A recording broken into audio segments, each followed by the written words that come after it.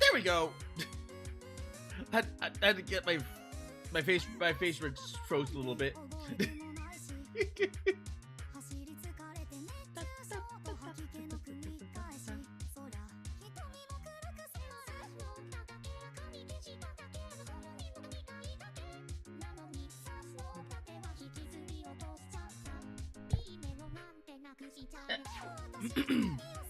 Hello, Darren. Hello, JP. How are you guys doing? I am here with the Choco.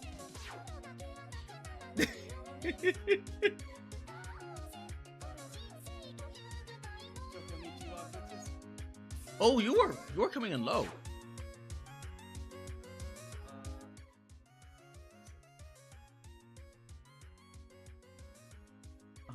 Let's see.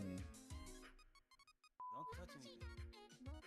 I have you at 180.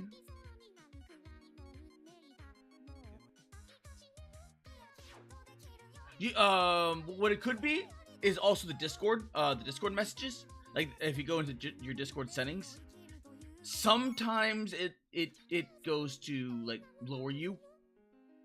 You're like at 50%. That was it? No. Oh.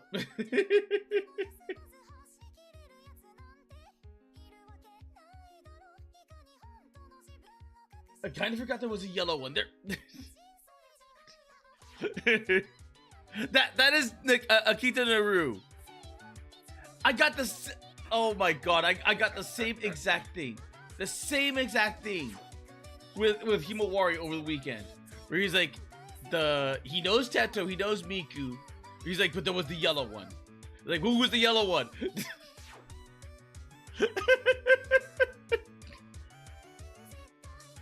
But she is starting to make a comeback again, which is actually good because we might get to see the more like the triple Baka team together again.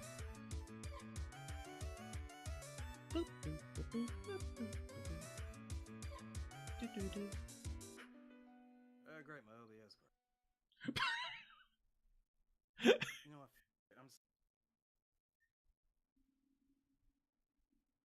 Okay.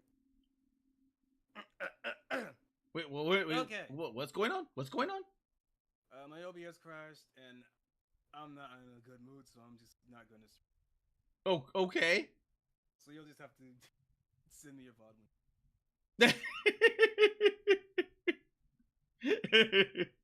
I like to keep an archive of all the streams in case something goes wrong. Oh, then you know what? I'll just yap or something. Well, while you get all that done. Well, you can just download the video from your YouTube. Oh yeah, that is true.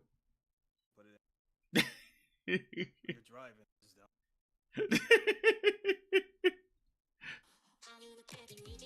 But won't it be like at several like gigabytes? Yeah. Oh, okay. I can wait.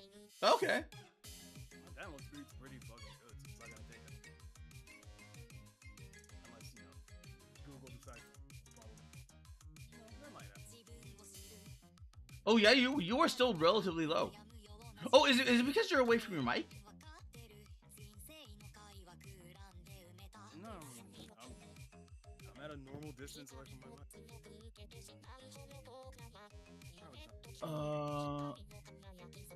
I wonder if I can boost, like, do that, and then boost this.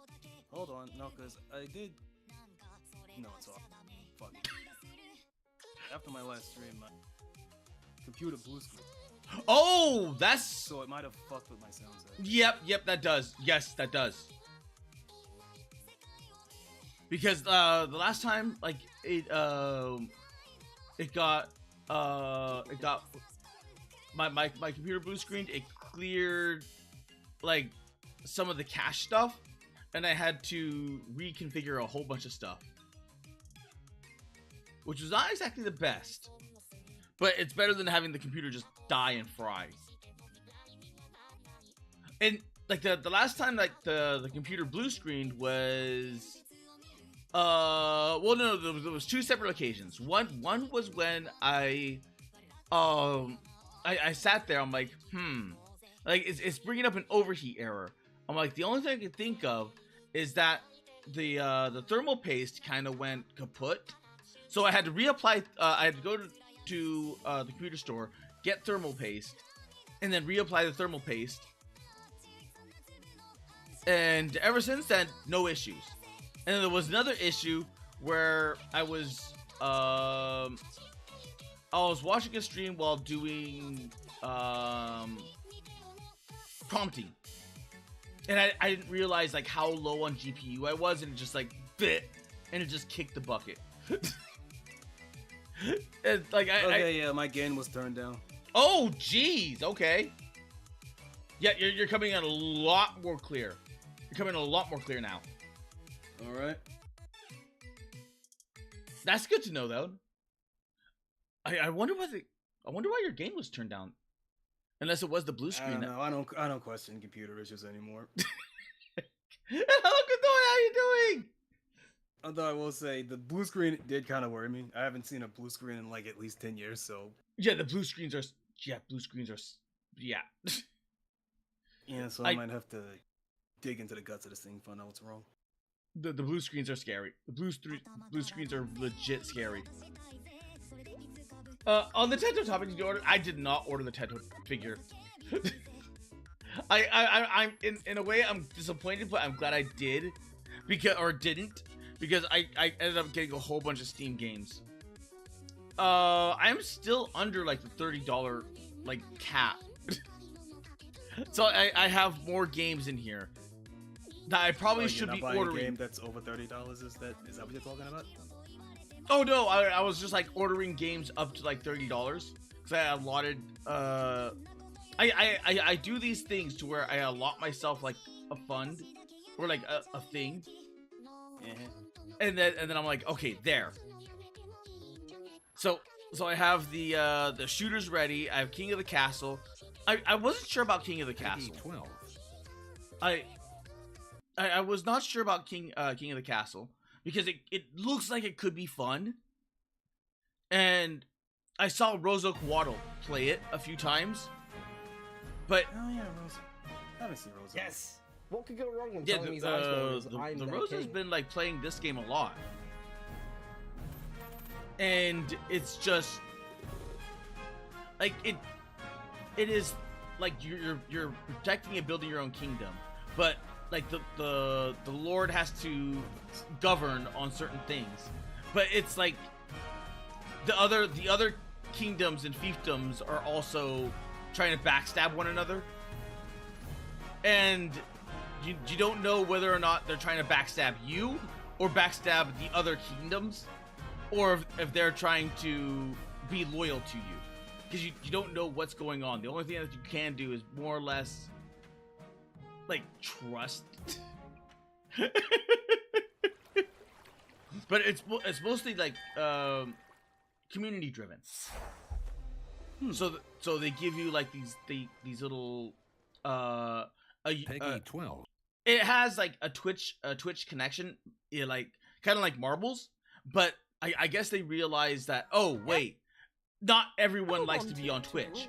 So here's the Ural copy number or like copy key. So just in case you didn't want to be on Twitch, you can just go via that thing. Difficult choices that will bring your Yeah, don't kingdom into play offline. prosperity or chaos. Of course, you won't be really alone. Invite three or more friends to join your game. It did look fun. It did look fun. Your But it's always friends been don't on that even need to thing own like a copy of the game to play alongside you. All they need is to be able to see your screen and access your web browser. I always wanted They this thing to can go on choose their name discount. and pronouns and keep track of So, their you in-game know. wealth. Once they've joined the game, But that's King of the Castle. And then there was the Ixie game, the ICSI, what was it called? Vampire Survivors like.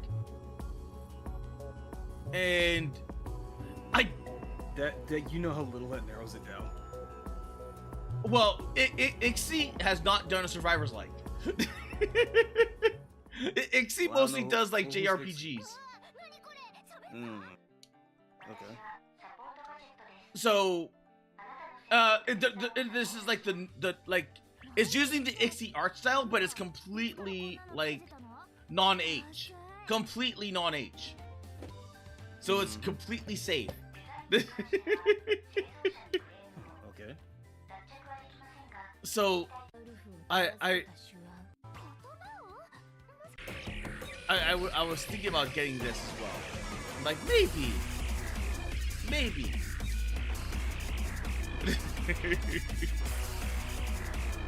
I do like my Vampire Survivors likes.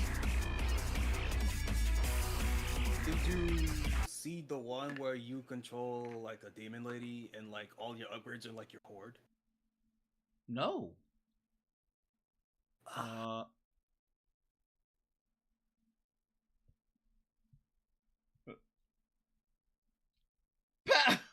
JP, I got to pick it on DS too. So is Peko translated to English? Wait, they didn't in Death Stranding? Yeah, they didn't subtitle her? I don't know. Oh yeah, okay. JP did say it's subtitled.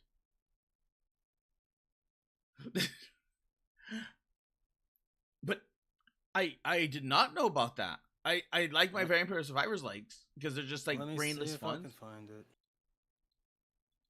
But a demon girl. There's also a tower defense one where you have to like protect the coffin, and I think it's like Vampire No Survivors or something. Huh. I haven't heard of that one either. Cause I know there was a tower defense where you are at the center of the map and you're like you have different weapons and you're like going around in circles.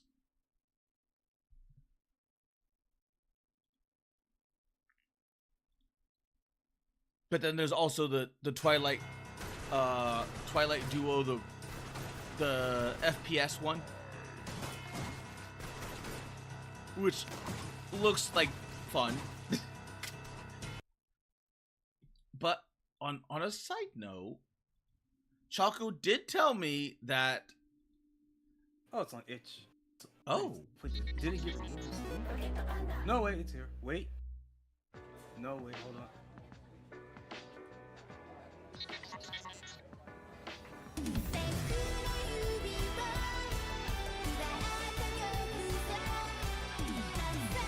Why is Shibuya call a magical girl? Okay, it's not. I don't know. I'll just.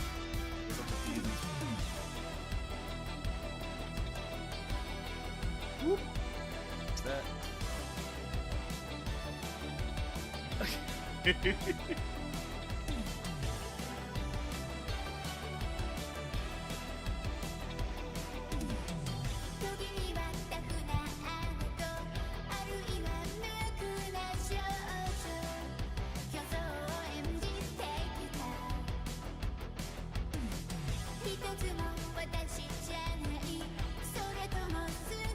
This is a surprisingly long trailer.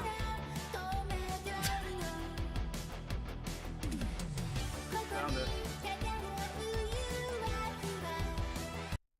Wait, is Phantom Breakers? Did I order Phantom Breakers? I can't remember. Oh, you're watching the Kahoshi Wheel trailer? Yeah. Oh fuck! I was okay. I'll first. I found it's called Be My Horde. That's what I was talking about earlier. You play as a necromancer. Oh, say again. Be My Horde. Whoop. Oh.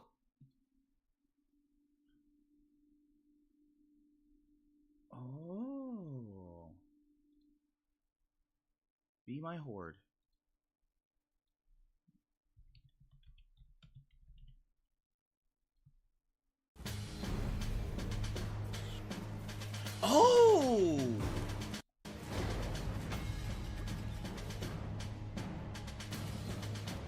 Okay, this actually does look I cool. think I might be in the mood for some slaughter and dancing tonight. Care to join me, my sweet little minion? So Let me it's show like you how it's done. Vampire Survivors, like, but you control an First, we army. start with a bit of Oh foreplay my god! by killing.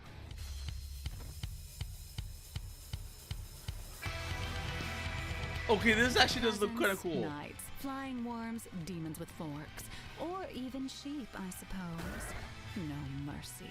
Exploding We sheep. need bodies, after all. None can resist my charm. So long as they're dead, that is. Oh? And finally, the climax. You! I should have known you were behind this chaos in my kingdom. Pure, Just- unrelenting There chaos. was one more Oh, that I was going love to- it. Ignore Bending it you until, all like, to my will. kids were, Rise, like, my little 7 minions. hours later. Rise Okay. and join me. Become my underlings. Become my servants. Be my horde. Oh? I mean, it is only like Why did nobody 10, tell me oh, she like, was no, already here? like $5 and it's I do 10% read my off. memos. I remember.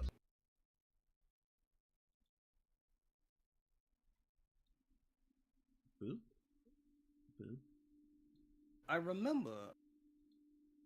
Like way back when I told you about Dex. It was like this 2D, like cyberpunk, like half visual novel, half action game. Okay. DEX. That's like $2 right now. Which one was that? Dex. Dex? Yeah.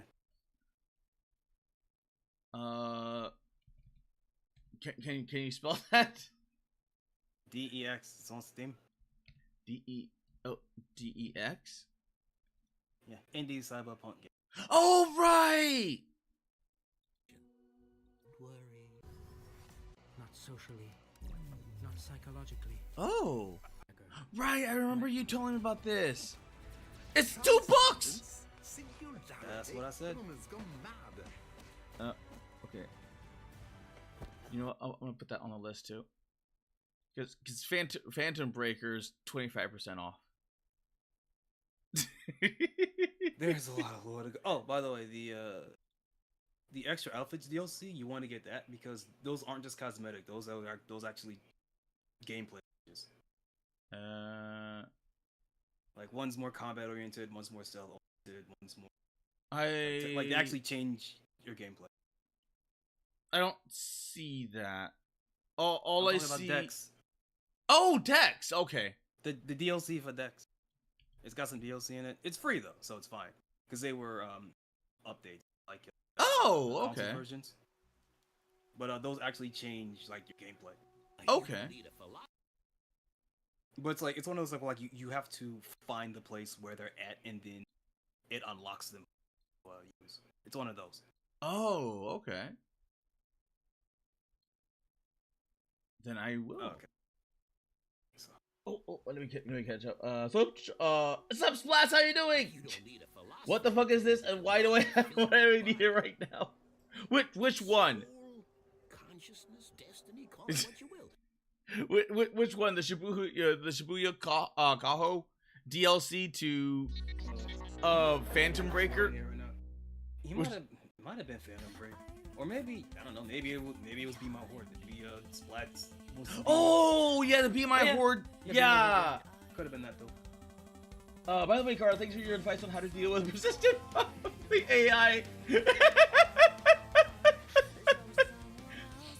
It works. It works. You just ask them if you're a bot, if they're a bot, and if they don't answer quick enough, they you just ban them, and it's just so simple.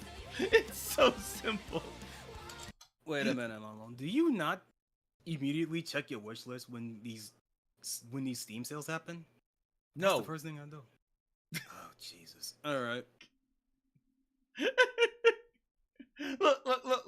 Look. what do you use it for? Well, because I remember we talked about this earlier. Then I guess I just forgot what you talked about. Because I told you can filter. Yeah. I realize that now. Like I know that I can filter, and I filtered, right? I filtered all the things under $10, so that way I could look at all the things. All discount, yeah. And then on that one by the right, you sort by price. Yeah. Or sort by discount. Yeah. Or sort by which one has the biggest discount. I do that. Yes. Yeah. But if I, you know what, I probably should put Kill the Crows in here. I don't remember if I. No, I probably do not. So then put Kill the Crows, because Kill the Crows looks really good. And it has like really cool little sprite work. So it looks good. It looks good. Dude, if anything, I probably should play the demos more often. But bop. If I do this, I mean, yeah, playing demos is a good idea. I use the my wish list as kind of like a what's it called, as a filter thing. So I'm like, yes, the game that I thought was interesting, or these things that I thought were cool, and then I just kind of like put it on there, and then Sulaco's on sale. Sulaco was finally on sale.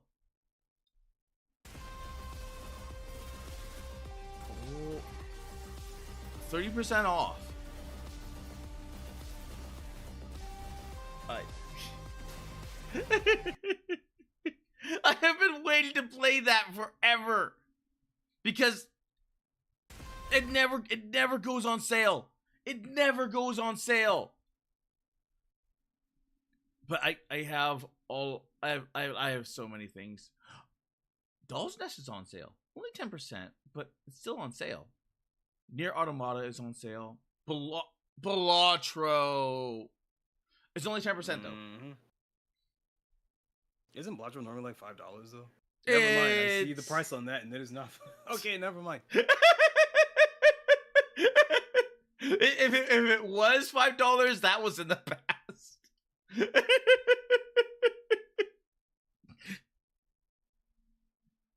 Oh. There was another little aquarium game. There was, because when I was talking about aquarium games the other day, was it? No, it wasn't Tiny Aquarium.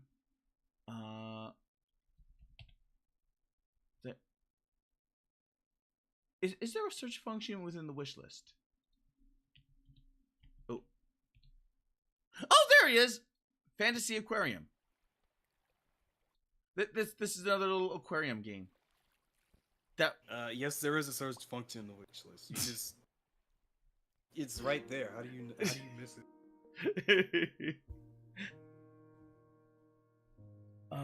Steam. Yeah, it goes on until the 10th. Yeah, Steam sales end on the 10th. And then we'll probably begin a new one. Yeah, that's why you search by highest discount and not price. Well, that's why I do.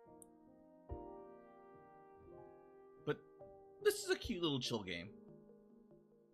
So I was thinking of getting an aquarium game, but I'm like, I'll put that on the back list. Because they're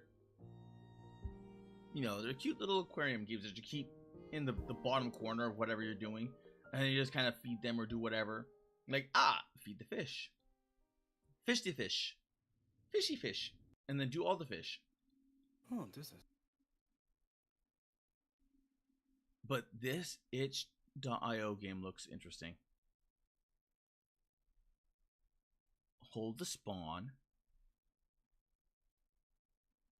Oh yeah, you weren't joking. You are just like a little crypt dude.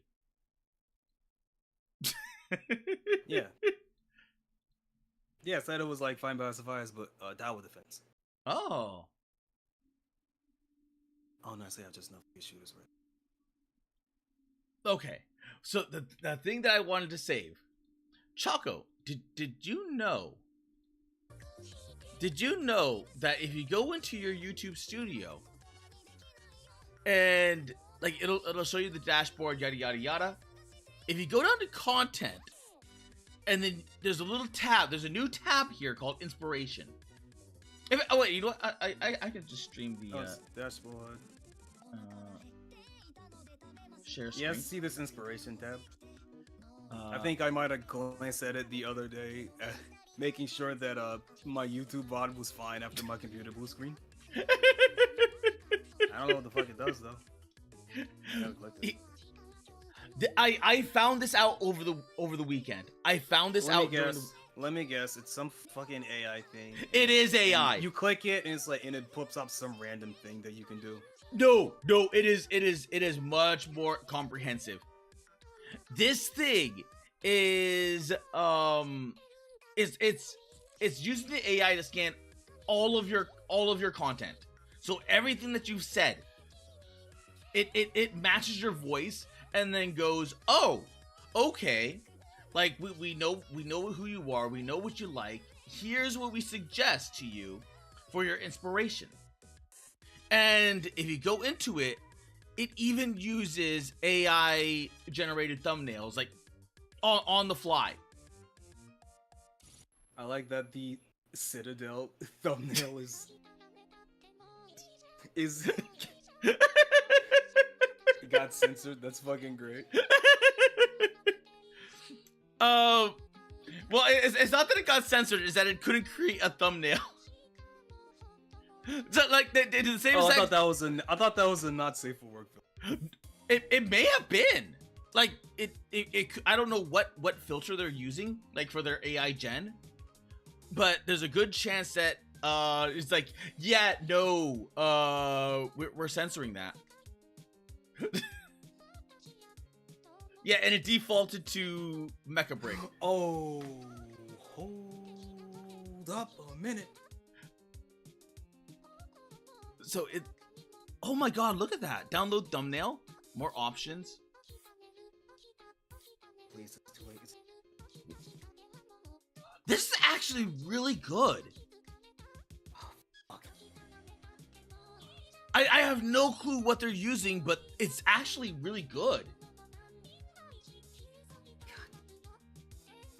But this one, like the Citadel, is like the beauty and power of the Citadel's mecha are explored through the lens of waifu aesthetics, exclaiming how design choices influence character appeal and overall narrative. The analysis delves into the captivating combination of technological power and the feminine allure found in the Citadel's mecha, offering a unique perspective on the cultural impact.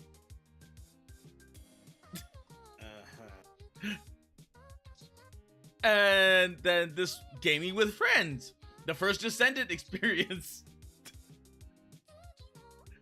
I mean, I'd have to get people to play the first Descendant for one, and that's already going to be a hard sell, because the first Descendant is not. It's not fun. Like imagine the worst part of Warframe if you ever played that. I played a little bit of Warframe, and I just didn't like the grind, so I stopped. Yes, same.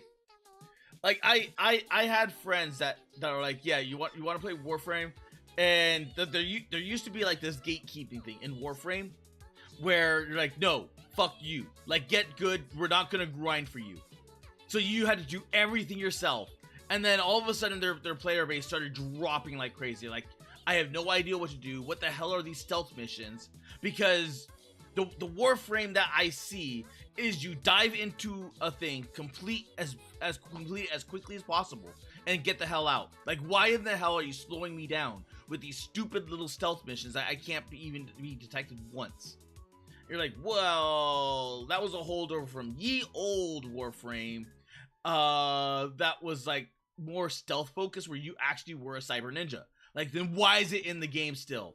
Like, well, they kind of don't want to, make the new player experience better. and all of these are required levels. All of them are required levels in order to progress. It's horrible. It's like oh my god, you have to do them in order to unlock planets. In order to progress the level, and it's just horrible. I don't know why they don't clean that shit up, but they don't. They refuse to. So I'm like, you know what? Fuck playing Warframe. I'm gonna play something else. And I'm like, well, while I'm waiting for Do at Night, I'll play the First Ascendant and see how this is. It's South Korean Warframe. So if you knew like anything whatsoever about like South Koreans, they make things. About South Koreans is that they make the coolest looking shit you've ever seen, and it plays like garbage. Yes. So imagine that with like Warframe. Now it's even more expensive. It's even more grindy, and it plays even worse. I mean, it's pretty. They have some really good looking women, like waifus, but unfortunately, a vast majority of them have the personality of a twig.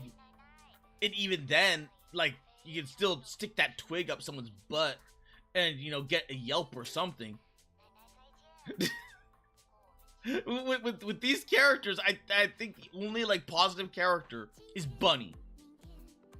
Which was the Cyber Bunny character. I was like, it's not worth the grind. It's not worth the grind to play it just to get that one character and then just quit. So I'm out. I am out.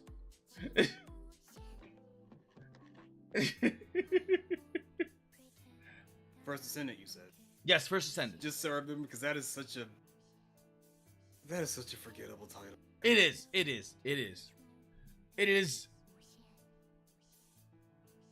Oh. Millie. I knew I recognized that voice. Millie? Yeah, Millie. The music that I have played in the background. Oh, I thought you were talking about like Millie Parfait, the Niji-san. No. Are you watching streams in the background? You fuck. Well, yes and no. I have them in the background. So I have Temp. No, wait, Temp died. I don't know what happened to Temp, but Temp's dead. But I did have Temp in the background, and I did have the low line, Kino line. I mean, I minimized it because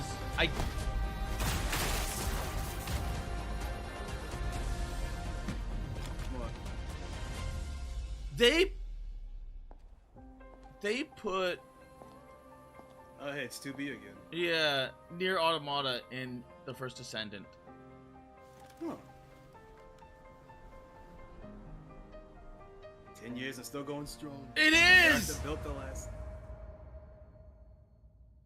I was not even paying attention to that trailer because I was talking about everything. I was moving everything from the second screen. I'm like, because I can't watch them while playing because then I have to pay attention to chat and then everything else. So I'm like, all I do is just mute the tab and then minimize it. But I do have them there. What, 2B and A2? Or you talk about the stream? Oh, I'm talking about like where I'll like while streaming, if someone else from FlaVR is streaming, I'll usually pop them up on a secondary tab, and then have them in the background.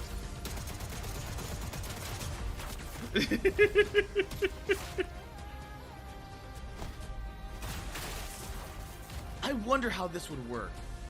It looks. It's probably not worth it. It's probably not worth it because oh my god, this game is. It is extremely likely to be not worth it.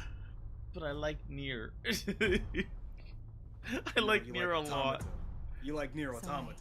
Yeah. Nier and Nier Automata are not the same. Sent them to their deaths. Well, I mean, technically they are in the same universe.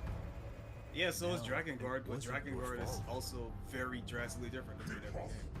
Well, Drakengard is tangentially in the same universe because yeah, no, because Nier is a spin-off of like Indian D from like Drakengard. Yeah, it gets like the timeline gets weird. So it was like Drakengard is like a spin-off to Nier, but like it gets weird and confusing. But Nier, Automata is a spin-off of Nier that got really popular and overshadowed. Yeah, overshadowed the regular main Nier. series completely. It's one of those things where in the original Nier, in order to make it like to the west, good old dog face Papa Nier. I remember that. Yeah, so they did Papa Nier, which I kind of liked him as the father instead of like the big brother. It just that was the general idea at the time, is that for people that didn't know that the character was changing, people were like, oh yeah, no, I like this idea of like the father taking care of the daughter. And then the core audience of people that actually played JRPGs like, no, fuck this, I want Brother Nier. I don't want this fucking Westoid censored version of Nier. Right? But it makes much more sense to have the father be the one doing that instead of the big brother. Because I know in like in the East it's like, oh, but fetishism, Big Brother Kun, and all the other things. It's not even that. It's like oh shit. I'm just gonna do this. Okay, so it's not fetishism. It's because siblings in Japan tend to take care of each other and have a closer relationship because the parents are often working all the time. Yeah. But it's just like you end up with a lot of times where like one of the siblings has to kind of take care of the other, in a kind of a way, in an almost parental but not quite. But it never seems to work out that way. Well, that's just because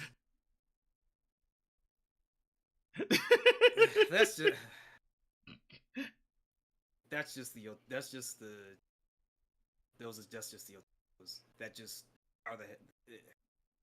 Miyazaki was right. Anime became biotaku for otaku, which is why it became more fetishistic over the years. Yeah.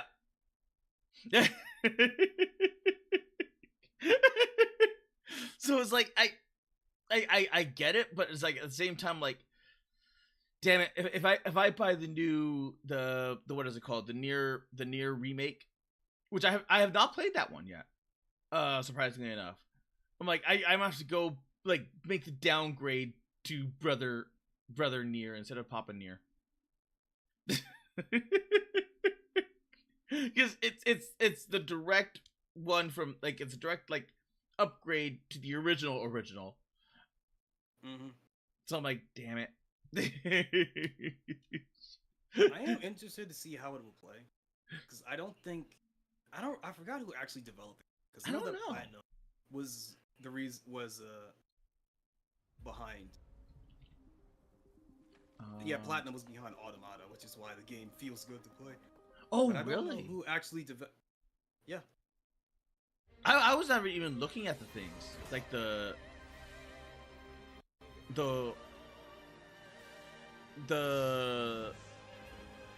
like the who's behind it. I was just like, ooh, more of this. Because sometimes when you find out like who's behind it, it's like, oh, like this is gonna be garbage. Stay away. Or you look at it and you're like, oh, it's an unknown dev, like this.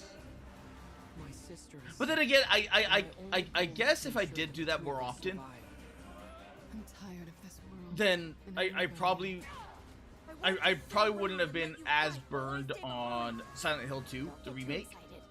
It's because it's not that it was bad; it was just horribly unoptimized. It was horribly unoptimized. It's just way too fucking long because it had to cram so much filler.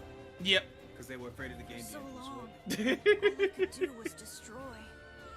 But now It did have filler, but it wasn't too bad.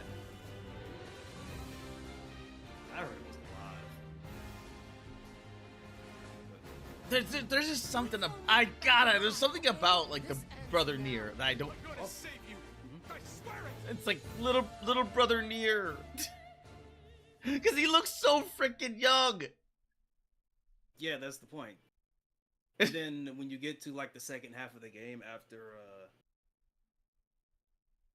Kaine seals the door, you get a time skip, and then Brother Nier looks older. He's older, he's more experienced, he looks cooler. I mean, that's the idea. You can disagree on whether you think the design is better. Yeah. It's just that there's a time skip.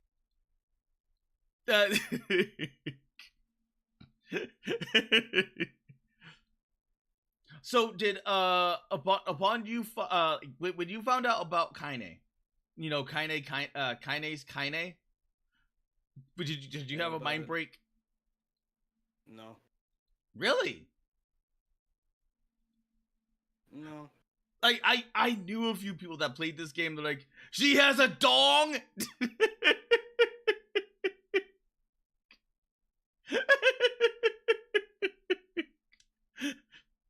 Well, the first thing I thought was, okay, is this a rewrite? Shit like that happens quite often. Due to the West and the East is different. Oh, shit. So, my first thought was, okay, is this a localizer change? Oh, okay.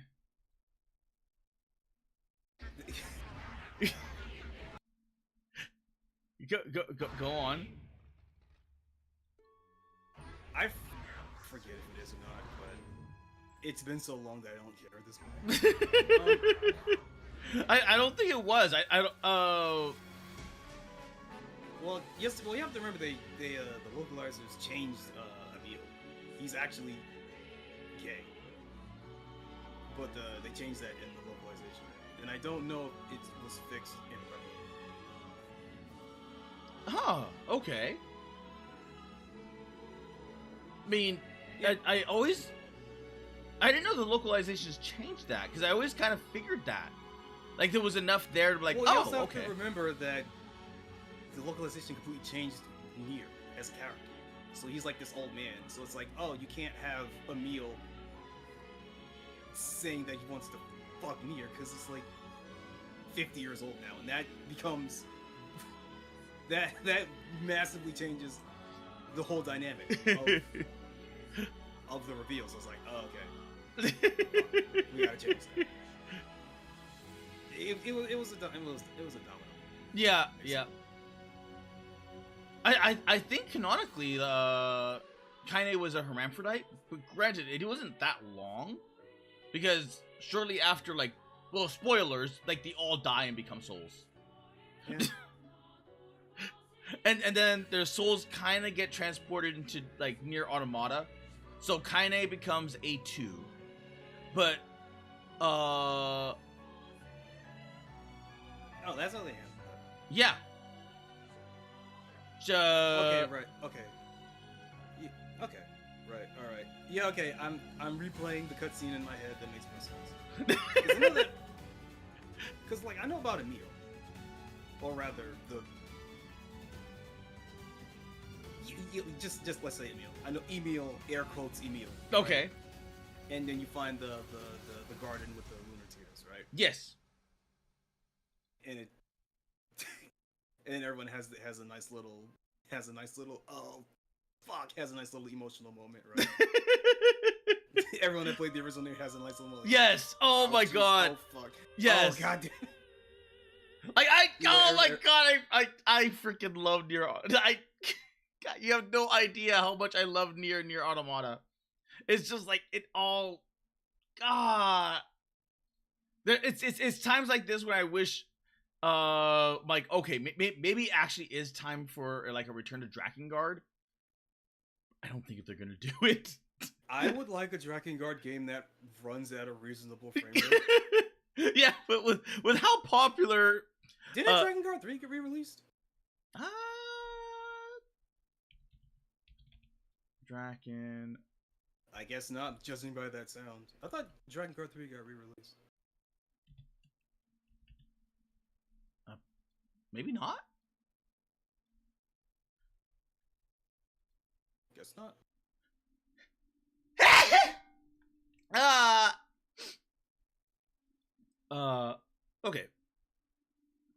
one thing I will say though, this isn't important, but one thing I don't like about A2's design, the only thing I don't like is that I don't like that it looks like she's.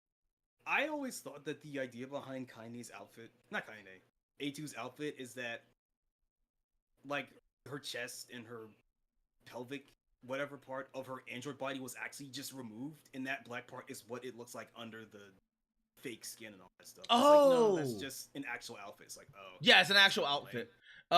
She was just like really busted, really busted. I thought it was just like, oh, that's like battle damage. You get to see what's underneath the fake skin of the androids. Like, those were actual clothes. Those were actual clothes. But yeah, granted, because A2 is more masculine, it's not. Is that what we're calling it now? Well, I wouldn't call her masculine just because she has smaller tits. Well, I mean, like she kind of barely has a butt. She has no breasts. So the only thing that she has going for her is the one place that you can't.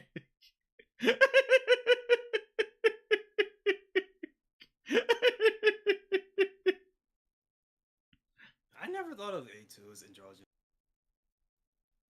I kind of always did, like as kind of the androgynous character, or the androgynous like. I always thought it like because she to me she's just really crass. And that was just kind of her thing. It's like, oh, okay, I get it. She's been fighting for so fucking long. Yeah, fed up that she's grabbing bullshit. pieces from other cyborgs and other things, like not cyborgs. But with that added context, like, oh, like, no, this is like Kaine. Yeah, that's like straight okay, that up makes Kaine. way more sense. Like, right. I see. I'm picking up what you're putting down. Except I think because of the way that the soul bond worked, I think Kaine is actually happy in her new body, even though she's kind of like, okay, I'm happy in my body, but now I got a fucked up world that we live in. Yeah, I'd be happy too if I was a fucking super fighting robot. Yeah. Because I always had like this weird like okay. I know this is gonna tangent a little bit. This is gonna massively tangent a little bit. But wait a minute, hold up. Before you do that, the whole Kaine thing was that from the DLC? Because I will admit I played and enjoyed Automata when it came out, but I didn't go through any of the DLC. Because I don't remember the Kaine thing from. I don't remember where it was, but it was like you have to go to a bunker guarded by a robot. Yeah, I think so. I think you had to do that. Those areas, those were DLC. Okay, those weren't in the original. Because I remember it. I remember it doing like telling like little hints here and there, and you're like, oh, this character is like because from the hints, because it's not gonna like bonk you on the head going like this is the character. It's gonna drop hints. And you're like, wait a minute, I know this character because this character is Kaine. So I'm like, oh my god, like those soul transference happened from like Kaine to A2. Like, oh, that makes so much sense now. And it even makes so much sense why like Kaine was like the way that she was with 2B. I think I think 9S was Brother Nier. But I can't be. It's been so long since I read a lot of the little files. But that's why I said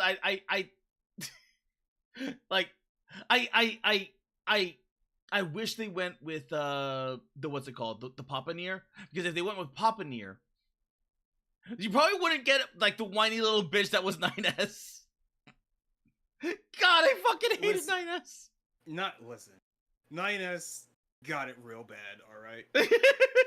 his crash out is very much deserved.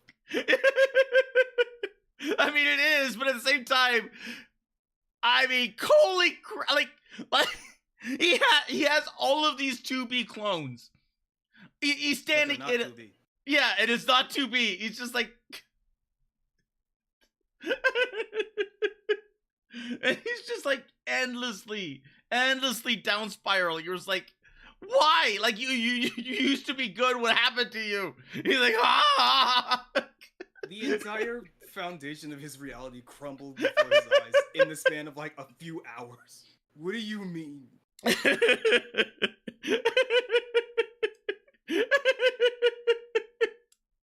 Everything he thought he knew completely unraveled. Yeah, it all died and got disintegrated, and then got demented and like in the case of 2B, because she got corrupted, like literally perverted. Because yeah, holy crap! Because even if he wanted to try and save her, she was beyond saving, like because she was corrupted. Yep. There was no like oh my god, that reminds me, like I wish they did the commander better. That poor commander deserved better. But that if they didn't kill her off when they did, she probably would have been like a fetch quest character. See, what I thought was gonna happen is I thought that the commander would have came back as a boss fight. Oh, you would have to fight a completely corrupted commander. That would like to really twist that knife, because that is that would have been. Oh my god, that would have been so good. Oh, that would have been so good. Because I'm thinking like, okay, this is the commander of the entirety of the Yorha units. Like she's gotta be a freaking badass, and it's just like no, she's just the mother brain. And you're like, but why? And the creator's like, because he probably wasn't thinking about her.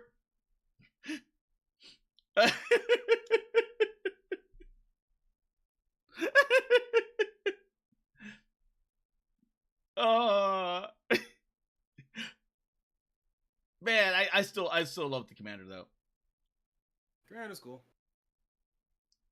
But I wish I could I wish I had her outfit in the game.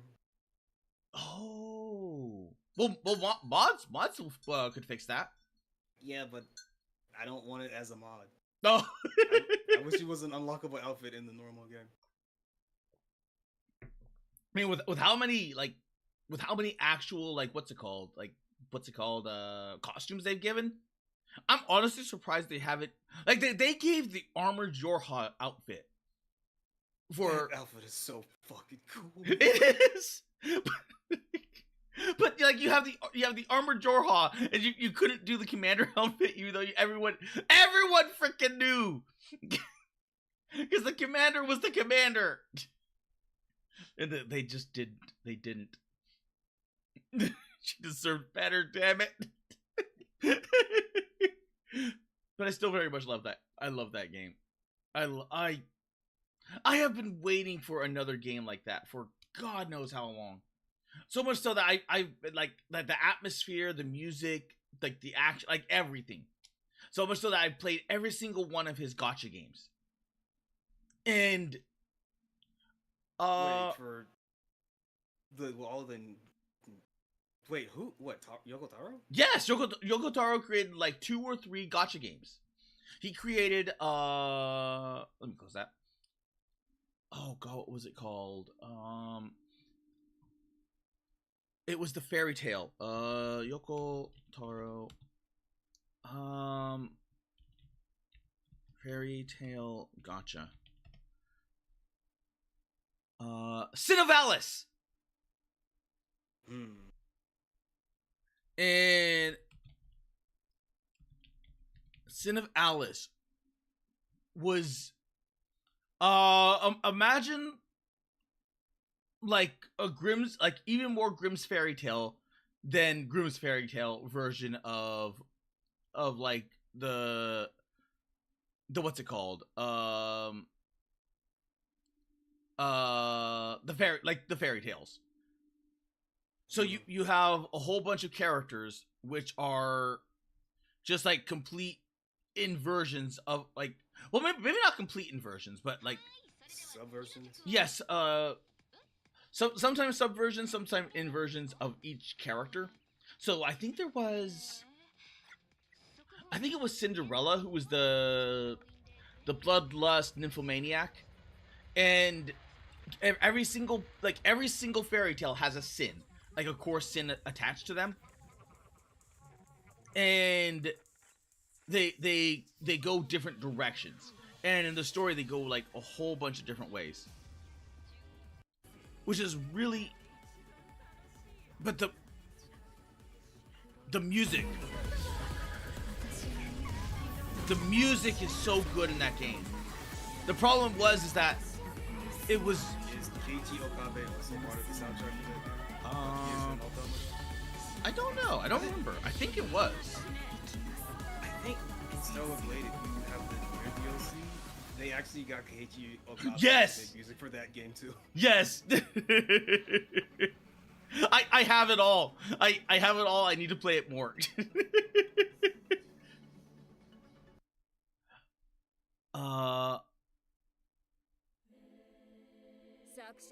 It was Cinderella, but it was depravity. It wasn't lust, it was depravity.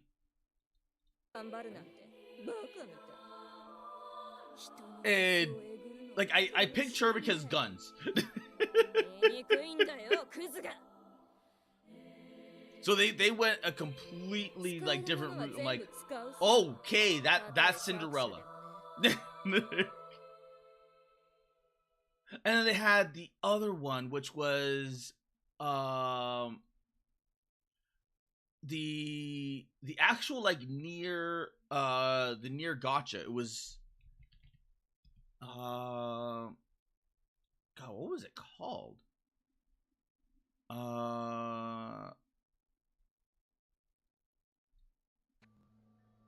But it went like more classic Nier.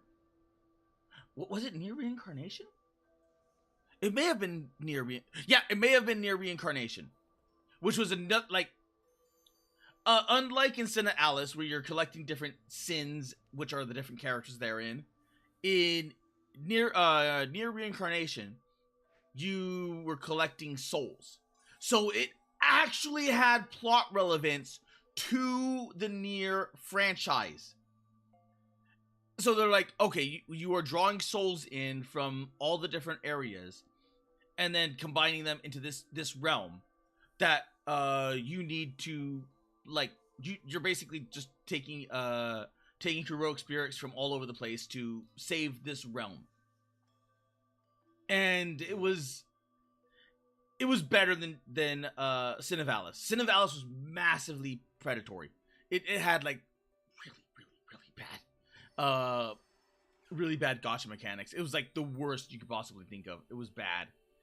This was better, and it gave you a lot more ways of getting characters, but it basically came down to just an auto battler, as sad as it is to say, where you just like auto battled your way through. It's just like eventually it got boring because you couldn't auto battle your way through Sin of Alice, because Sin of Alice was much more you are matching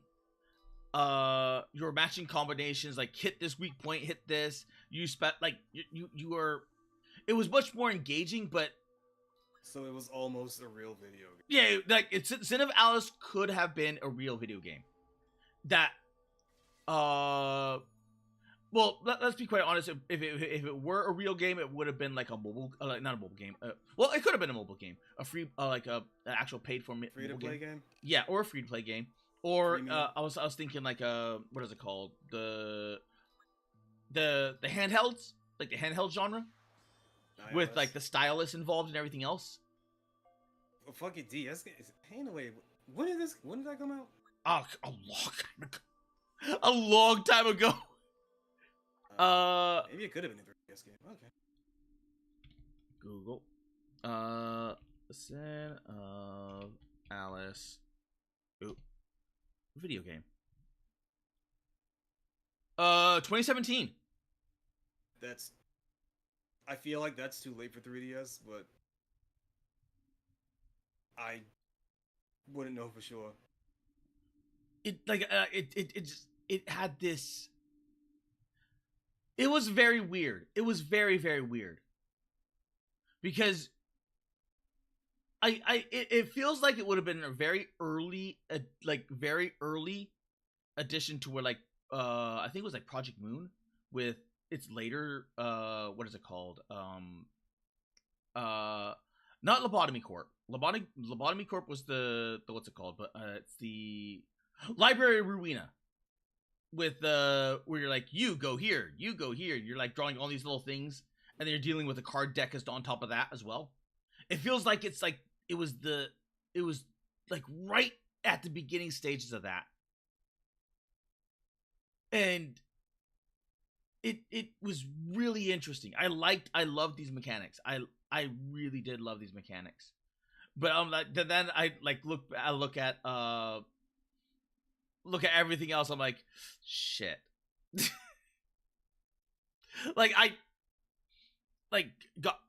Gotcha wise, it was a bad game. It was bad. It was so bad. Because you were not given any freemiums whatsoever. You were like, they wanted you to spend, and even then, that like. It felt like Fate. It felt like playing Fate. You're like, you almost had like no pity whatsoever, and you're just like, get screwed. But from a lore perspective, Near Reincarnation had more lore. It had a lot more lore, and Sin of Alice went end of service after I think a year or two. And then Near Reincarnation died. God, almost like I want to say like maybe 4 or 5 years ago. But geez, yeah, no.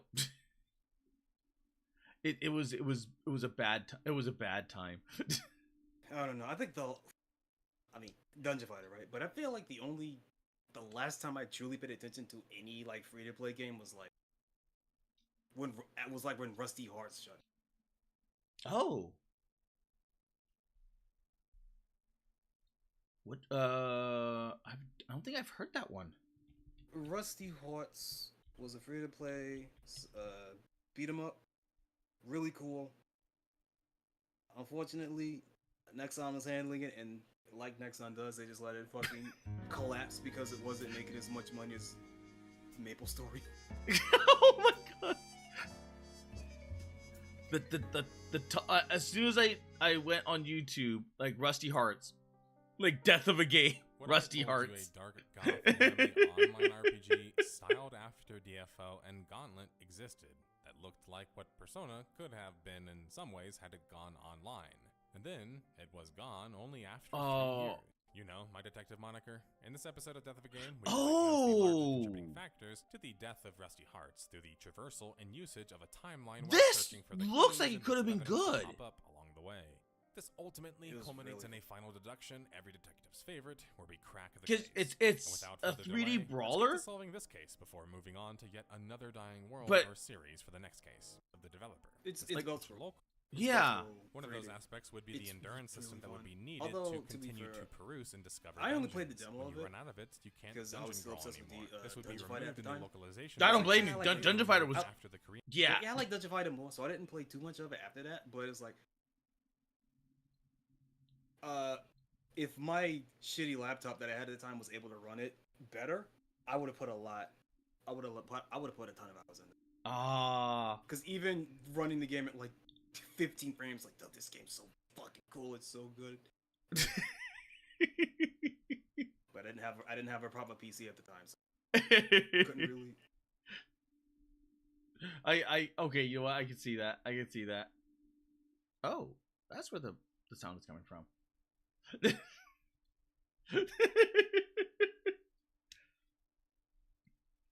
But what is it called?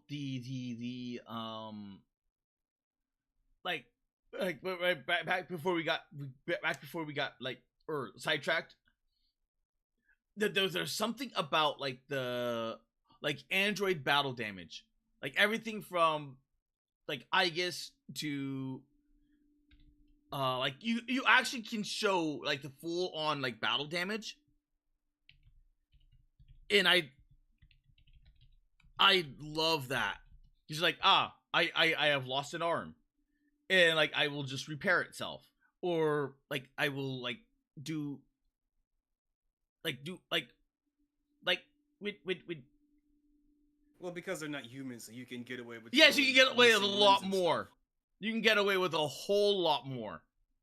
Versus like broken machinery just looks fucking cool. It does look cool. And there's like there's that weird, like that weird beautiful aesthetic, like bringing out like the old, what is it called, the old robot, and it's like yeah, like they don't have like what it is with like the new wings, but damn are they sturdy, damn are they hardy. They don't make them like they used to, and they have like generations of experience, and they start whooping ass. Like if this thing had like modern parts, but at the same time if it had modern parts it wouldn't be this hardy. And the funny thing is that there actually is some strange truth to that. Like yeah, because there are so many more components that are in technology now than was back then. You can't do analog maintenance anymore. You can't just hit a thing and then that just makes it working. That would shatter the whole fucking thing. Yes, it would. Or you would you would hit it, and then all of a sudden it would like jostle some pieces, and then all of a sudden you make it worse. Yeah. or God forbid you have like those stupid, oh god, what are they called? In some of like the more complicated components where they have like those little tiny little tickers that are like a hair, like they're literally the size of a hair. And then it's like, yeah, if that thing gets damaged, you need to get a whole new thing. I mean, to be fair, that's cool in some way because it's basically a technical feat of modern engineering, which is also yeah, it's also really cool. But I get it. There's something to the clunkiness of old that just. Well, I mean, at the same time, like a whole bunch of that old stuff still works. Like old radar still works.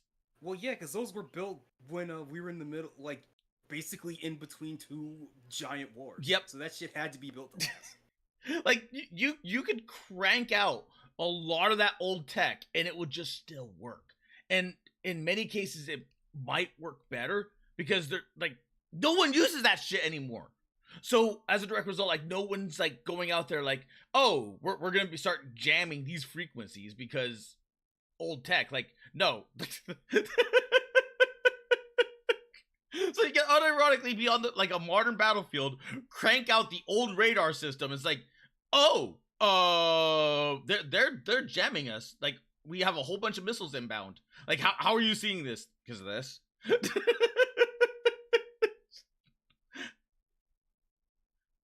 Now, granted, there's probably like a lot more early warning systems via satellite and everything like that they can pick it up, but still, like be able to like have that backup is still like I always loved like the conservation aspect of things. Where like you just have an old Mac. Like ye old Macintosh, because you might need it. You never know. Like as some sort of like fail-safe backup, or like some old Windows thing, like Windows, God, what 90, 95? I think 98 was the first I ever. But yeah, like 98. Yeah, like having all those old things just backed up and then just saved, because you just never like they're I mean, to be fair, I think all of the government infrastructure still works off of like a fucking like XP source code. Yeah, it does. That was found out during the several hacking stuff, where they're like, yeah, no one's been writing code for this because the people that have been that wrote that code are now either dead or retired or like senile. So they're rapidly trying to fix like code together that they have no idea what they're doing because all of that was lost. So there could be like that one nuclear facility that is still running off of Windows XP, and then all of a sudden it's like, oh, we got problems. Like, what is that? The facility went dark, and we don't have anyone that knows this code to, out of like unbork it. And Pillow, hello you.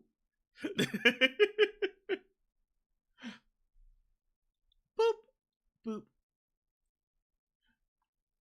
Limbus Company. I like as soon as I closed that window, it's like boom, right there, Limbus Company. I couldn't think of the gotcha name because I knew there was like Library of Wewena, and it was Limbus Company, and Limbus Company is the one I'm actually afraid of.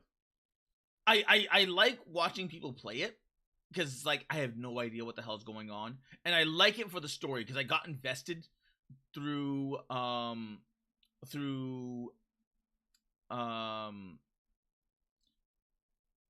the first one, Lobotomy Company. Corpany? Lobotomy Company. Lobotomy Corp. Yes. But even then, that got tedious. When you get to like the large late game, it gets tedious. It does not. It loses all forms of fun, and just gets tedious. And I hated that. And like a Library of Wewena, I'm looking at that. I'm like, oh dear God. I'm looking at the story. I'm like, I want to play it, but at the same time, like you unironically, you're the bad guys, and you're either fighting the worst even worse bad guys than you, or you're fighting like actual like good people, and then you're killing them and turning them into books. It's like that sounds like I'm gonna meet that one person. And I'm like, I'm gonna have to kill you now, and you're gonna have to become a book.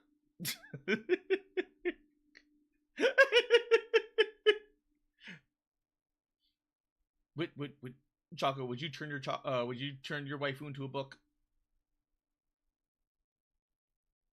Do I get to choose what kind of book? Or is it random? I think it's random from the Library of Wewena. Like you turn them into a book, and their book contains either like heroism or like horrors beyond compare. I guess it all depends on the person, like what type of book they turn into.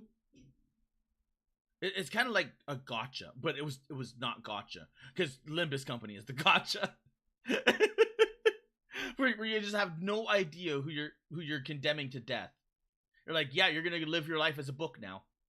Have fun with your bad end or your good end or your heroic outcome. Wait, the person is still alive as a book? Their soul is, yes. That's why I said like playing that game like that feels like I'm gonna like tear my heart out. Like, cause I'm gonna find that one character that I like. I'm like, I like this character. It's like, oh, good, become book. Like, oh, welcome to literally the worst fear of your life for forever, for all eternity. It's like, and then you know that they're writhing and screaming agony for forever. I feel like after a certain amount of time, you just get desensitized to it. I don't think you do, because like your soul is being like eternally condemned into it. So all it would do is like, okay, you're starting to get used to this. Like, let's ramp this up. I mean, I like, cause I guess it was like desensitized if you're like your body, because at least like if you just take like a sandpaper to your what's it called? To your arm. Like, yeah, it's gonna hurt. But eventually, if you just keep doing it and keep doing it, eventually you'll like grow like a higher pain threshold to where you just have to go deeper and deeper and deeper and deeper. Yeah, and also those nerve endings will just fucking die. Yeah. And you won't feel nothing in there anymore. But even like mentally, like, I mean, I suppose like the mind break could exist, where you just like you experience it like so much, you're just like dead. And you're just kind of like there, like comatose.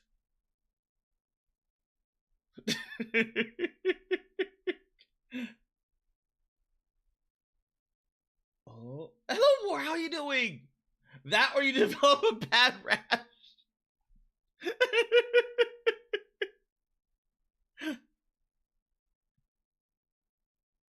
But Olympus Company kind of corrects that, because you're choosing like what kind of story and fairy tale that they like. This one, like the Millie Hero. Oh, this is about oh crap,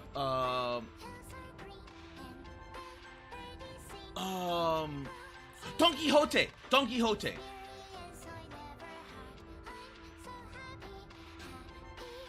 And because I believe she was Don Quixote, but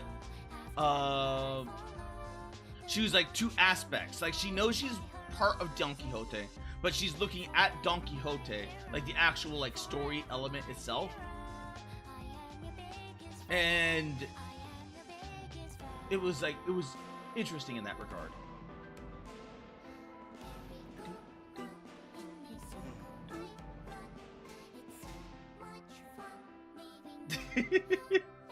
So in Limbus Company, there's a lot more like leeway and forgiveness there, but I think in Library of Rowena, they were delving into the books, and you're like, become book, because your whole quest was to get and gather as many books as you could, and you know the only way that you can get skills is to become book. But granted, it's been so long since I've delved into this lore, and it's sung by Millie. Is it just me, or has Millie just been like all over the place recently? I don't know who that is. So... Wait, you don't like Millie? Like she makes music for like a whole bunch of animes, like Goblin Slayer.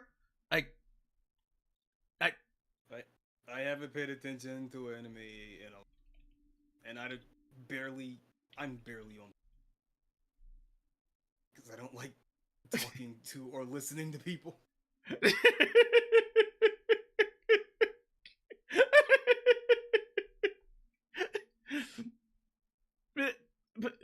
Millie is really good, though. I will say that Millie is really, really good. Like, she's been all over the place, like in almost every like getting massive popularity, and it's like this little cheerful voice singing some really depressing songs.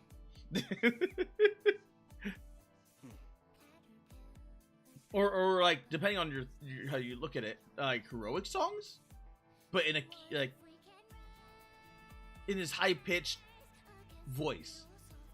But it sounds better than what I'm describing it as. Like, it's nowhere near as like heroic as like what's it called, Hiroyuki Sawano, because like Hiroyuki Sawano like goes hard. Well, I guess it depends on the song. Because there are those that are the hit, the misses. And it's like, you're here, you just want to, you put it out this. Like, it's not your best work, but I'll still take it.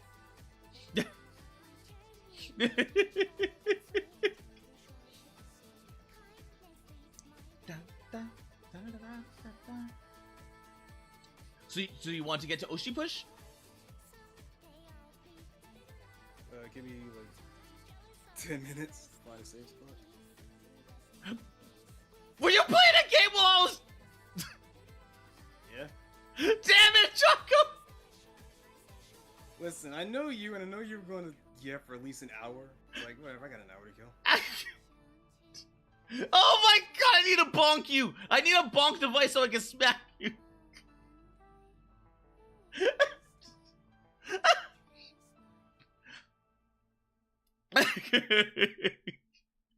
You're a part of the conversation. Be part of it, damn it! I'm gonna bonk you with me. I'm gonna bonk you with me, damn it.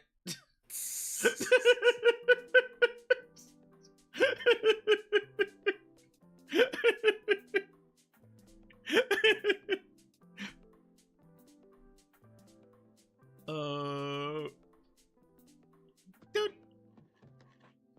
And tabletop. I think you'll have a lot of fun with Tabletop Simulator because there's so many stupid games that you can play in this game. Because like it's just like it has all the games. Like any tabletop game you can think of, it probably has it. Well, the thing is, I was never big of a tabletop. Really? So, no. Like no card games, no. I played Yu-Gi-Oh like once, and neither of us knew what we were doing. We were just like, oh, the show does this, so I guess this is how the game works. Granted, Yu-Gi-Oh does not do a good job of describing what it does. Listen, I paid so little attention to card games, I didn't even know that Pokemon was a card. I knew it from the show. I knew it from like the copy of like Pokemon Yellow that my cousin let me play one time, and I thought it was a show first, and the show got a Game Boy spin-off. I mean, so that's where I'm at. That's I don't know what to say. If it was not a fighting game, I just didn't care. I don't know what to tell you. I say this all the time. It's like, no, like, I am incredibly... But fighting games had, like, a lot of tabletop spin-offs. I know of a few, yeah. And, like, outside of licensed ones, and I know there's stuff like, I know Yomi was one that was... kept being gassed up, but I have no idea if it's actually good or not, but I don't care enough to find out. I mean, we could probably learn one. Because I know there was, You ever heard of Fantasy Strike? Fantasy Strike? Okay, that's a no. Alright, never mind then. Let me see. Google. Yeah, oh. Fantasy Strike is a free-to-play fighting game. It's very simple, very easy to get into. It was designed with the intent purpose of trying to teach people how to play fighting games. Okay. By getting rid of a lot of the execution, because fighting games, the difficulty in fighting games is front-loaded, and a lot of it's like, oh yeah, inputs, oh timing, oh frames, what is this shit? And it's like, if Fantasy Strike, we'll kind of just ease you into this whole thing. Yeah, I've never heard of this. We'll get rid of a lot of the inputs. We'll get rid of a lot of this like dubious like cross-ups for like all this guard stuff. Like, I don't know if it succeeded or not. I know a couple people that got the fighting games for Fantasy Strike, but I don't know if it overall succeeded in what it wanted to do. But Fantasy Strike is a fighting game spin-off of a fighting game themed card game called Yomi, and this is where the characters are from. I believe it was, I think it was Keats. I don't remember, but it was spearheaded by like a professional fighting game player. Okay. I think it was David Turlin. I've actually seen this game because I know the art style. I never played it, but I know of it because it would always be like one of those things that always would be on the shelves. Like there would always be that one card pack, like what's it called, and it would just be there. No one bought it because it was just there. And it's like, okay, it has some really cool art, but like it does nothing to explain like what it does or what the game is. But I do know, I do not know what Fantasy Strike, but I know Yomi, or I know of Yomi. Well, Fantasy Strike is free with an asterisk, so you can try it out.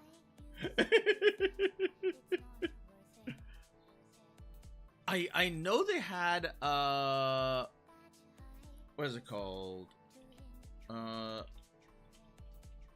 Street Fighter, like an actual like tabletop Street Fighter game. And there's also Teppen. Card game, Capcom. I believe Capcom developed it. It's like, oh yeah, here's a bunch of Capcom IP. Is it developed? Huh. I know this has Capcom cards in it. It might have been a collab. Hold up, let me check. Okay.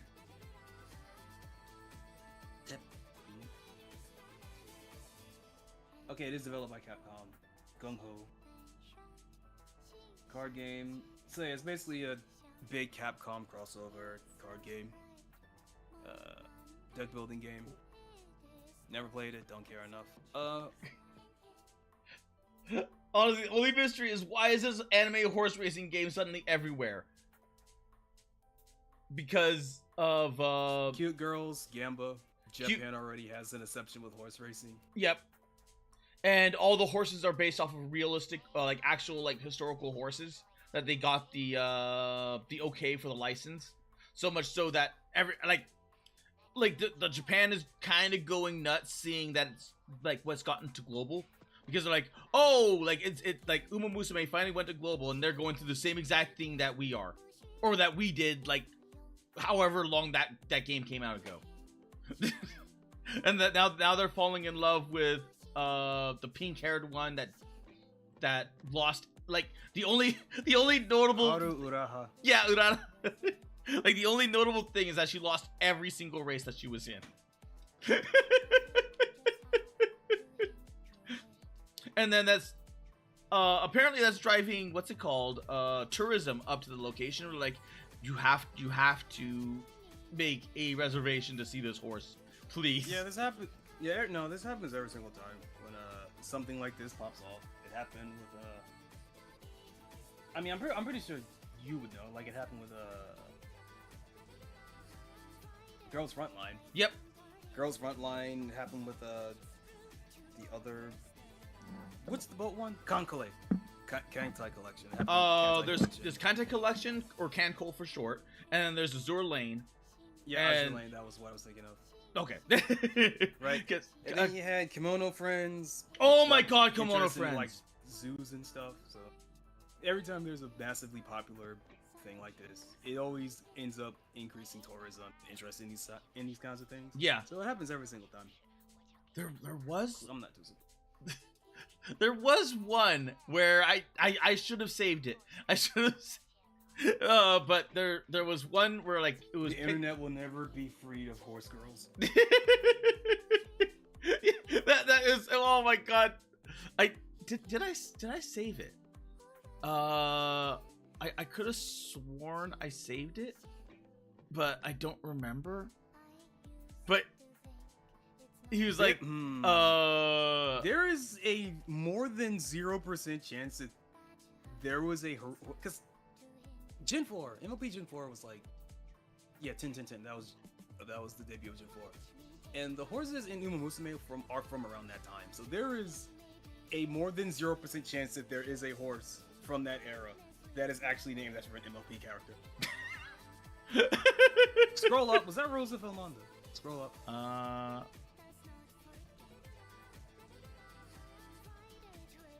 Who? Scroll up.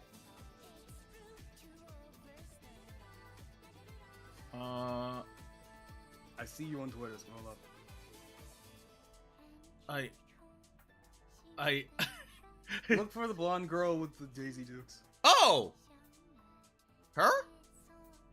I thought that was Rosa Felmonda. All right, never mind.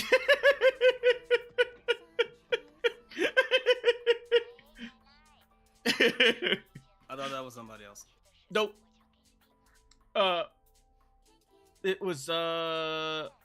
done by this one. This artist, So Ono. I like their art style. I really do like their art style. They have this this very unique art style that they do. Like they have the eyes down. It's like that artist. There was another one. There was where are they? I know I saw them somewhere. Oh, there we go. This one right here.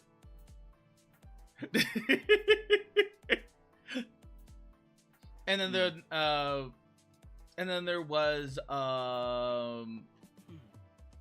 pretty much most of these are like hentai artists. But they do like really good art style, like right there in the face. I gotta justify nothing to me.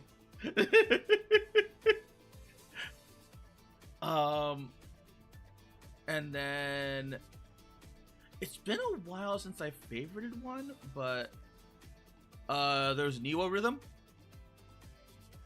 Yep. So good old Niwa. Yep, good old Niwa.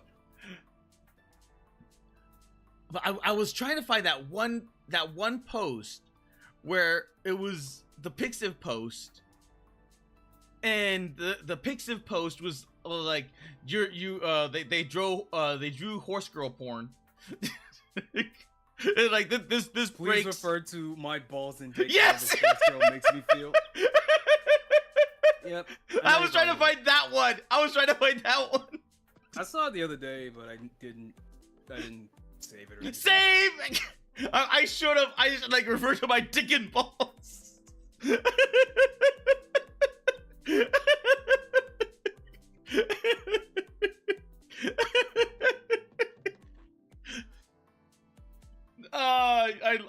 I love that. As soon as I saw that, I'm like, that one got me. That one legitimately got me.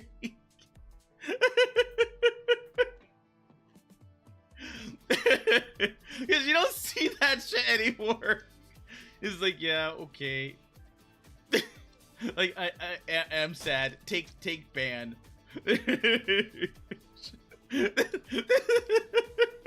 This guy went down shit posting.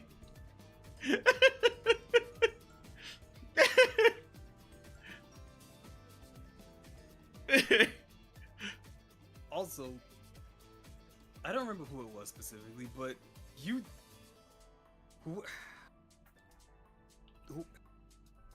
I think it was a C&D, right?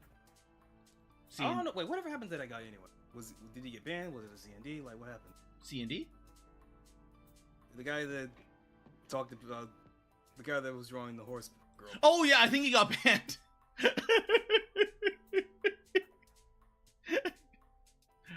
Isn't? Let me guess. I think Dai was Scarlet. Like, what? I remember they were talking to like someone brought up that it's a rumor, air quotes rumor, that one of the characters in Uma Musume was specifically designed with bigger tits. So oh yeah, more popular than a rival staple. Yes, it was. That. Oh my god, I know who you're talking about. It's the short stack, big titted one that was meant to be more popular than the Russian one. I think it was like Daiwa Scarlet. I think it was Daiwa Scarlet. I think.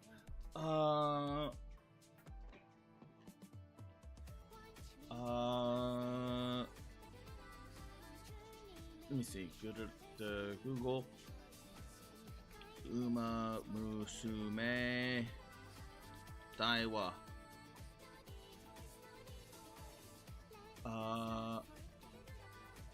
Yep, it was Daiwa.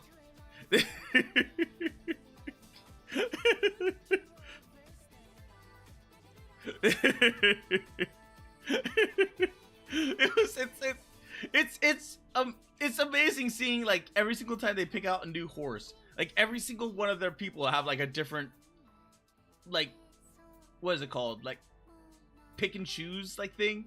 Because I think he said like they have to be better designed than her. They have to have bigger breasts than her.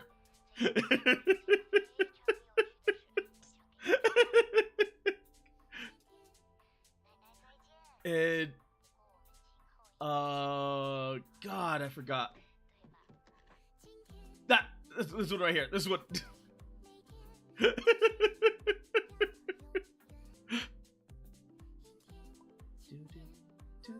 I change my color? I want to be green.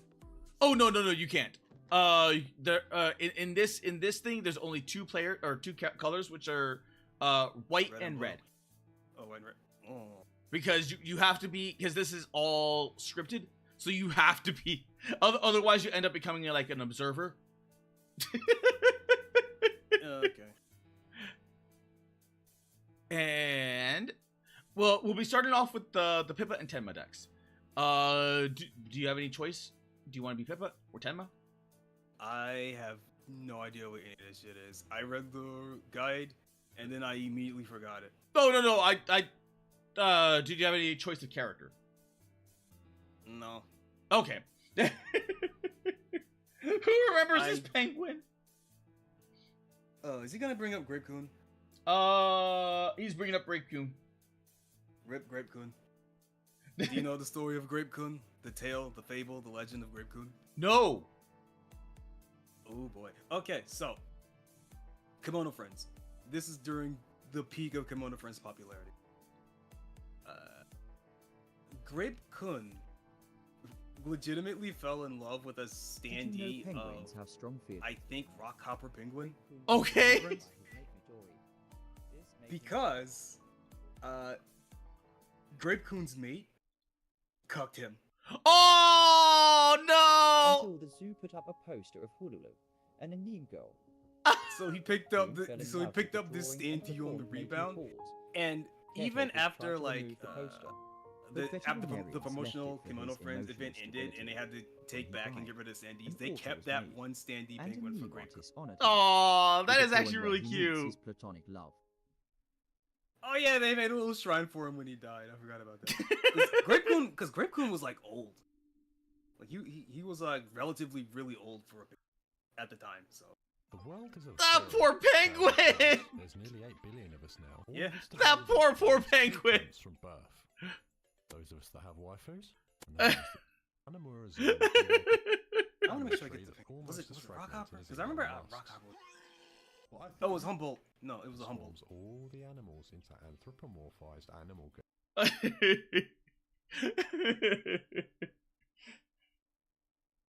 I know of the goofball one, known for ignoring the race and kicking its rider.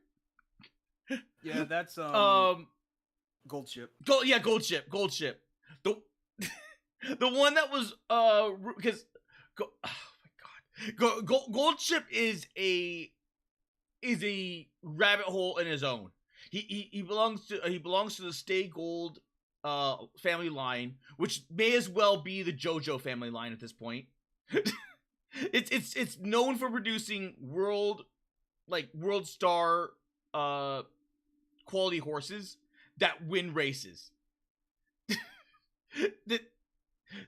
Gold Ship was fast, really fast, to the point where like if he had not been like a goofball that he was, he probably would have been the fastest horse in on record. That's how good that horse was.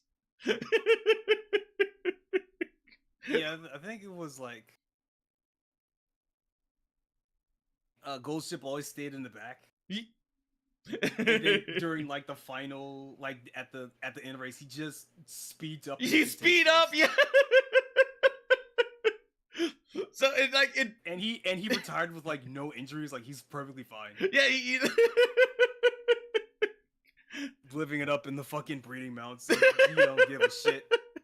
He's like, yeah, I made it. I know what I am. I know who I am. Fuck it. I'm just gonna. He's unironically the Johnny Cage of horses. All right, that's not a. All right. I got. All right, that reference got me. All right. Stop me a bit. I'll take it.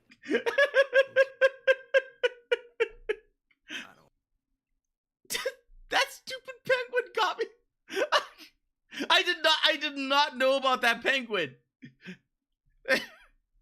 You know, Graham Coon was a legend that was always passed around when Kimono Friends was like really popular. Everybody loved that penguin. I freaking love that penguin, man.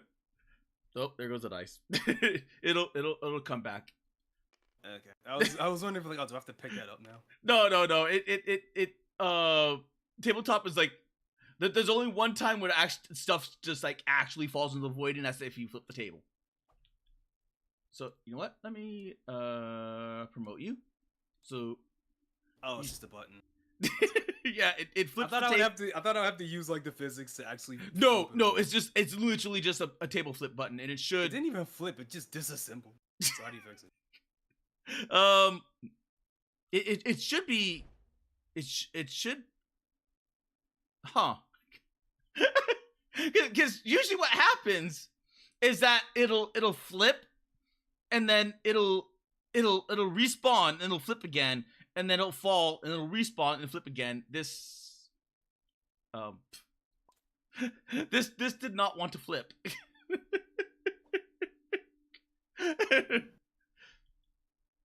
Okay. All right, teach me the ways of colored cardboard and colored cardboard. Booster pack. I mean, that's what it is. They're basically rectangular pogs. Come on now.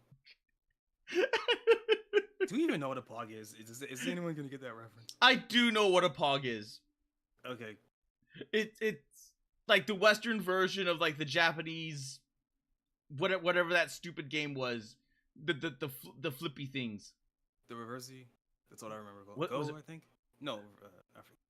No, it was the schoolyard game where you throw your little thing down, you're flipping other pieces of paper. I think that's reversey. Is it reversey? I think so. Oh, okay. Then it might be reversey. Let's see. I thought reversey was the black and white game where you're like, aha. Reversey is black and white, yeah. Hold up. I don't know. Because pogs were like that, but a lot more bullshit.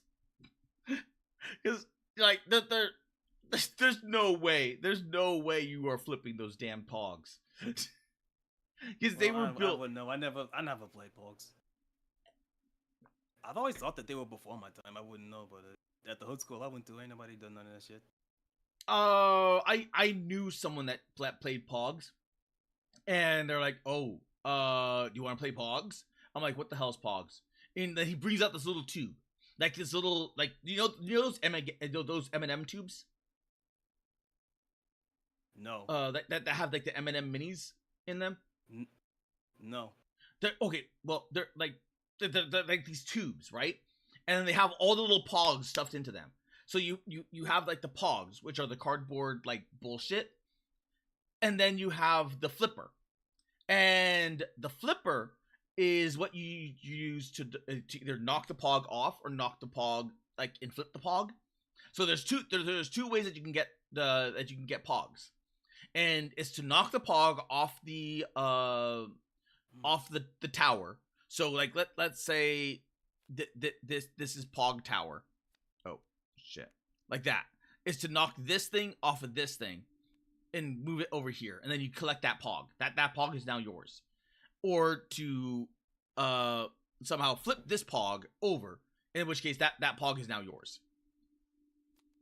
And you're meant to do that with like the big heavy pog, the pog flapper thingy, which is usually made out of like a heavier material, but not. Where the fuck is that?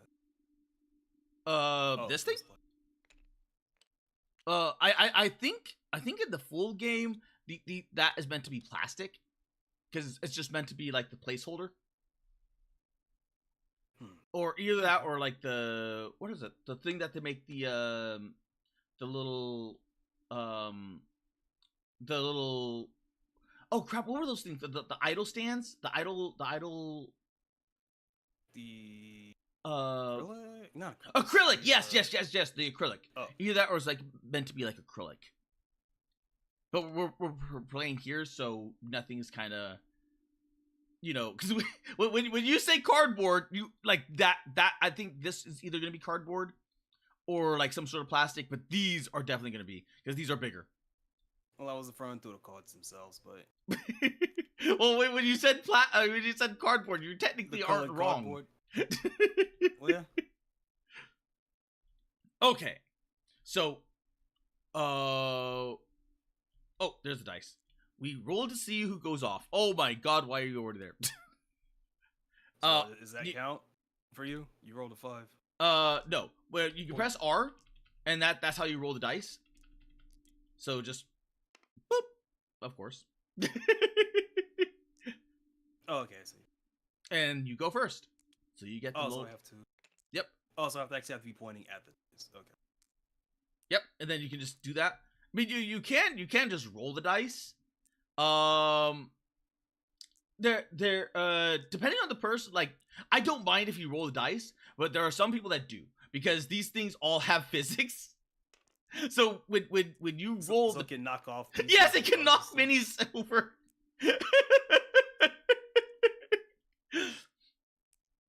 So I like, and you can accidentally chuck it too far, and then you roll it off the thing, and then you have to grab it and then re-roll it.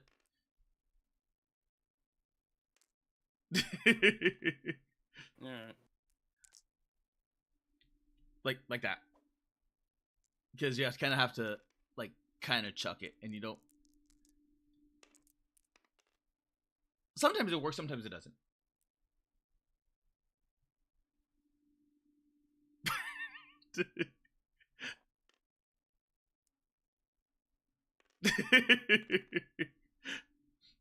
Okay.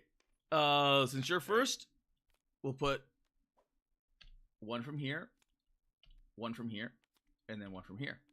So the first player goes off of their stack first. So their stack gets deployed, then my stack gets deployed, and then your stack gets deployed. So these are the So these three in the center are like your platforms. Okay. So this would be like your Twitch, your YouTube, and your Kick, or it would be like no, I get it, platform. Got it. Yeah. Streaming platform. Yeah. So it's meant to be like in that sense. So it's very much leaning into the virtual influencer kind of thing. Yeah. No, I'm aware of the concept of the game. I understand that much. I listened. I watched Armchair talk about it for 4 hours. So. Oh yeah, when he was gushing and making cards. Yeah.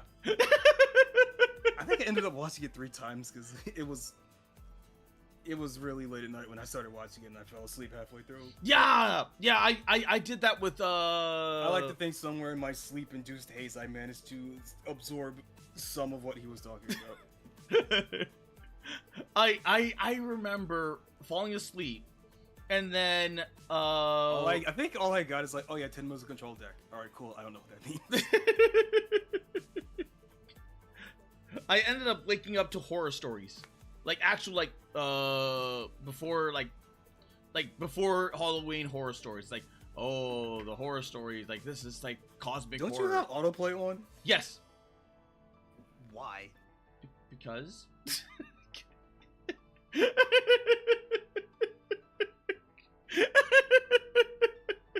I mean, in reality, it's probably worse.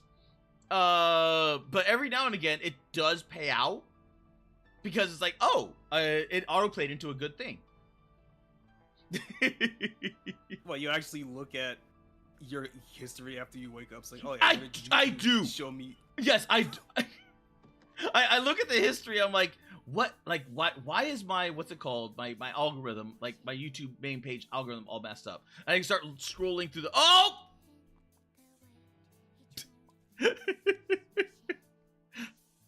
all right, we'll get back to the game, damn it. Nah, I did it because Pillow told me to do it. Oh, damn it, Pillow. Wait a minute. I know how to shut you up.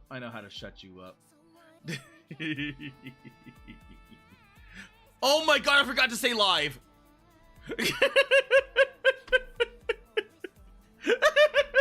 I mean, you have a schedule, so I don't think you really even have to do that. That is yeah, that is true. Everyone knows like what thing, but you know what? Anyone should be announcing their lives. Fucking me.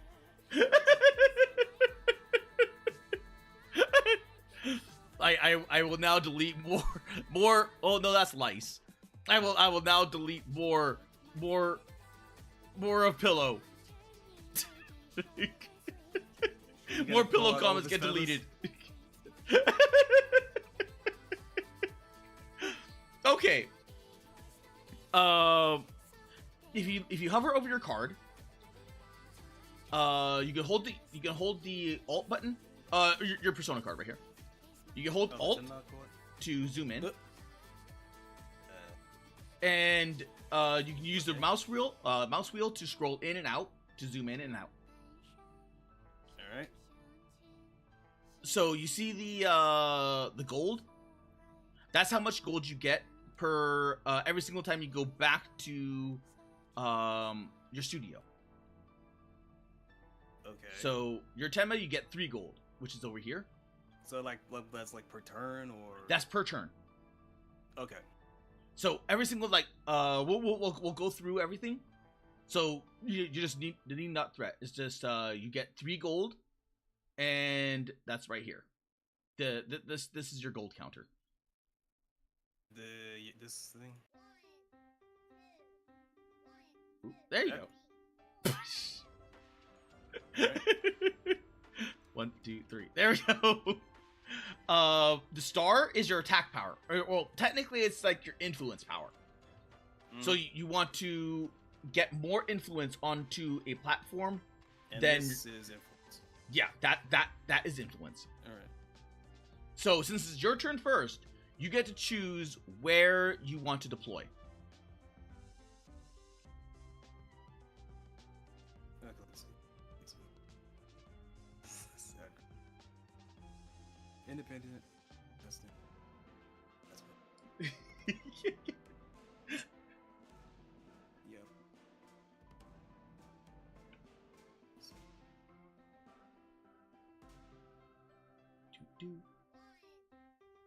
Okay.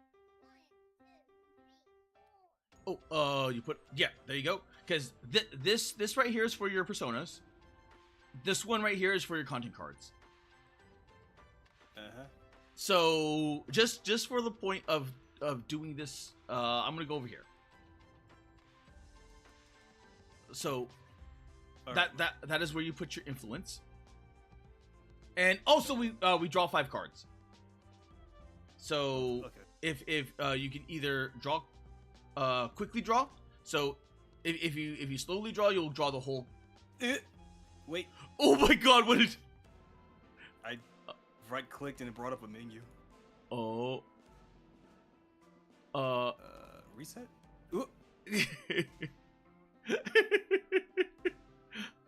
Okay. Also, don't forget to shuffle your deck. You can do that via pressing R.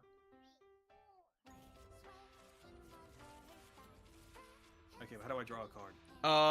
You go draw. So you either pick a card individually, or you can right click and then press draw, and it will draw it directly into your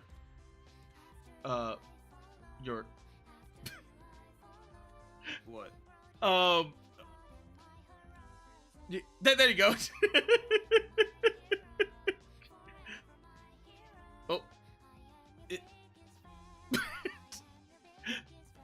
Oh. Yeah, you can turn it via mouse wheel. So you just hold it and then there you go. How do I flip it? Like in your they should automatically be it's face up. How do I flip it face down? Press F. All right. So you should be able to see all your cards. They're all face down. Okay, so right. go to each card. We're running on the honor system, where I just have to believe you won't look at my cards. Well, this is the training match, so it doesn't matter. I actually don't mind playing like open hand. Oh, they don't show up on your screen. Okay. Yeah, they do not show up on my screen.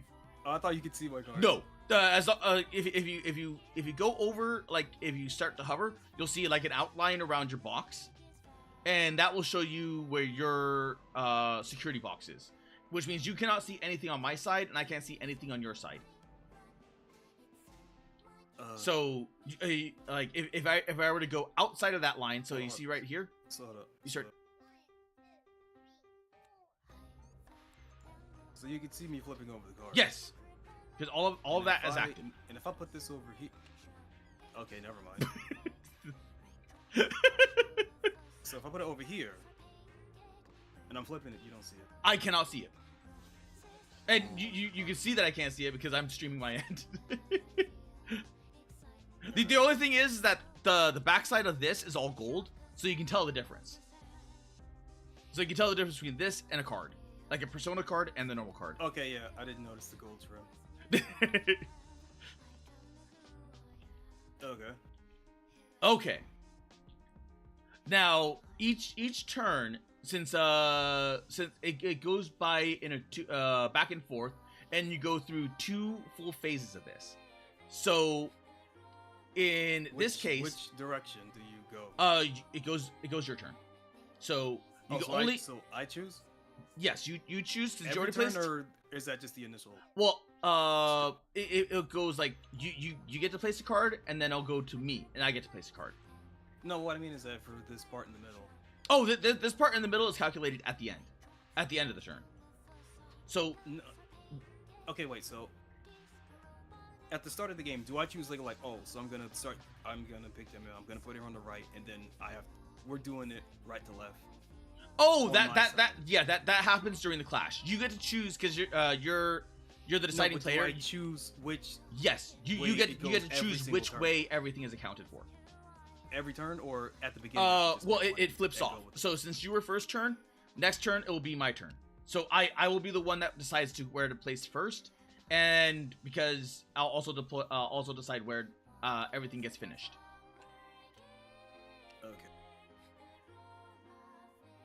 So if you want to spend anything, what you have in your hand is going to be upgrade cards, which is to upgrade your persona. Action cards, which are your spell cards. So those can be played at any point whatsoever. Or your content cards. Your content cards you want to put on a platform.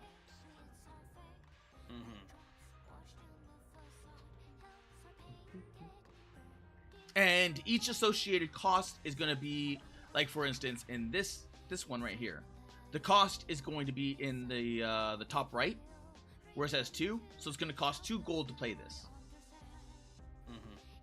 And then when you put it somewhere, it's going to give the corresponding star as well to that. Okay, so it adds. Yeah, it adds. It's an attack modifier. Yes. Okay. But the difference being, I have to spend money to use. Okay. Yes, but let's say that because this would be an 8, right? If your persona goes back to the studio, this stays. This stays until this is cleared.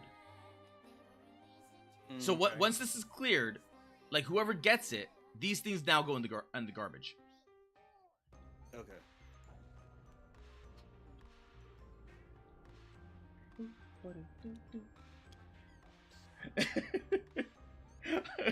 Hardcore card flipping action.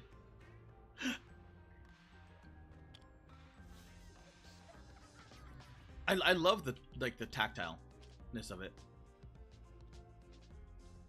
I bet this with fucking VR. Okay. So would you like to play anything?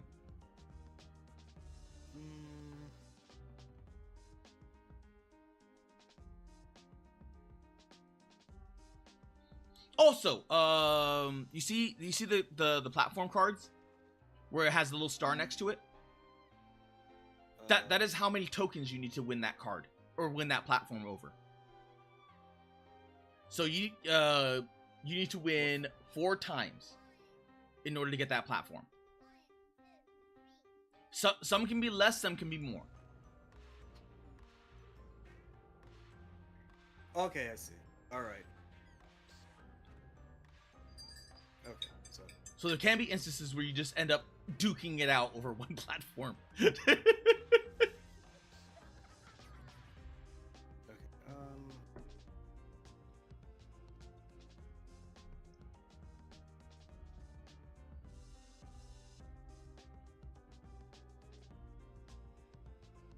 can't do that. Okay. Well, it is an introductory game, so if you have any questions, just don't be afraid to ask. Give me. Can't do that.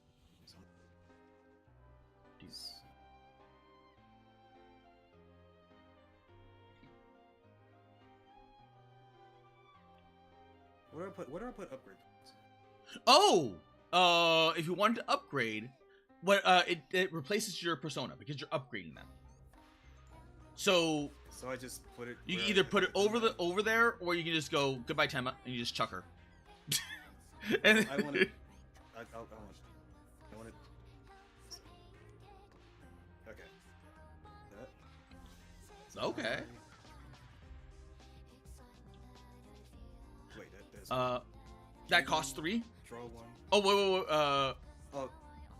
wait. That happens after. So that costs 3 to upgrade. So. You had 3. You had 3. So I'm at 1. So I get 1 bit. Not yet. That's if you discarded it. So let's say if you had this in your hand. Oh, that's clash rule. The clash. clash. We didn't clash yet. Yeah, we're not at the clash yet. But if you decided to discard this instead of upgrading, you would get in 1 coin. Well, can I put it here as a preemptive measure before the clash happens? No. Once it's in play, you can no longer discard. Discard has to happen from your hand. So think of a discard as an action or spell card. I thought content was action. No. The action, okay. Here I have an action card. And I have a content card. So you see how it says action and it says content. Yeah. Action cards are your spell cards. They can go off at any point, any time. Content cards are the cards that you want to put in the content square. So action cards can be played at any time in any phase. Content cards can only be played during the content phase, which means any time before the clash. Mm-hmm. So once the clash happens, everything's action is at any point. Yes, action's at any point. Same thing with discard. Discard, and if you have things like abilities, like flip the card or like what have you. So this turn the card, the upgrade. Yes. Clash rule. So I can only play this after I win a clash on that black.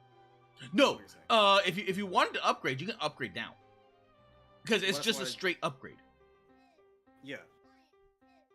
Okay, so I put you this here. You would just need to and spend. Then if I win the clash, I get to draw. Yes. If I win, okay. So if you win the yes.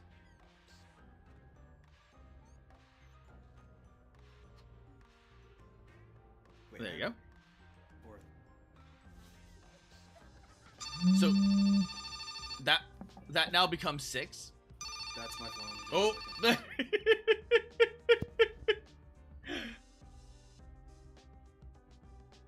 And the phone call of doom. The phone call of doom.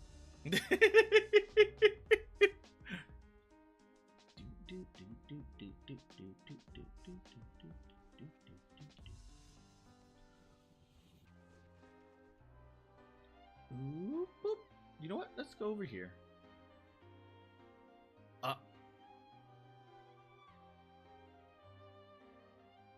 Oh, it's going throughout all of the little songs, isn't it? Jeez. Wait. Is this a... This is an 18-minute version of this song.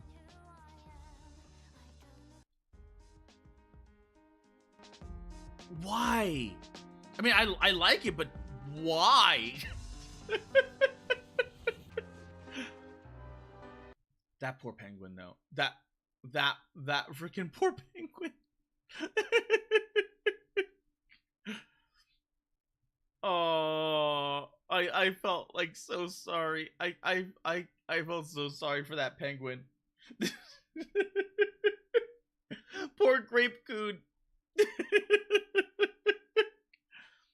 For a minute there, I thought it was like when you first mentioned the penguin, I thought it was because what's it called? Pun Pun? I think it's Pun Pun. This. Oyasumi Pun Pun. This recently got an anime. This recently got an anime. Wait. No, wait, what? Was it Poon Poon? No, wait, it wasn't Poon Poon.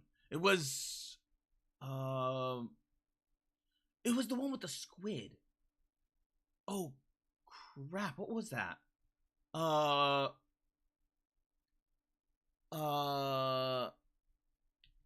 Anime. Wait, what?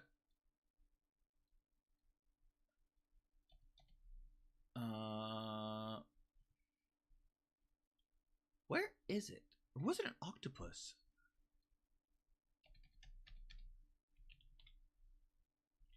Octopus? Yep, there. This one. Like I've read the manga for this. This is a ribbon that can be extended indefinitely. I have read the manga for this. And all I'm thinking to myself is, yeah, I kind of don't want to watch the anime. I forgot what it was called. I legitimately forgot what this was called. But it is Depression Simulator. It is literally depressing anime. Like there is no happy ending. It is just horrible. It is horrible. Because like what like her. Like she had issues at home, right? She also had issues at home, just like the other girl, but she used that as an excuse to bully the other girl.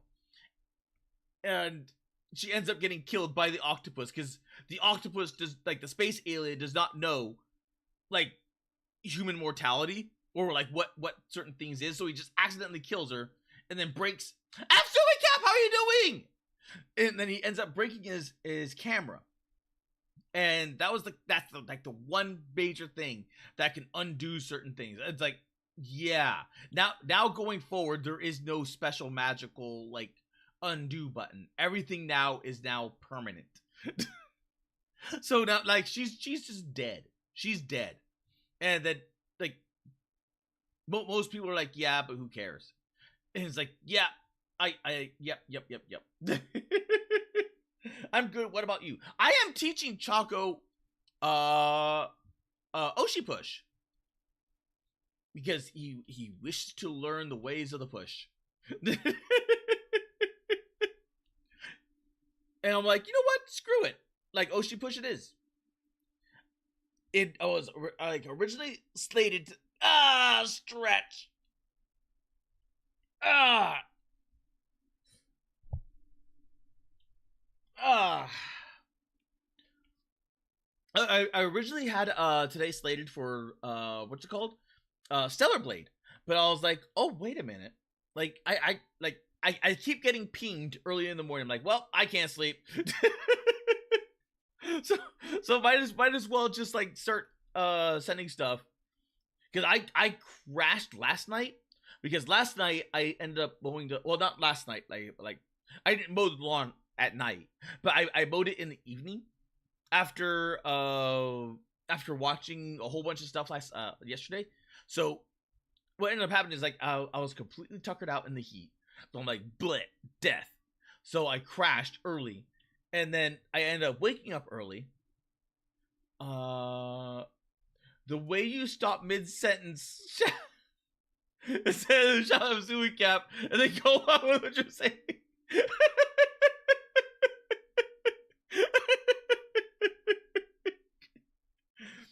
Well, you know what? I've been getting better at redoing.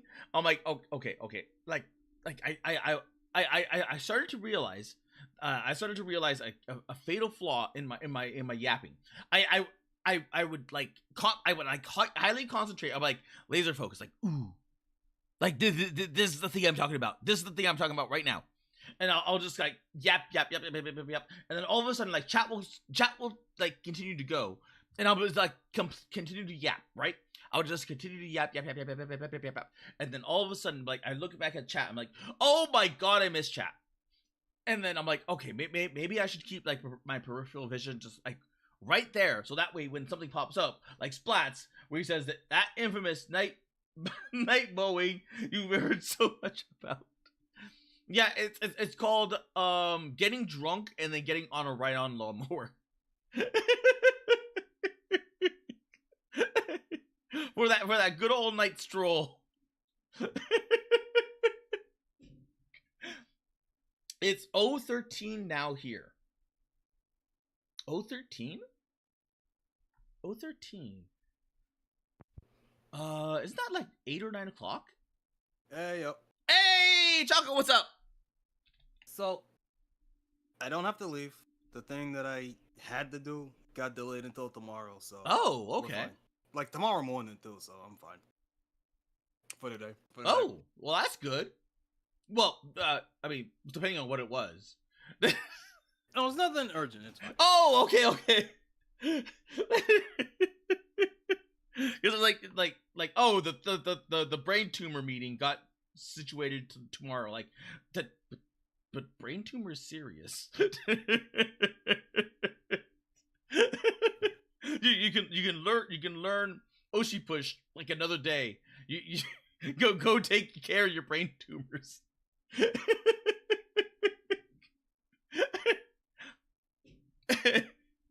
No, we're fine. Oh, I forgot. Bop.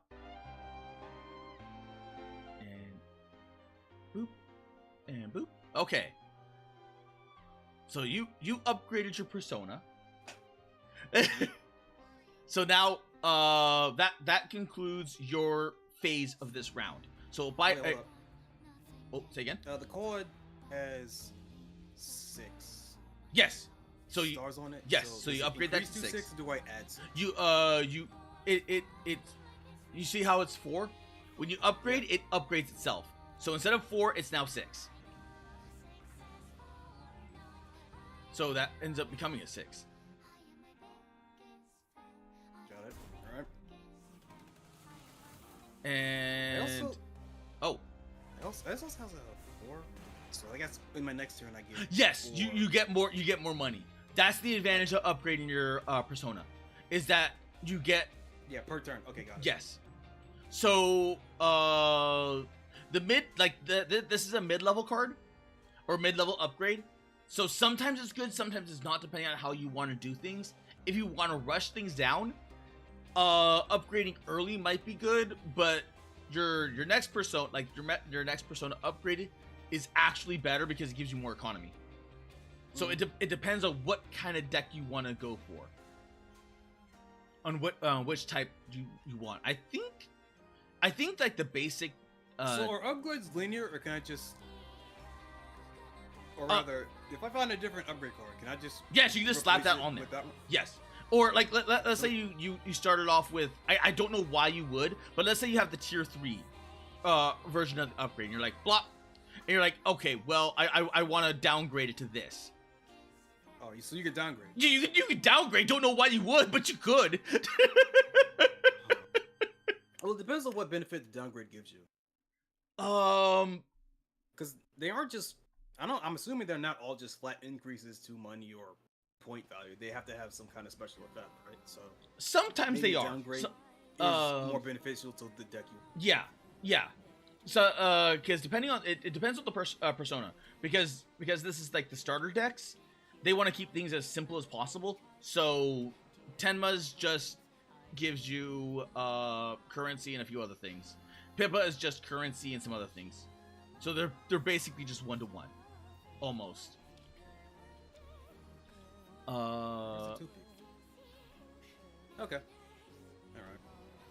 All right. Let's see. What do I wish to do? Do I want to upgrade? You know what? I do wish to upgrade. I will upgrade as well. And I will upgrade with Flip a Pipkin. So that becomes a 6. Oh. Okay, and that goes back to you. Do you wish to do anything? So both of these.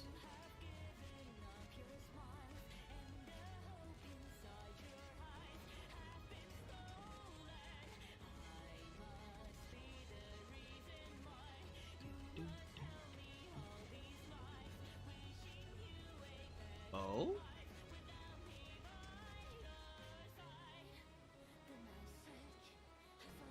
Oh no, wait, I know what you. Okay. It is not the full turn yet, so that's still 0. So this is still 1 turn. We're passing right now, because each turn is consecutive in phases. So if you don't if you don't want to do anything, just say you pass. Okay. All right, I'll pass. Okay. I am poor, so I can't do anything. I pass. Okay. Do you wish to pass as well? Yeah, I can't do nothing. Okay, then I will do the same. So now that it's gone through the 2 passes or 2 phases of passes, then we go into the clash, which will conclude this this turn. So you get this thing, and you get to decide where you want to resolve everything from. Wait, hold on. These calculators in the center. Yes. Are we meant to use this to keep track of wins instead of attack number? Yes. Okay, so they should be all 0. No. Because your persona is 6. Well, I thought we were using. I rethought and I thought we were using it to keep track of how many wins. No. That's what tokens are for. What? These tokens. There's a little bag of tokens over here. Oh, that's what these are? Yep. I had no idea what the fuck. All right. So where do you wish to resolve? Okay, this way? Yeah. Okay. Oops. Since I can't do anything here, you win this. So you get to place a token on here. And here's where the clash rewards come into effect. This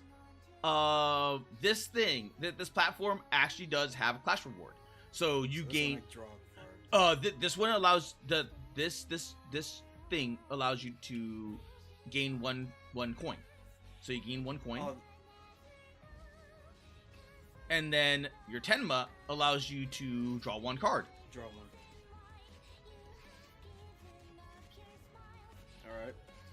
And then nothing's happening here because we can't do anything. And then here, since there's no challenger, do you wish to do anything? Or like play an action or something? You can play an action. You can play a content card. Well, I can't. So for instance, if you can reduce this down to 0, then it's equal to your 0. So that means no things I thought get you put. couldn't play a content card when the clash set. You cannot put a content card, but you can play an action card. Yeah, that's if you want to. You we'll just keep this. We'll keep things simple. Well, I can't afford it, so. Okay. So nothing happens here, so I get to put my token there. And there was no what's it called? But clash reward I can gain 2 because Pippa.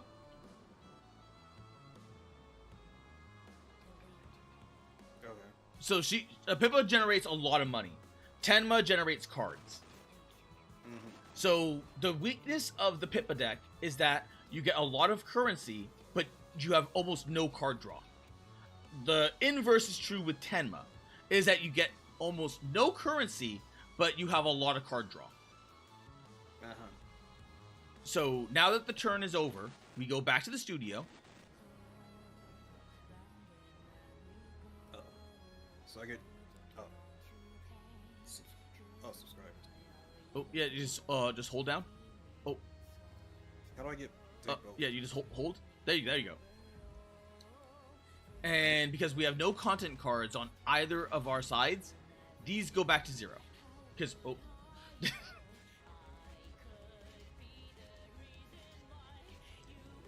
and then now that we're at the studio, we get more money. So I get 4. So 1, 2, 3, 4, and then you get 4 as well. Okay. And so what are subscribers? The subscribers are these platforms. So when you win one of these platforms, they get put into here. Okay. So the first to 1 million subscribers wins. Oh, I have to get a gold button. All right. Yeah. The gold play. Okay. All right. So the big numbers are gonna matter. The big numbers are gonna matter. Just like everything that's on the board right now, and any 2 of these will get you the win. Will win the game. Yeah. Okay. Yeah. All right. So now that it's my turn, because it went, you got the roll off, so now it's my turn to be first. I get to decide where I deploy next. I am going to deploy over here. 1, 2, 3, 4, 5, 6. Because I want to stop you building up that. And then it goes to you. So, where do you want to deploy?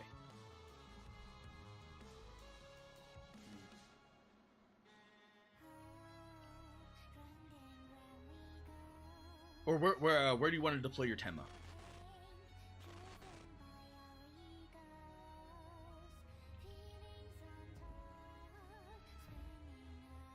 Obviously, I want to test. Oh, okay. So both planets. Right now, we're both planets. Okay. So you're gonna duel me. All right, let's go. Okay, so now it goes back. Actually, wait. Well, you know. Oh right, top of the round. We each draw a card. Oh. Right, because I get one more card. Yes, you get one more card. Yeah, I completely forgot about that. So then now you can start to see where Tenma's, benefit. Yeah. You get a lot more card currency. I just get the currency. I will. Shit.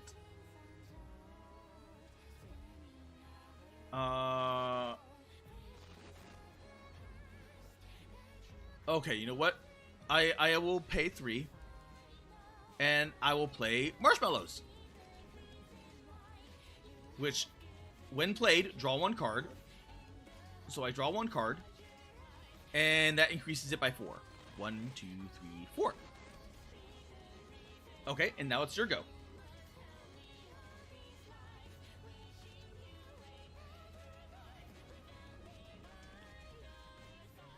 Now you do have 5 currency to work with, so there's that.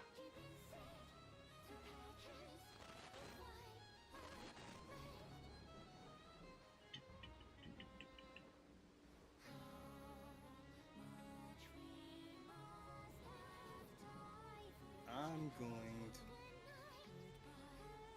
spend 4 and play microphone upgrade. Oh. Wait, only play during. Oh yeah, that's I action. didn't clash yet. Yeah, that's an action. That's a spell. So. And so wait, unless you want to play that now. That's a or these are content blocks. The big ones are content blocks. Well, each they're all colored differently because that's what Tenma is. So she's green.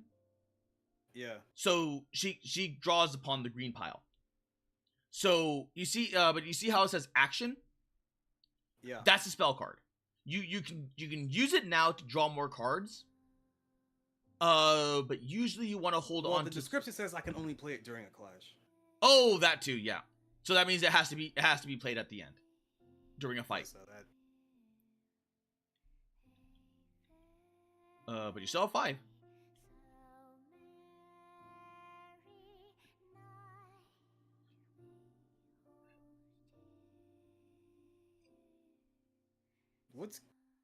What's kickback? Kickback is let's say you lost here, right? Mm-hmm. You would always get the kickback back to you. So wherever you lose, you're going to get money back. It's so that way there's always a little incentive or a little reward to where even if you lose, you're getting something back in return. Okay. Sometimes it can be good, sometimes not, depending on the situation. So, like if you really need a platform, probably not good to go with the kickback thing. Also, probably not good to go with the kickback on a low value unit or low value platform. So if this was like a 1 or 2 to claim, and it's like 200k, it's probably not worth it to put like the what's it called, because it's going to be claimed in 1 to 2 turns anyway. Okay, so I can only play 1 content card per turn. Yeah. Oh, you only play content or 1 content per phase. So, so I played my content card, so it goes to you. So during the content phase, it goes back to back to back to back to back. So think of it like switching what's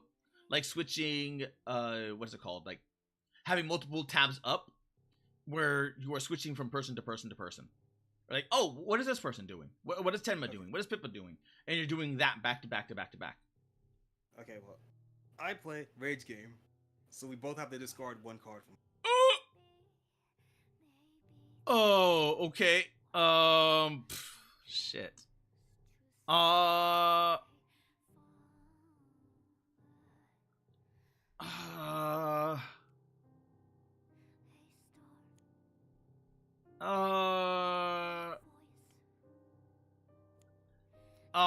go birthday special. I got rid of. Oh, damn. Royalty song, which would give me two gold on a kick. Oh. Okay. I mean, I couldn't. So. I mean, you got the card draw, so you can get that back easily.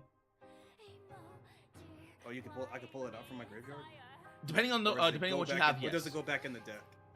No, it's like that thing is discard, so it goes directly to garbage. Okay. Wait, hold up. So during the Rage Game, and if I discarded a card, does the discard effect take place? The discard effect happens immediately when you discard it. So you can discard it during a content phase. You can discard it during a clash phase. You can discard it whenever. So think of discards like spells, like action cards. They can be played whenever. Okay. So, I'll demonstrate that during our clash. Okay, I just wanted to. All right. Also, don't forget to add 6.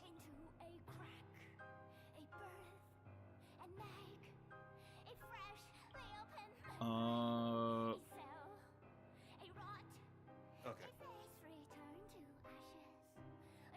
Crap.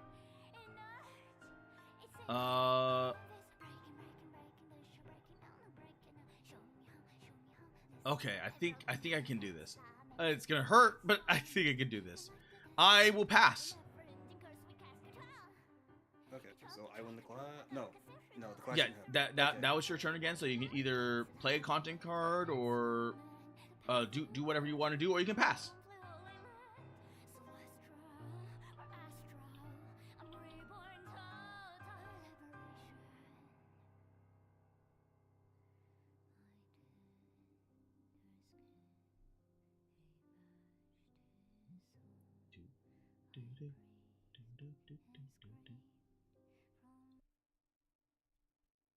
Okay, hold up. Okay. I'm trying to make sense of this description. Give me a second. If you want, you can put it down. Fuck it. Okay, so. Oh!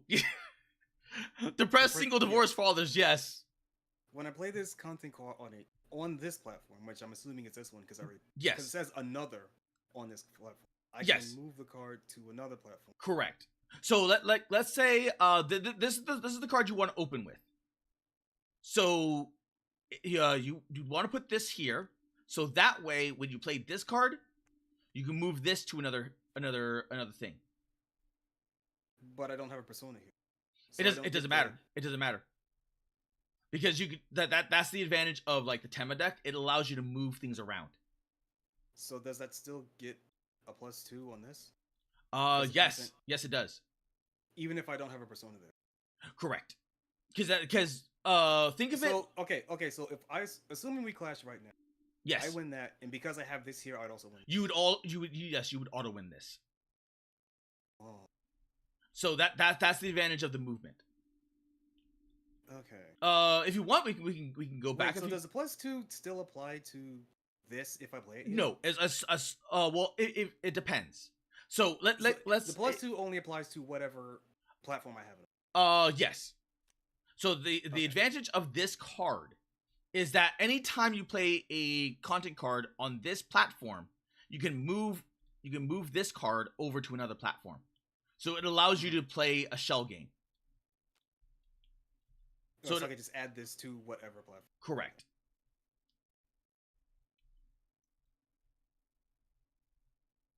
Okay. Would you like to go redo what that was if you wanted to move it to another platform? I mean, that was the plan, so okay. Yeah, I'll go broke. And there you get 2.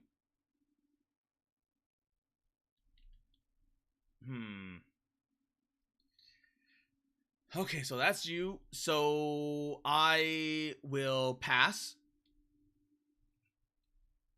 I will also pass. Okay. I will also pass again.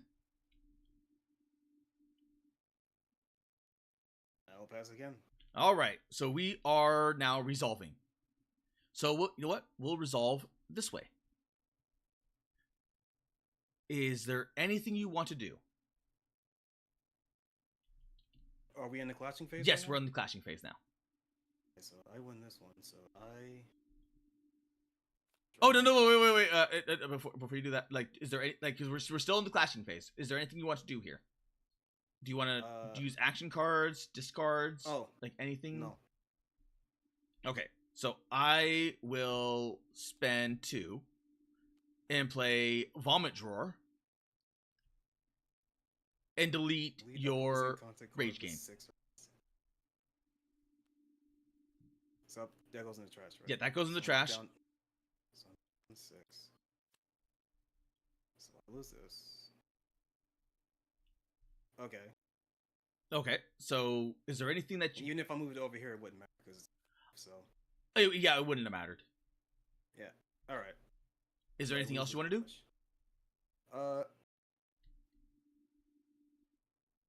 If I lose this... No. That's your persona. The persona always goes back to the studio. The only thing that you lose is the content cards, which are here. Okay, got it. So even like let's say we won this, that means when this is that means that when this is cleared, every single persona card that's on this platform, when this is won, gets destroyed. It gets sent into the garbage. Okay. All right. So I won this, so the card gets me +1 currency, and the Pippa gets me +2 currency, and now we're on to the middle one. I do not wish to do anything. Do you wish to do anything for the middle? No. Okay, then you get that one. So you get a token on there. Hold up. I got to zoom out. Oh, there you go. and I will show you how discards work. So, this platform, do you want to do anything here? No. All right, then I will discard this content card. View stream, move your persona to the flash. But you have to discard the card? Yes. Okay. So that allows me to move Pippa over to here. So that's 1, 2, 3, 4, 5, 6. 1, 2, 3, 4. So this one gets reduced, and this one gets upgraded, and that gets chucked in the garbage. So that is how moving around works. Got it. So you can that's where you want to resolve. So if this was your turn and you decided to resolve from this way, this would actually benefit you, because I can't. I have to either choose to contest you here, because I can't discard this card if I wanted to come here. So I win the card, and because it was a clash, I gain +2 currency again. All right, and content goes. Oh no! That content is not. That content stays. Okay. All right. So we go back to the studio, and we get our currency back. So I get 4. 1, 2, 3, 4.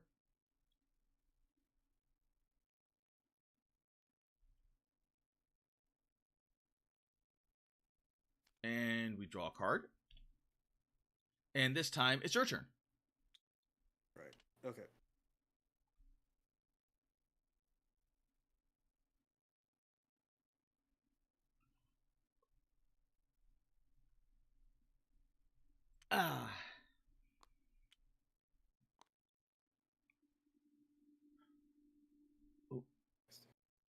Hello, JP. Welcome back. Okay. Now this is going to be important to where you choose to be.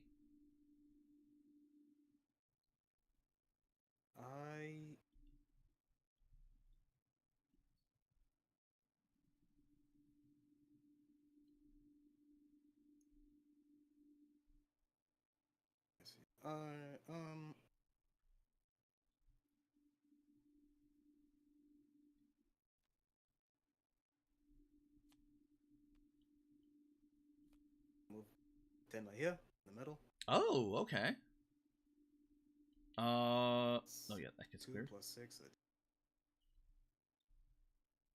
Then I will move Pippa here. 1, 2, 3, 4, 5, 6. Oh, yeah, that gets cleared. And it's back to you. Now, we each have 1 token here. It takes 4 to win this. So this is still in action. You've got 1 token here, but this one takes 3. I've got 2 tokens here, and this takes 4.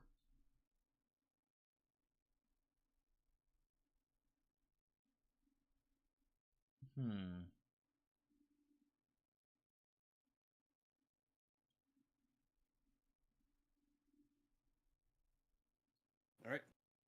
Pass. I will pass as well. So now this is content phase. Yes, this is the content phase. All right, pass. I will pass as well. And now we're at clashing phase, right? Correct. But you get to choose where we deploy. Or where the order of the resolve. Where's the... Okay, there's the...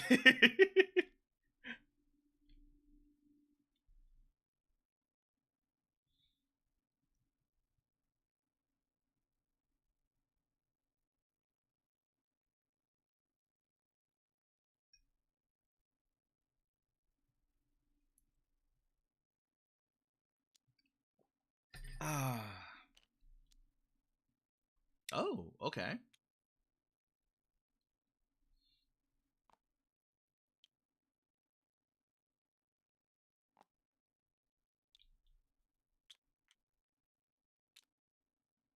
Yeah, right. Right to left. I do not want to do anything. Okay, so I will also not do it. Okay.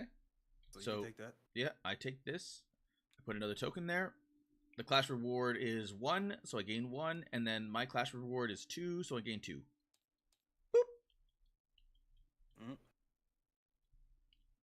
Okay, now middle.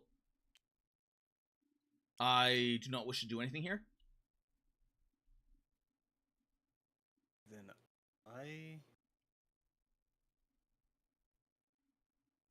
will also not do anything. Okay, so you win the clash, so you get a token. Can I?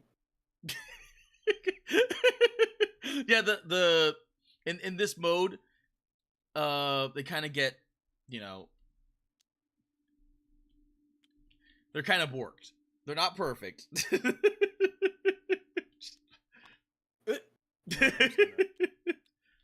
Also, do that. It doesn't really matter. I don't know why they have it, but if you flip them, you go from 1 token to 3 tokens. Because in this game, there's nothing really above like a 4 or 5. So I don't understand why there's that 3. All right. Okay, so did I draw my card? No. Did? No, that was the clash reward, so you did not. So now you draw a card. All right. All right. And this platform, I cannot do anything. I will. Wait, that's a content card. Wait, can I do this now? No. No. That would have been timed during the content phase. Right. Okay. I mean, if you had a spell that allowed you to place a content card during the spell phase, but you paid for it. Actually, you probably could do that.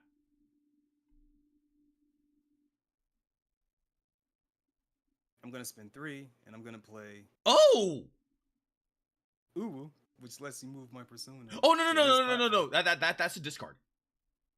All right, discard. You didn't have to spend that.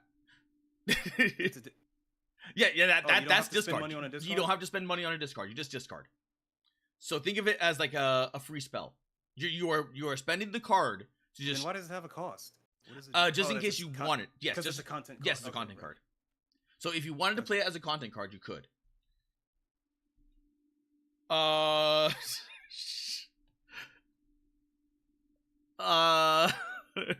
can't do anything. All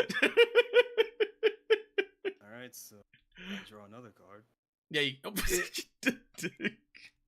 yeah, just draw my whole fucking deck. Just draw the deck.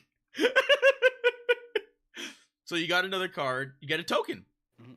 You get a token on this platform now.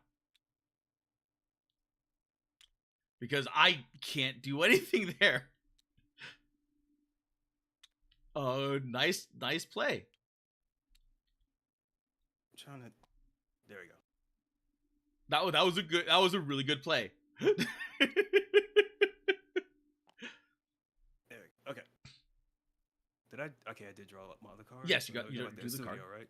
Yep. So we move back to the studio. We draw a card. And we add our currency. So 1, 2, 3, 4.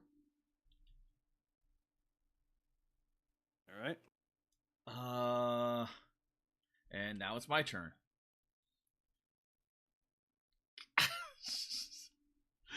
Oh my god, you are throwing me off with that move now.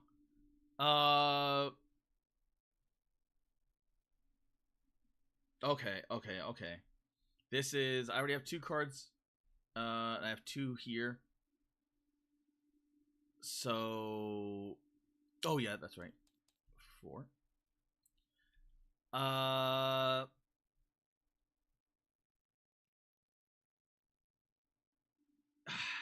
Okay, you know what? I will move here. So 1, 2, 3, 4, 5, 6. And then you get to move.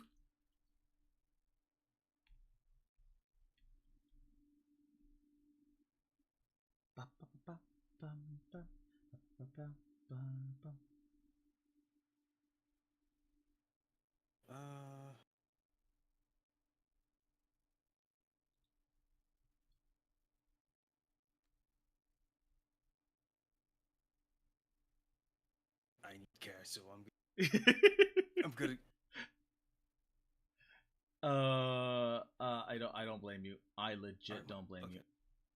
Okay, so right, we're in Persona phase. Yeah, now that was the Persona phase, so now we're in the content phase. So which means I get to play the content cards first, since it's my turn. And I will spend 7 to play a mukbang ASMR. This card to another platform only active. Okay. And how this works is that you see how this card has an activate? Yes. This card can activate, which means I think it was control. Yeah, control. Okay. It allows you to tap the card, and this card acts like an activation. So when I activate this, but it can only be activated during the content phase. I can move my persona, or move this card to another platform.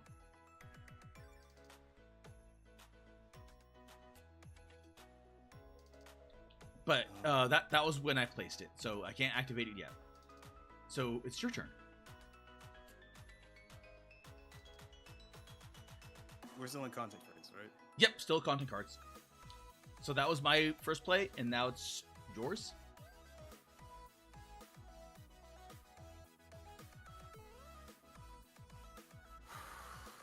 Okay,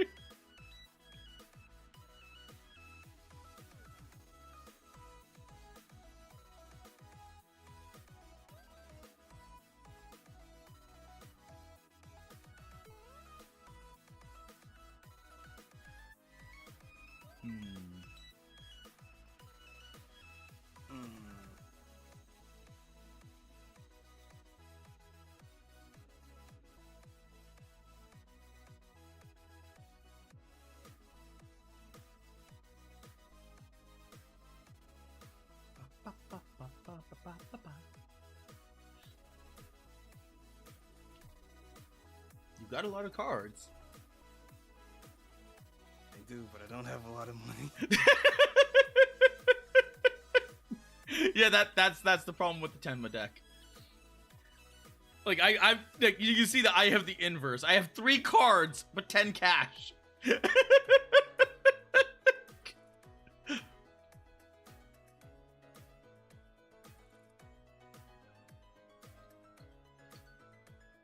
I would say it's a pretty well balanced like starter set.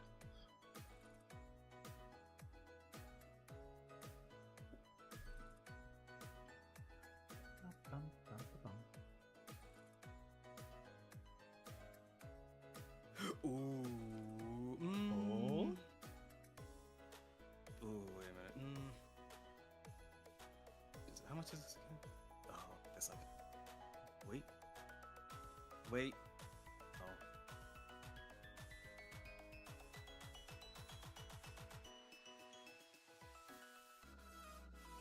That's. Oh, so okay.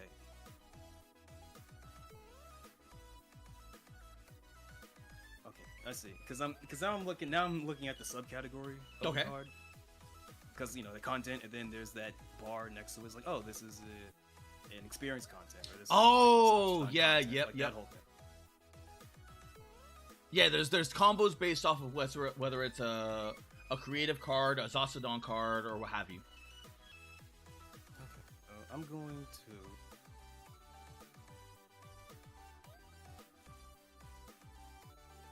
3. Oh. Going to play Origins video, which adds a +2 for every experience card. Yep. Including that one, so that was 14. I can only play one content card per turn. Per route. So it would go back to me, and then I would play something. If I pass, then you can play something. So theoretically, you could still we would still bounce together. So wait. Does depressed single divorced fathers, that is an experience card, does that also count? Yes. Or 16. That's why that's good. It's a good card. Okay, wait, no. Wouldn't it be only factor in the actual card itself? So wouldn't it be this? It would just be +2, so that'd be a 4. Yeah. Oh wait. So it has no effect. It has no effect on this row. Nope. It says including this one. So no, because that would get the +2. It's 14 because that's the +2 because these are both 6. So that's 12. And then Yes. the +2 is 14. Okay. Yeah. Right. So this also affects. Yes, because that's what the flavor text says. It says when you play experience content cards, including this one, this card plays +2 this round, but you only get it that round. Oh, so during the next content. Yeah, during the next content phase, it would all of that would get reset. So you use that as a buffer.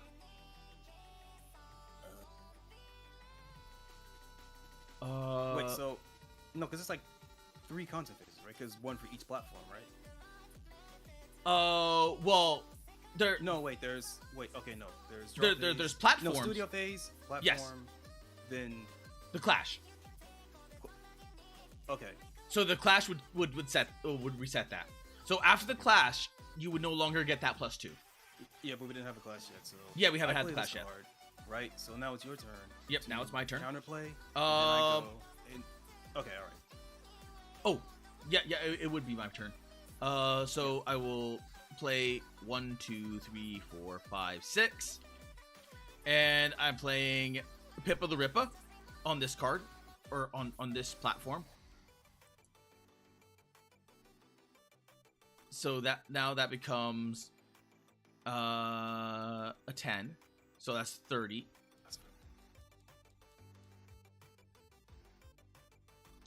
And I can choose to play a 3 or less.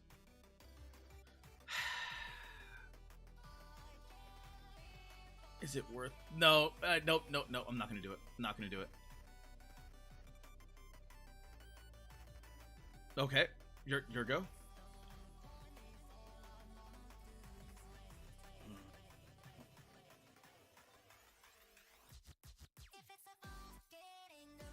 We're still in content phase, right? Yep.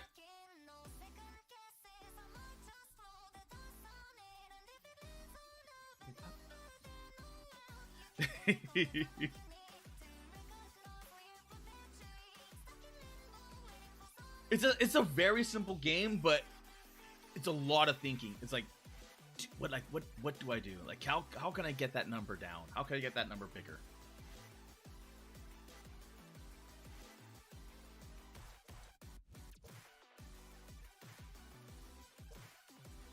And that's where it starts to get very like head gamey. Like, cause how can I bait someone out? Like what does the other person have?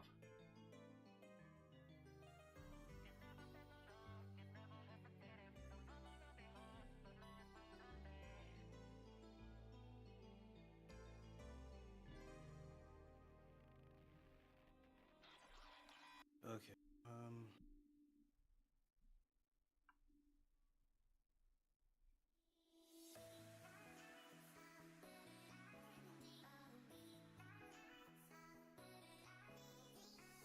I'll spin 2. Oh, okay. This battle's here. We're gonna play Confessional Stream, which adds a +4 to any amount of the content cards, but first I also have to have the +2. Oh wait, What? Oh, you can only play content cards where your persona is. Unless it's like... so this is the gimmick of this. Yeah, this is the gimmick one. Uwu, I think. No, I know you have some cards that allow you to play cards on other platforms. Because you're Tenma. But this one just, you can only place it here. Well, okay, so that's plus 4. Plus the other 4 for the card effect. Yep. Plus the additional 2 for the Origins video. And I have to end my turn now, right? Well, yeah, then it goes back to me. And now I'm...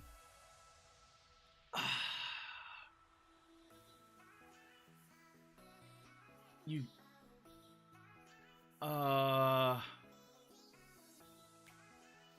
Crap.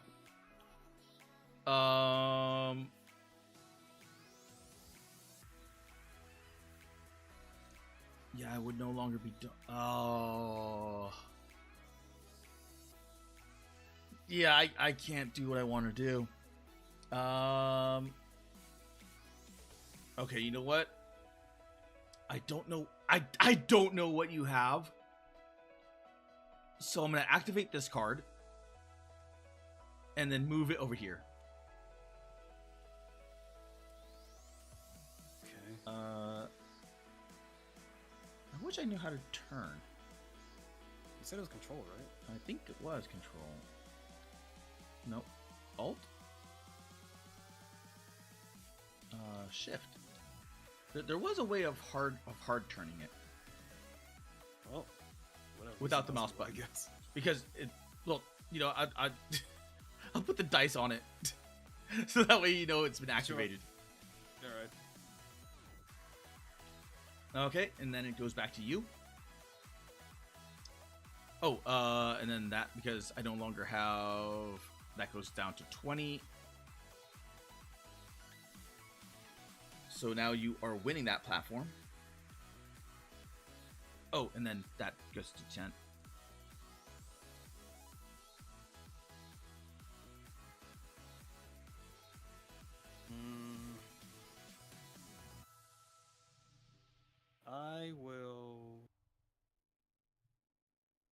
I'll pass.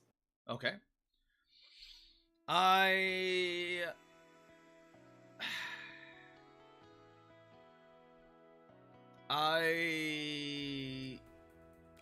jeez, I probably shouldn't do this, but I'll spend 2 because I had the opportunity to do this for the class. Oh no, this is the clash reward. Okay, then never mind. I have to do that. I will put you laugh, you lose, so which adds a +4. So now we're tied. Well, there is no opposing. Oh, that's the. Yeah. Okay. But except there is. What happens? So what happens during a? So what happens during a draw? Nothing. Literally nothing. We just waste our money. Yeah, we wait. we don't even get the clash reward because it was a draw. Because in order to get the clash reward, you have to win. Oh. Damn. Okay. All right.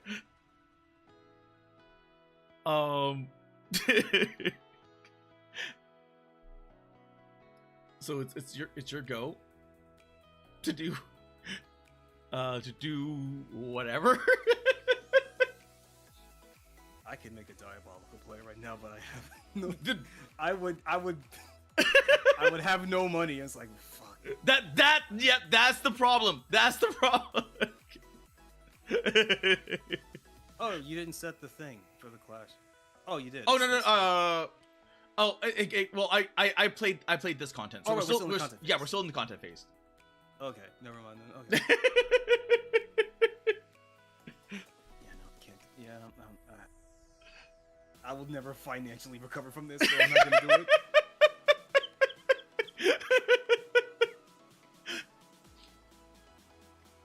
it. Is such the way of Tenma. You have lots of cards to play, but you just. And then you can see with me with Pippa, I'm down to 1 card. Right.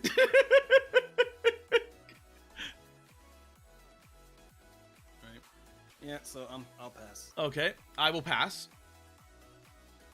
All right, I'll pass. So now I'll pass. So now it goes into the whatchamacallit. And I will the clash phase, and I will resolve this way. Okay. Do you wish to do anything against the powerful mukbang?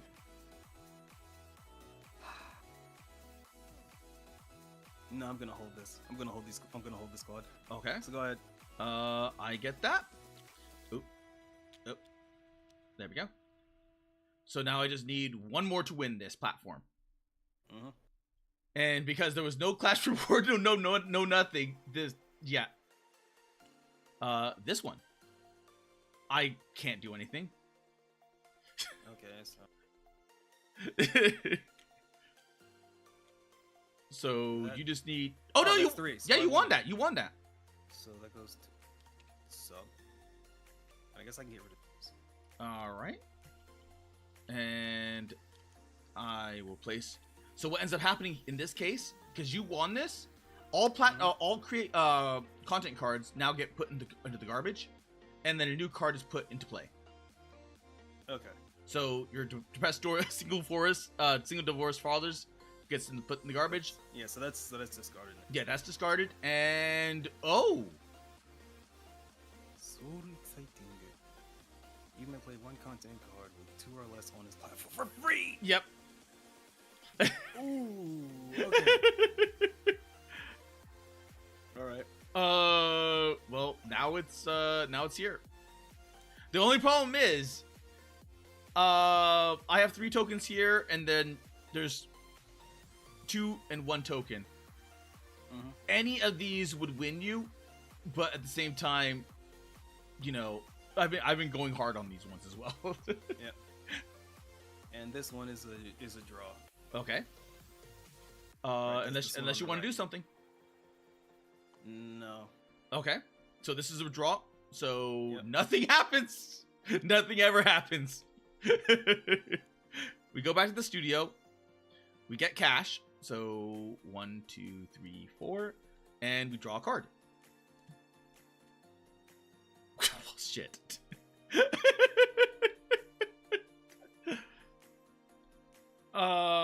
And it is now, thankfully, your turn. Okay.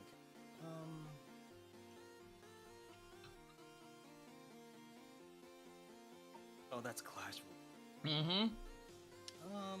That's where it's tough. Like, do you try to block one of the wins? Because either or, I've got content here, so that's a 14 now, and I've got content here, which is mukbang.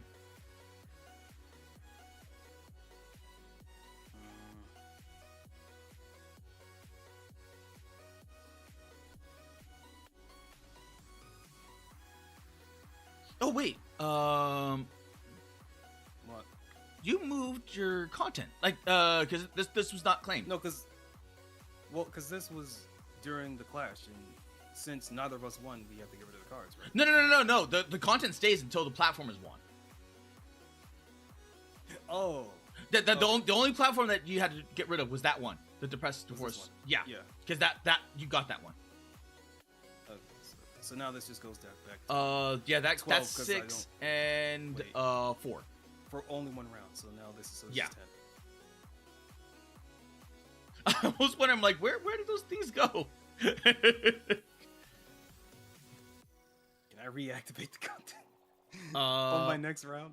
No, I can't. No. Okay. Not unless you find a way of like returning it back to your hand and then play it.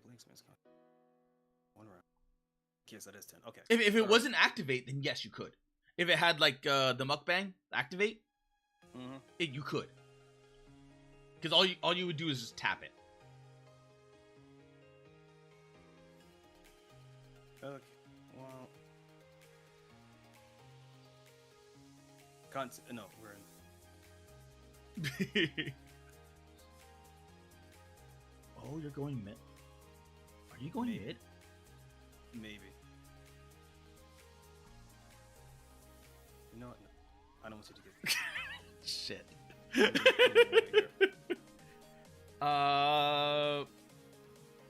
That's 4 to win. I have 3 here. Can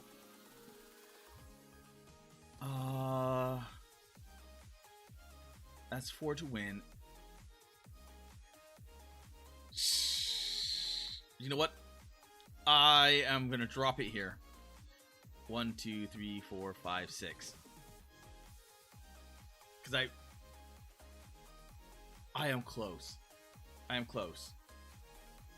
Because if I'm thinking to myself, if I let you get this win here, that's just 2 tokens out of 4. So I'm like, I could probably spare that. Because then I could just like pile in last round, or like the next turn, and get this. But right now I want to pile onto this.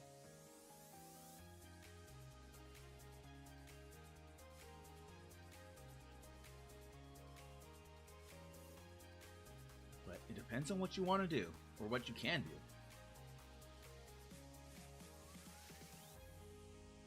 Because I know you do have shenanigans in your deck. Because I played the Tema deck. And you kind of have cash to do it.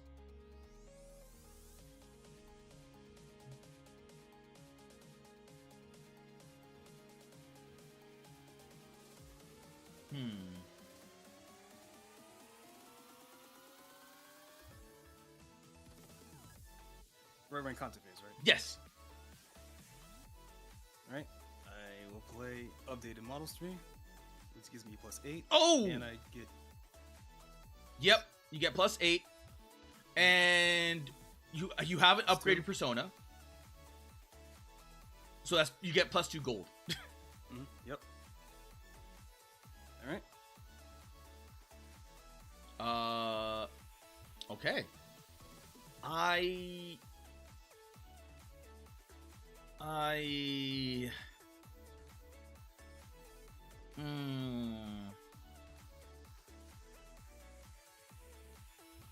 Yeah.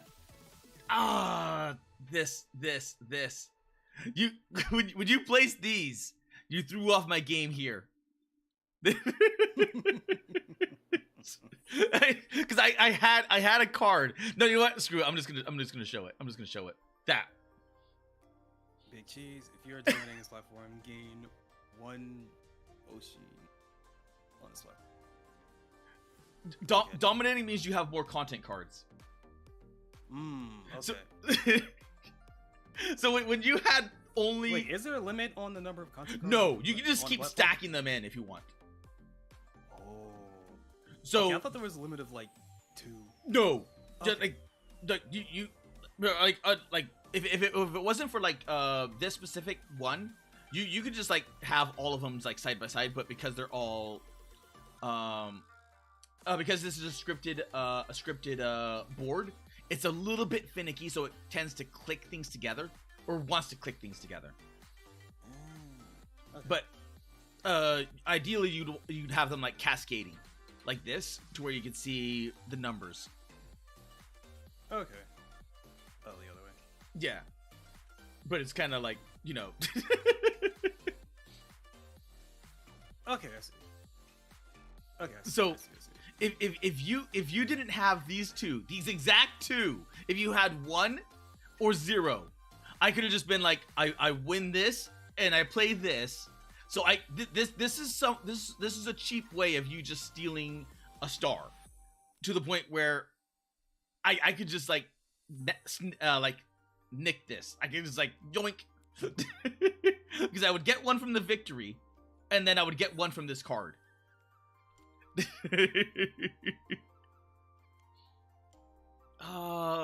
But that requires I will pass. Okay, you're still in content phase.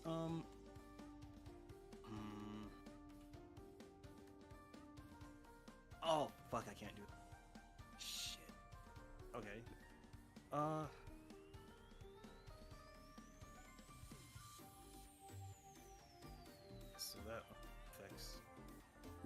oh.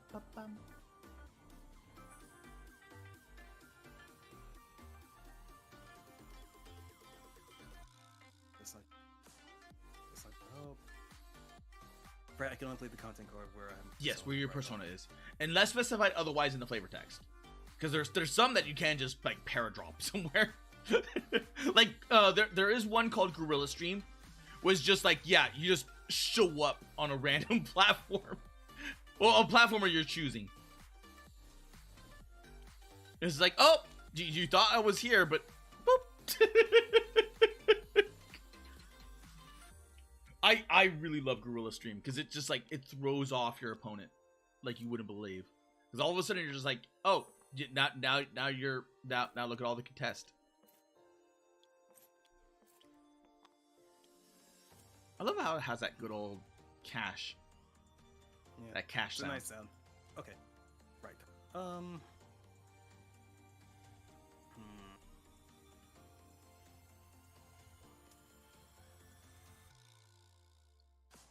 It's just an empty bag. Oh.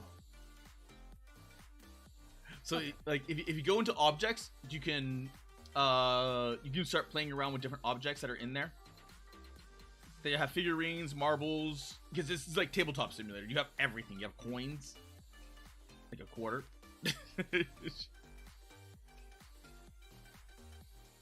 Oh. Opponent's tables. Huh. And then all of them have, almost everything has sound effects. Oh. Okay.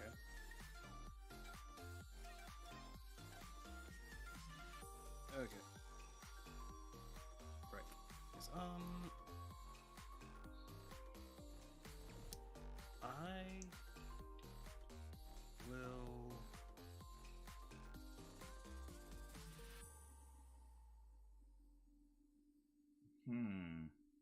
I'll pass.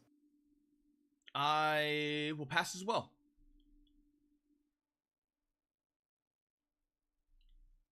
Pass. Pass. All right.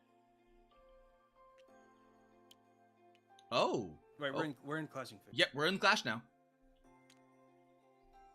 All right. So, did you want to do anything here? No. So you win that. You win that. You get a token. Draw a card. You get draw a card.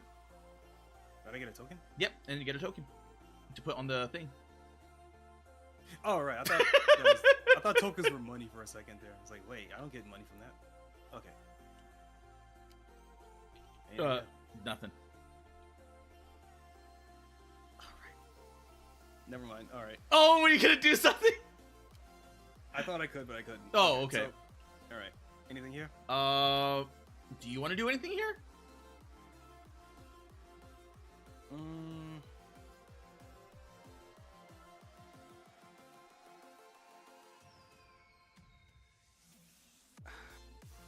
Wait, hold up.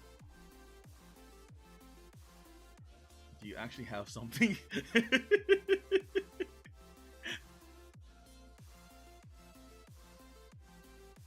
Can I play multiple action cards? Yes! Yes, you can.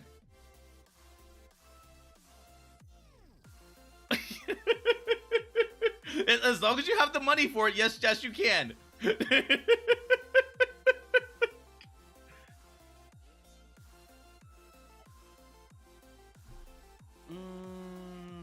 The only limiting effect on action cards is money.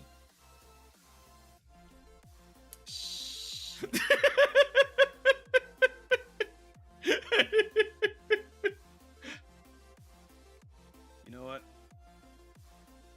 Oh. What do you got? What are you gonna do? Platform. Oh yeah, you forgot the platform rewards. I forgot the platform.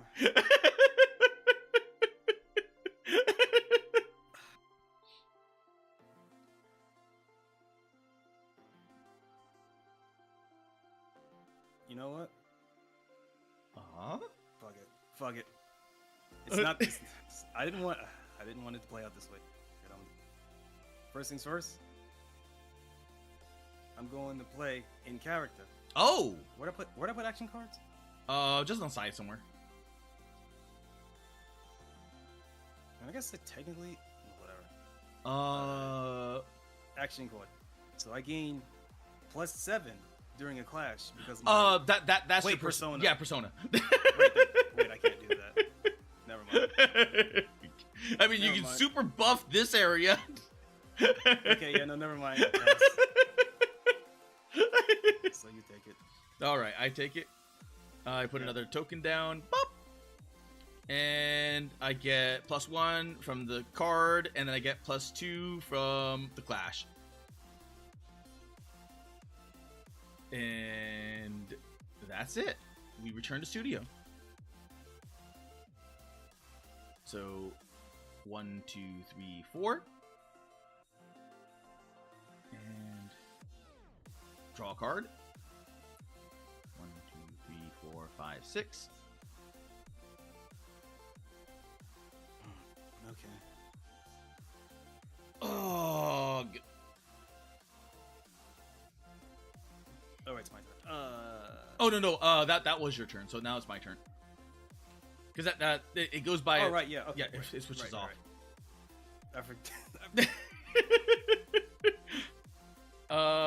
So did you draw a card? I did draw a card. Did you get your money? Yep. Okay.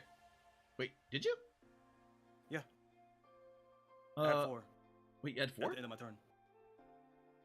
Yeah. You get 4. You get 4 more. Right. Oh, have you not been doing that? No, I've messed up. Okay, no. Okay. I only...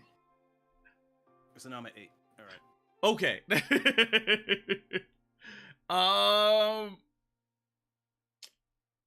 See, this is where it's tough. Do I go here, or do I go here?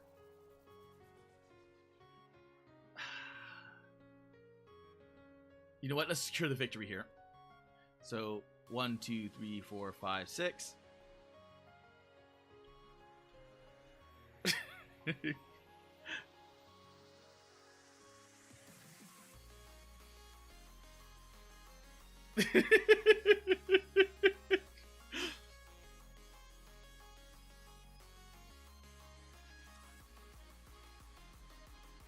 You're thinking about it, aren't you? I am.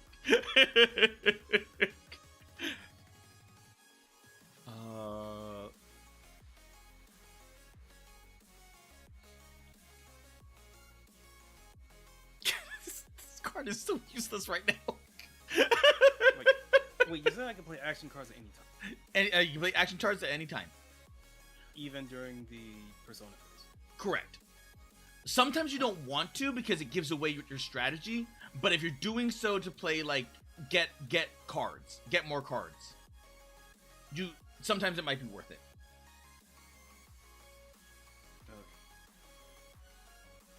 Because let's say you put your Persona here, and then you use the action cards, like nerfing one of your cards. You're like, oh, yeah, that's gonna do a lot. So now I know I need to double down onto that area because you just nerfed one of the cards. So usually you want your spells to be during the clash phase or during like the ending time. So that way you can just go boom, boom, boom, boom, boom. But it depends. It depends on what you want to do.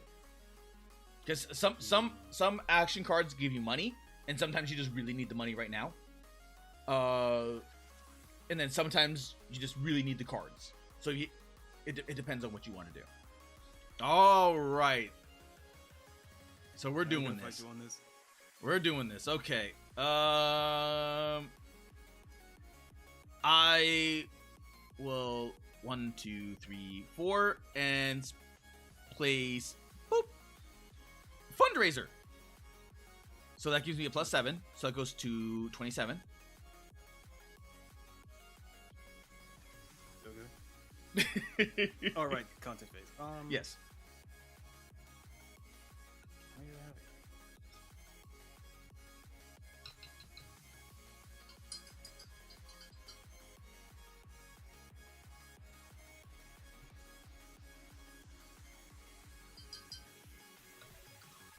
Ooh, okay, what are you doing?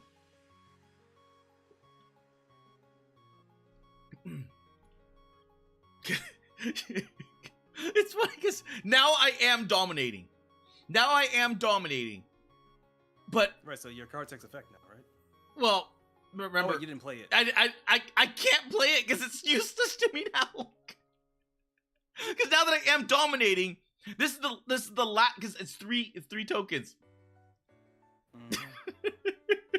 I don't need 5 tokens. All this card gives you is an extra token.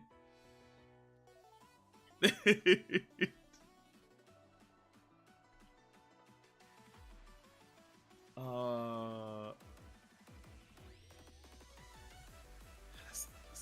not gonna work. Can't do that. I might have to keep this in the pocket. All right, fuck it. I play. Oh. Royalty song. Gives me +8.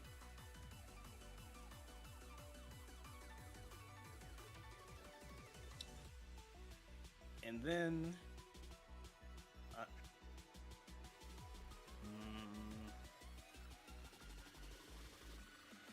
did you don't forget to pay for the cost?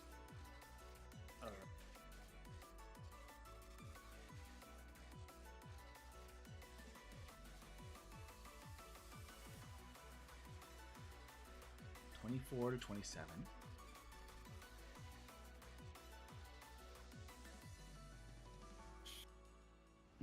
I will pass.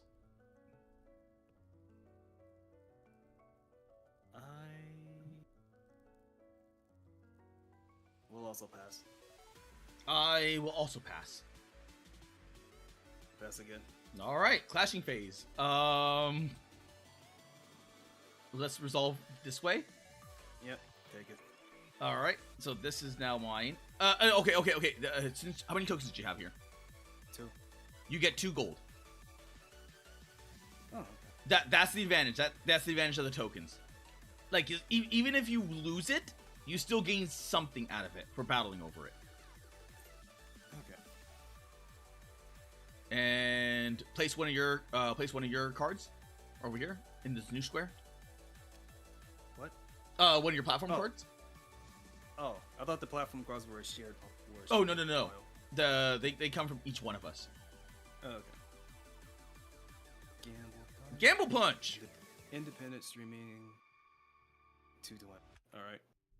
100K. All right. Middle platform. Anything here? Nope.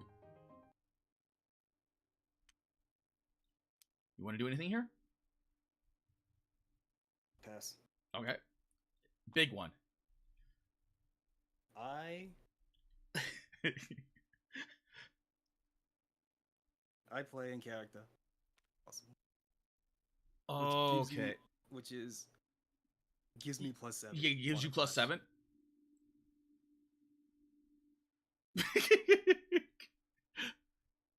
These buns are so small. All right, so now it's 31. Holy crap! Shit, 31? 27. 31. Even if I discard this card, I can't equal that number. Shit. Okay then. You win. Alright. This one. So do all of my content cards go to the garbage? No, this thing has not won yet, so only the action card does. Okay. So because that's why I was battling for this one, because that way I could technically sweep it. But now it's being battled over a lot. Okay. So the content stays. All right, got it. Let's see. Yeah, you won that. So we go back to the studio. Did you draw a card? No. Did you get the coin from the clash reward? I got the coin. Yeah. Okay. I didn't draw the card. And okay. All right. 1, 2, 3, 4. I will draw a card. Now I get this. Okay. Now I get this. Okay, and now it's your turn. Where do I go?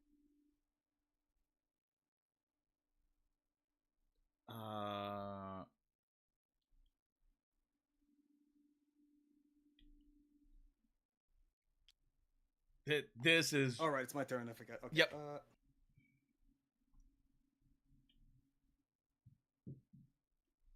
This next one is the winning one.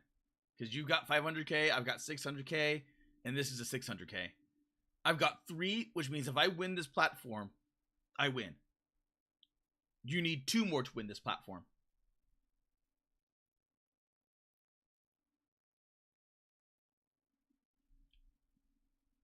All right, I didn't place my persona.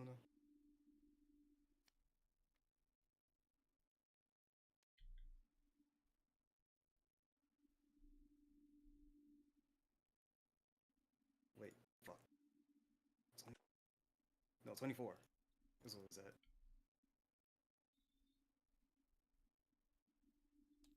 And then 6. All right, so 30. All right.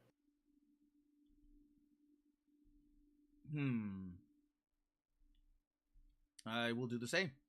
Boop. So 1, 2, 3, 4, 5, 6. Oh wait. Let me see.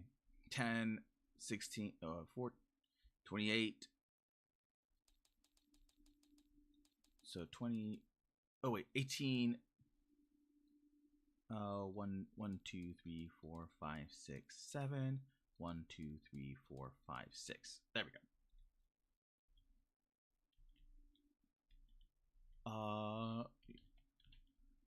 All right then. All right, so right.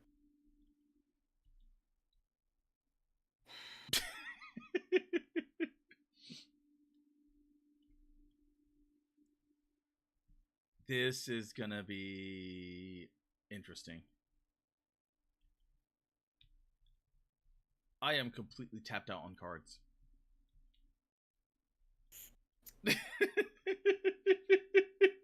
I am going to play. Wait, no, hold on. Oh, that doesn't work. I can't do that. Wait, no, I can do that. No, yeah, I can. All right, so I activate. Oh. Which, first of all, that's a +10 on my.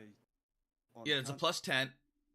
And also, because I have a content card here, I get +1 gold. So now I. Yep, because you can activate the card, and.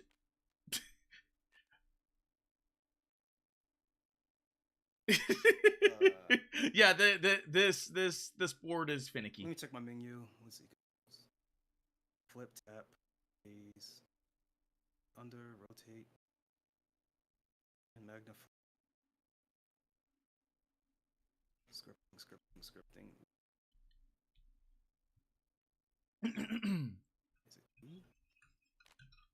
Is it where'd it go? It went somewhere in there. There it went. Okay.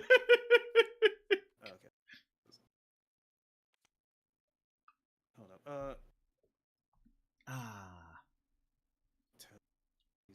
Lock, group, blindfold, under. And question mark? Is that it? Well, you would get one coin. You would get 1 coin back by activating. Whatever, it's active. We both know it's active. Yeah, we both know. So, don't. There. Did you get your 1 coin? Yeah. Okay. I will spend 6. 1, 2, 3, 4, 5, 6. And upgrade to the Yabbit.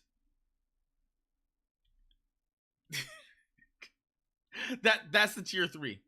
That I wish I was I wish I'd gotten earlier. So that's a +1.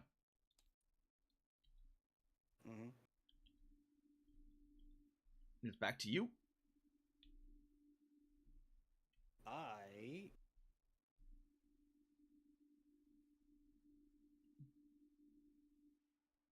Oh wait, I can't do.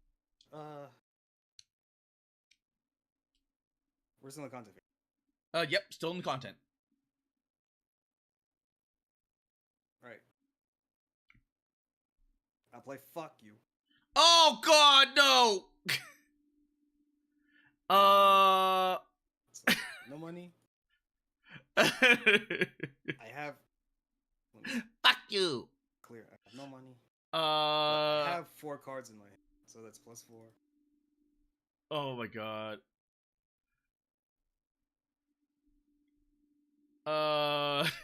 Shit. Well, fuck it. I'm just gonna double down. Bop, flavor of the week. 1, 2, 3.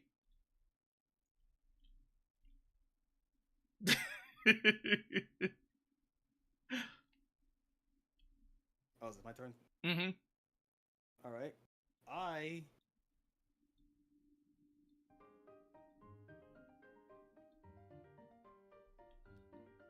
I discard Mega Cat.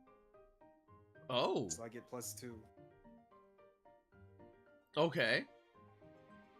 For the clash. All right. I pass. I pass. I pass as well. All right, I pass again. All right, clash phase.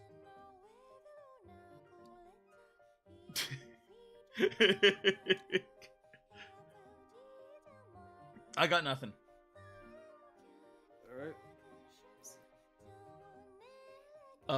So yeah, you win that. Draw 1 card. Draw 1 card. And you get the gold. Yeah, this is going to come down to this one platform here. Anything you want to do here? Nope. Yeah. Nope. All right. Return to studio. Get gold. 1, 2, 3, 4, 5. And draw a card. Come on, believe in the heart and cards. Maybe. Okay. All right, I am going right here. Oh shit! Wait. I forgot to change the numbers. Oh, so it's 18. Oh, I think you have more cards. Wait, no. That was a content card. Remember? Yeah, but I activated it, so doesn't that? No. The activate is just tapping. Oh. So yeah, let's go back. Action. Okay, yeah, you're good. Okay, so.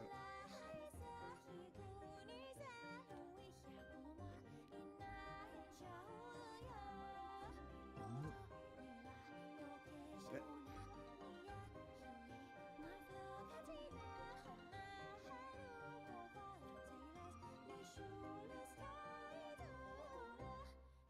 That's correct. No.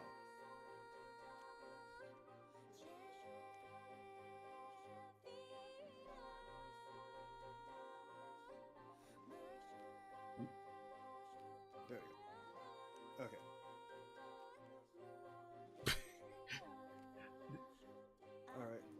All right. There we go. Please.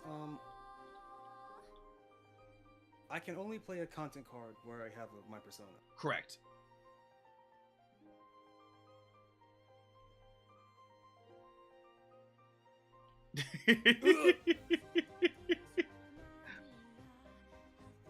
And that's specified otherwise.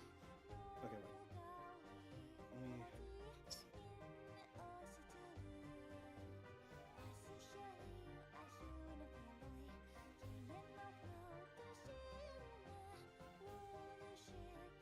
Huh? Wait.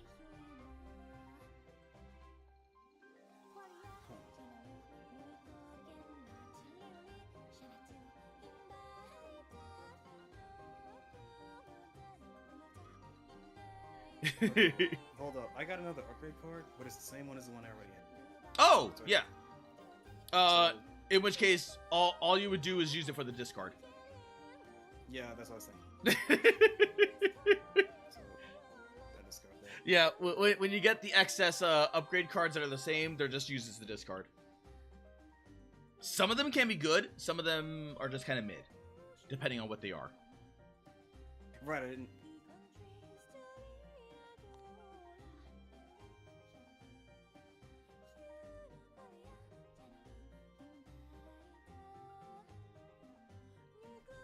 Alright. Alright. I will pass.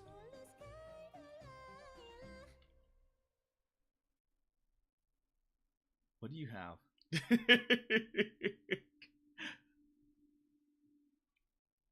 What do you have, Choco? I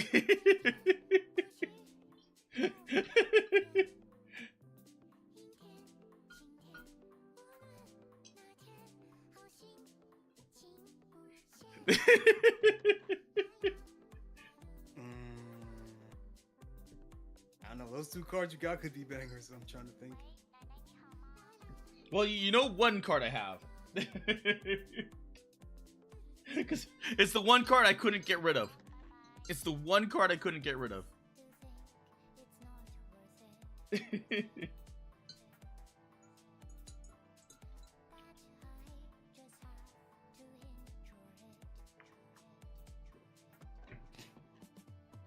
Well, now you have an opportunity to. I play Rage Game. +6, and you both have to get rid of one card. Goodbye, Big Cheese.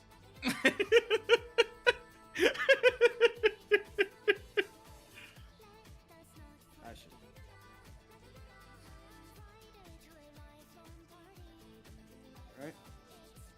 Oh.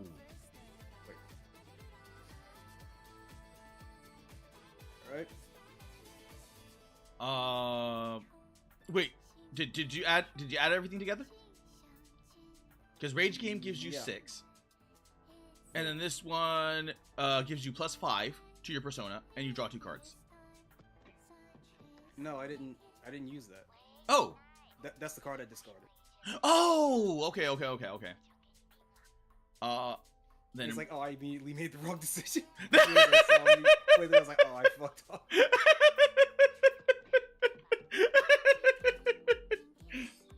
Do you want to take that back? No, I will commit to the mistake. Are you sure about that? I'm sure. Okay, because this might determine. 1, 2, 3, 4, 5, 6. I'll play yet another Pippa the Rippa.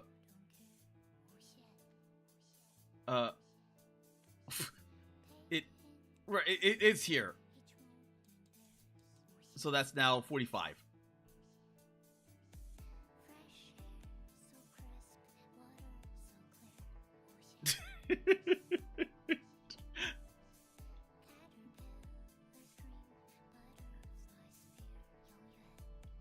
And it's your go.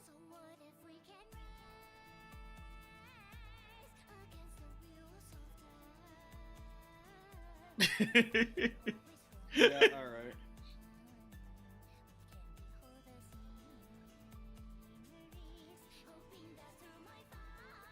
Oh, I don't know what you have.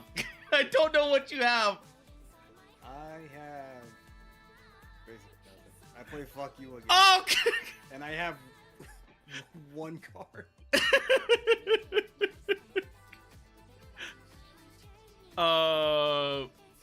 I'm empty, dude. What was that one? Oh! That. I immediately made the wrong Yeah, decision. As soon as I played the cards, oh my god, yeah, you had 2 cards that could have fucked me over. This one would have fucked me over, and that one would have fucked me over. I knew you had something. I'm like, what does he have? Because I'm like, I think I lost this. Nah, I would have won if I didn't play the fucking game. Yeah. It's like as soon as I put it down, I was like, oh fuck, I made the wrong decision. Yeah, the fuck you and the rage game. Yeah. The thing is, I didn't have enough money to play. Yeah, Yeah, you can only play the one. Like, but it's the only card I could have played, so like fuck it. Yeah.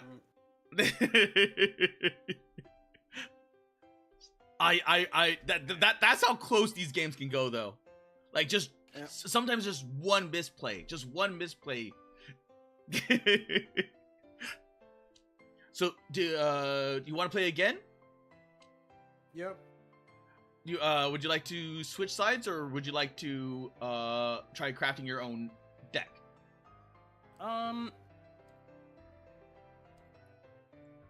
I'll stick with a pre-made deck. Okay. Boop. You still you want to still run with Tenma, or you want to run with Pippa? We can only pick Pippa and Tenma. Yeah, and everything else is in the Oshi designer deck. So all the other, actually, you know what? Let me show you. Oshi manager pitch. There we go. So Hero Urbano uploaded all the cards that they have released thus far, including the ones that were the convention cards. So you have Pippa, you have Tenma, you have Michi, Nasa, Uruka, Leah, and Iori. Yeah, okay. So if you wanted to build your own deck, you have like 7 personas to choose from. And then you can I now know how to build a deck now, and these are your platform decks. So you actually do get to pick a 5 deck platform deck. So that way it leans more towards, you know, what you want to do. So for instance, this one. this random one.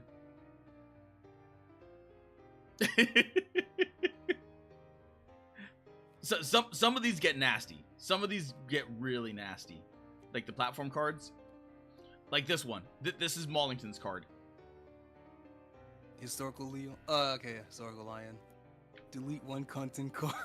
Fuck. Alright.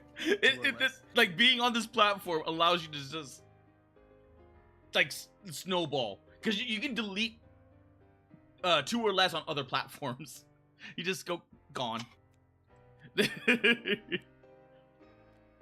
But there's quite a bit of platforms. Like all of that. All of these are platforms. I will say, Maulington's a lot smarter than I gave him credit for. Because I remember when he first started his phase videos. I'm like, why would you do that? There is nobody watching your video that doesn't know what phase is. Right? Right, and I mean, I guess you do that in hopes of like it not breaks algorithm. It leaves the what am I thinking of? It leaves the algorithm of who it's designed for. Oh yeah, that's the goal of the video, right? Yeah. But this is back when phase was a hell of a lot smaller. Like, yeah, he was doing this when phase was a lot smaller. Yeah, he was like, "Hey, get to know Pippa the Abbot. Get to know these people you already know." Because everybody that would be watching this at this point already knows who these characters are. So it's like, and then it worked. Yeah, it worked. And then people started like, "Oh, what's Phase Connect?" And then all of a sudden, Maulington started popping off. It's like, "Oh, this is who Phase Connect is." If I remember correctly, he didn't even start with Pippa either. Who was like, no, he started off even with at the. Oh God, who did he start off with? Leah, I think. Part of me wants to think that he started off with Lemon. No, I think it was. Let me double check. Yeah, because I completely forgot. Lord Maulington. Videos. Oldest. Phase Connect is the best VTuber agency. It was Uruka! You know what? Because he likes Leah and he likes Lumi. So, he likes the lemon. Yeah, I know lady. he likes Leah, but the thing was, I mixed myself up. I said Leah, and it's like, wait a minute. Because I remember watching when they came out, I was like, no, I was about to say, no, wait, I think it's Uruka. I was like, no, it wouldn't be Uruka. Because Uruka didn't have... I mean, she had the physical lore, I remember that, but she didn't really have anything, like, at the time, like, enticing to, like, draw in new people. Yeah. Like, ooh, what? Right? So it's like, yeah, no, he would probably pick a target that's more like, that has crazier lore that would incentivize people to watch the video. Yeah. Which is why I thought Leah, because Leah's fucking insane. So, like I know the joke is, you know, Minhero Saga or company, but Leah is the only one who I legitimately worry about. Like, Leah's one of those. If like the only thing that's saving her is like being Latino. It's True. like it is a base modifier. But yeah, it's a base modifier of not being dead. Because I know that Leah is going to have the most legendary crash out we've ever seen. Oh, eventually, yes. It's only a matter of time. I spilled coffee on myself.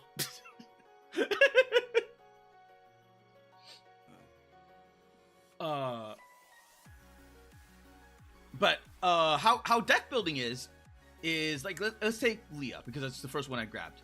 You basically go through all the cards, and then you just like basically make a pre-made deck, right? Yes. So for instance, she's purple. So you have access to all purple, but you see the little pencil in the corner? Yeah. So you have access to all purple cards and all pencil cards. Oh, okay. So it limits you significantly, but it also helps you. Because it means that you none of this, none of that, like none of this can be touched, none of this can be touched. Oh, you can't use them at all. You can't use them at all. The only thing that you can is purple and pencil. Oh, I think I broke that rule during our actual match. Okay, I see. Oh, no, because if you during the actual match, they are Tenma is green and heart. Mm-hmm. So if you look at the cards over here, no, but you said I'm limited to those two, only those two cards, green or heart. I think when we were playing the match, I actually used cards that were not those two. No, you're okay, because see, heart is red. See, this is still, even though it's red, it's I in the get heart. it. No, I get it. I can only use things that are either the symbol or the color. Yeah, I get that. I'm just saying, I think during our match, No, because everything from that match is completely legal. That's how you build a deck. Oh. So they wouldn't give you an illegal like starter deck. I mean, who would ever do that?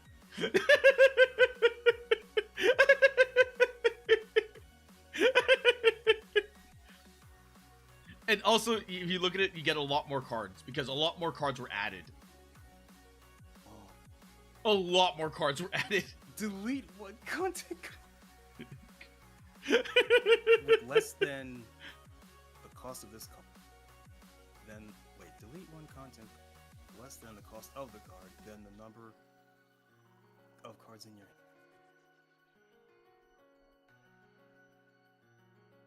With blank less than the number of cards in your hand. Yes. Okay.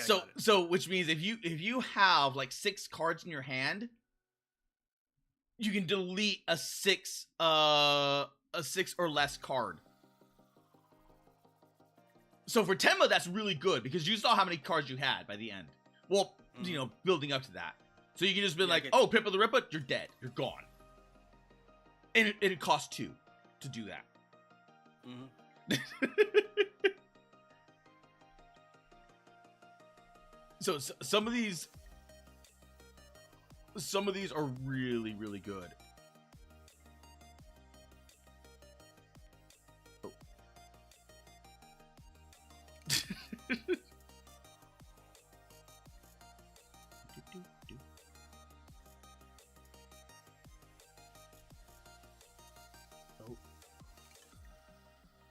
And then a lot of it is gonna have like what is it called?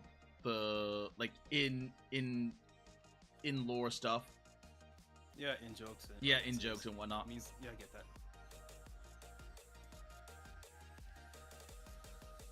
And usually with these ones, it allows them to do the base stuff. So if you noticed, they now have like different art as well.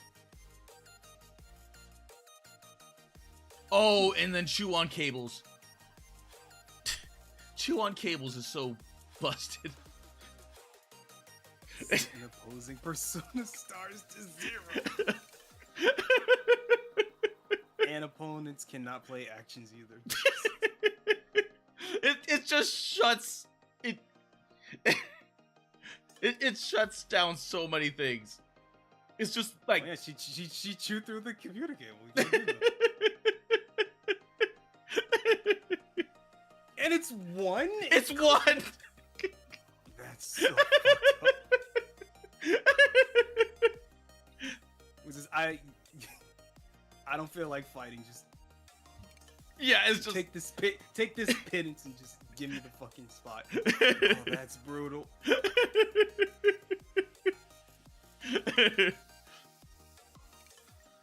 Nasa's the only one I don't get because she wants to be poor. She wants to be poor to get bonus, but at the same time, like you don't want to be poor.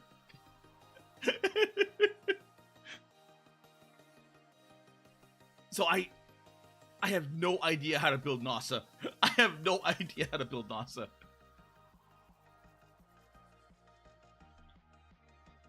But it's interesting because she does have cards that allow her to get to 0.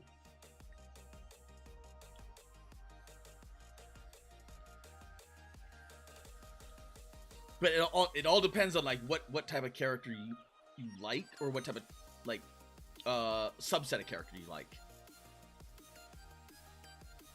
Like for instance, Michi is like one of those like get over here and fight me type cards because of what she does. Because she's able to potion. Oh, where? Potion. Here's potion. Boop. And potion's nasty. Move my persona concept card from this platform to another platform. Then if your persona is Michiru, you will move another persona. Move another persona concept card from that platform to the. Okay. Alright, so I get to move all my shit from my previous clash into this one. Yes. Or if you know you're gonna win and the person isn't there, you're like, I can play some games to where I can move some cards from a platform that I know is gonna be won, and then move it over. So if you know you're gonna lose it, play potion, move all of those all those content cards to another area. If if you know you're gonna win it, like move some cards to where you like that will allow you to barely win it, and then move it over to another platform. It allows you to play some dirty, disgusting games.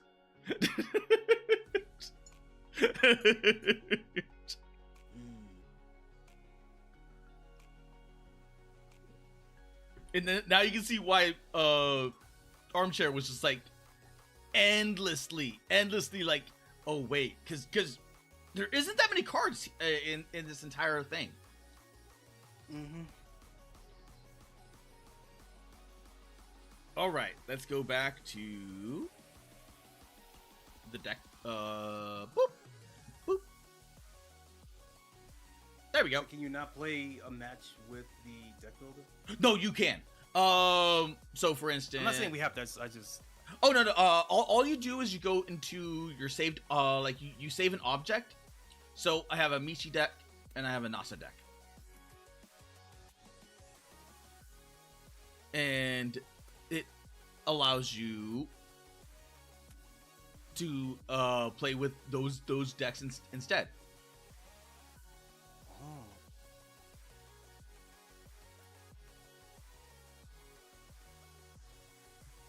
I think my Michi deck is illegal though.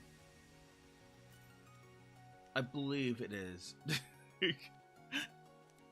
And then, but all you do is like you save. You go into like here and go to, you right click and then you say save object, and then it'll go root folder and then you name it whatever, and then from there once you're saved, You go into objects, saved objects, and just need to be like right in there. Oh, okay. But that's how you you save things. Okay. Doot. And doot. So you still want to run as Tema, or do you want to run as Pippa? I'll stick with them. Okay.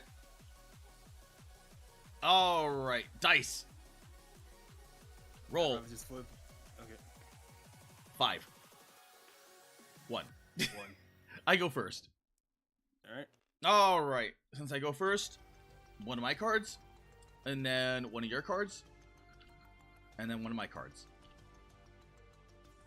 Well, this is interesting.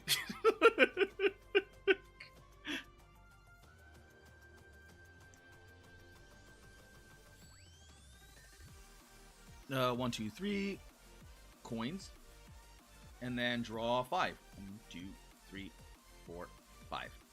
Oh wait, I forgot to shuffle the deck. Yeah, don't pull a meat. Don't forget to shuffle the deck. Which one to shuffle? R.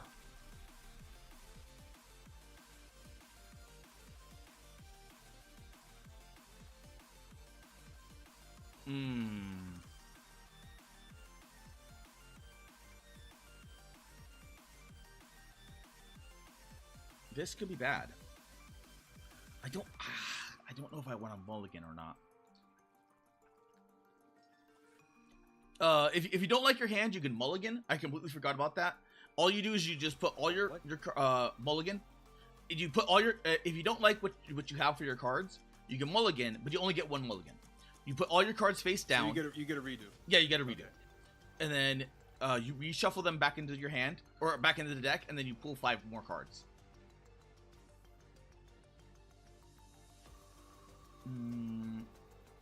You know what? I'll do that. I'll mulligan. Just to show how it's done. Alright. So, here's 5. You put that in there. Oh, you reshuffle. And then you draw again. 1, 2, 3, 4, 5. Alright.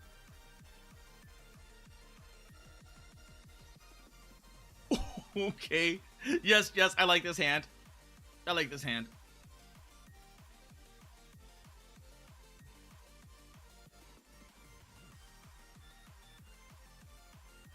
Okay.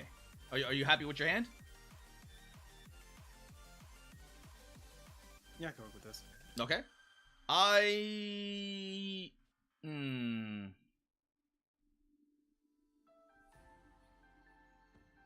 What is that? Video, platform, podcasting, I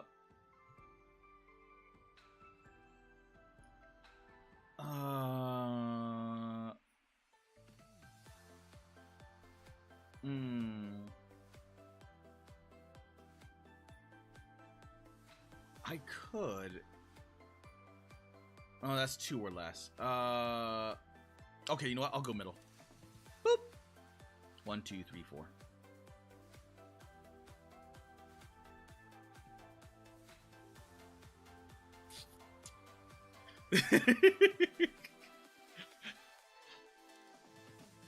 Well, there's a good chance of me denying you early cash.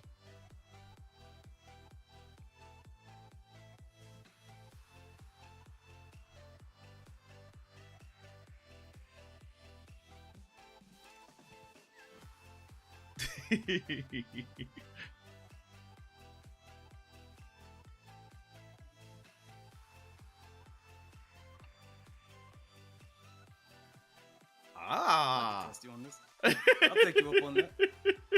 I see. No. 4. Remember, your star power is 4. Alright, okay. All right then. I will spend 2. Doot doot. And play courtroom roleplay. Which is another 4. So that goes to 8. And you have more than 3 cards in your hand. So I get a further +3. So if I go less than 3 during this, does that buff go away? It does. Are would you be willing to do that? Can you even do that?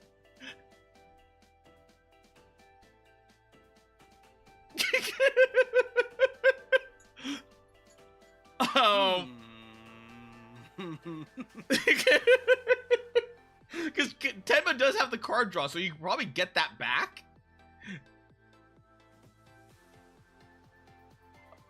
Well, for starters, I'll spend 1. And I play Depressed Single Father. Depressed Single Divorced Fathers. Good play, good play. Alright. And then I have to pass, right? Yes, you have to pass. I split the card. Okay. I will pass. All right.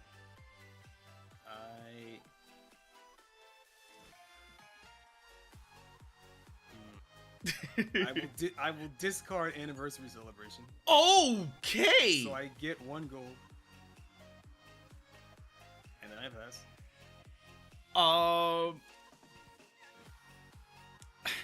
I will pass.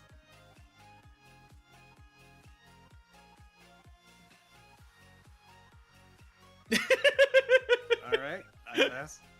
I will equally pass. All right, so now we're in clashing phase. Now we're in the clash phase. All right, go ahead. We'll resolve this way. Anything here? Okay. No. All right. Now it's the big one. This one right here. I play in character. I play. Oh my god. In character, which gets me +4. And because I have less than 3 cards, yep. you lose 3. 1, 2, 3. Oh my god. I should have played this card. I should have played this content card. I was wondering. I was like, I have 1. Like, do I play it? Do I? You are. I'm trying to play an honest game here. I am not watching your stream. No. So I don't know what cards you have. Well, that and you probably don't know the Pippa deck. So. I don't, but I can look at your cards and intuit what you can do. But I'm not doing it. No. I'll take you at your word. Because that was a good play. That was a really good play. I can't discard anything. So yeah, you win that. I should have gone with Paranoia.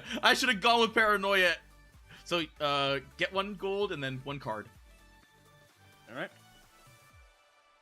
And then no, wait. That stays. All right, the action card goes. Yeah, the action card goes. So you get when you're Tenma tokens. And then don't forget your Tenma token. The what? Oh, right. All right, so we go back to the studio, because unless you can do something here. Can I do this? You have to do that when you have a content. That's not doing a clash, right? So I can't do that. Oh no. This can be moved around as long as you put So let's say this was a content card, right? Okay. You can choose to move this. It's any content card, so you can move it here or you can move it here. So if I play a content card on this platform, I can move that to another platform. Yes. Okay, got it. And it could be like a cheap one. It could be another like depressed single for divorced fathers. So, okay, wait. So in the next turn, let's say I put a content card here, right? Okay. And then I can move this. Yes. But I cannot do the reverse. Correct. I can't. So if I put this here, I can't like put this here and then move this. Correct. Else. It has to be right there. Got it. Unless you had like another card that allowed you to move it. All right. So if you had a gorilla stream that allowed you to put anywhere, Urika has some I think it was Uwu or something like that. It's like one of those that allow you to paradrop. I forgot which one it was, but it allows you to place it right there, and then you could do it that way. Wait, Wait. Did I fuck this up? No. No. Okay, never mind. No, I didn't. Okay, we're good. There we go. We're good. 3. Yep, so I Right. got all my stuff. And it's now your turn. All right. Damn, that was a good play, though.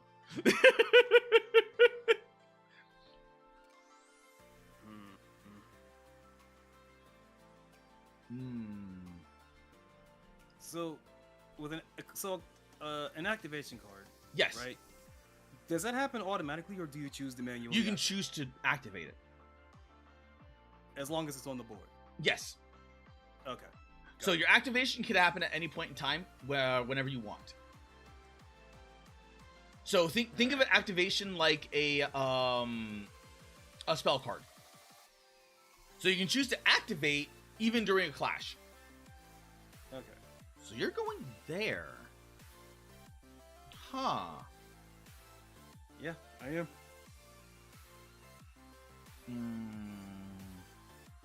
If I'm not gonna have money, why don't I just not spend any money? That is true. You know what? I'll move here. 8.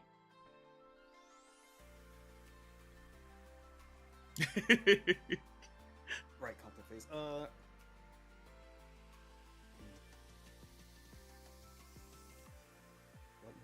Let's see.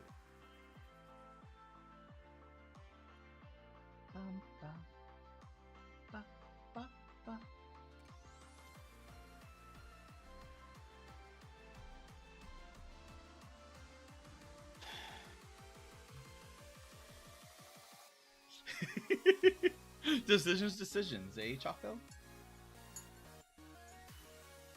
Yeah.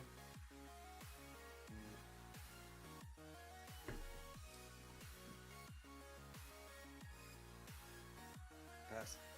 All right. You pass. I will pay 3. 1, 2, 3.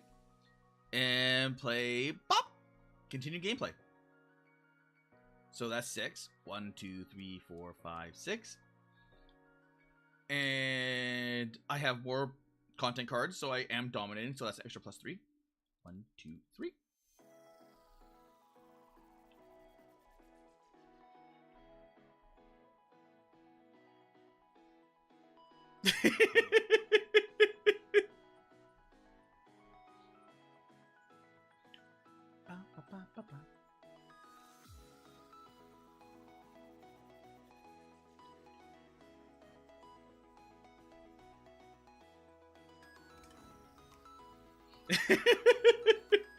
They're like, is it worth it? I mean, theoretically speaking, you don't have to pay any gold because I'm not. Oh, well, I didn't win the clash yet. Yeah, so it doesn't matter. Just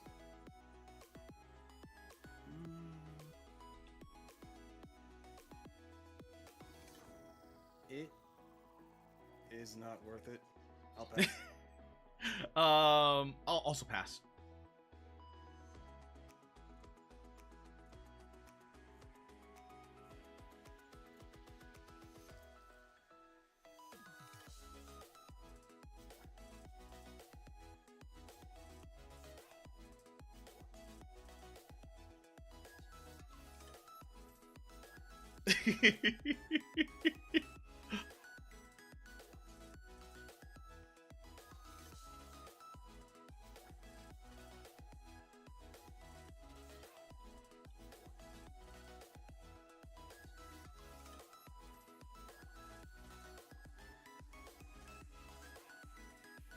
Now, what are you planning? I know you've got something. I just don't know what you got. I pass. Okay, I will pass. All right, clash phase. Clash phase. It's right here. All right, it's my turn.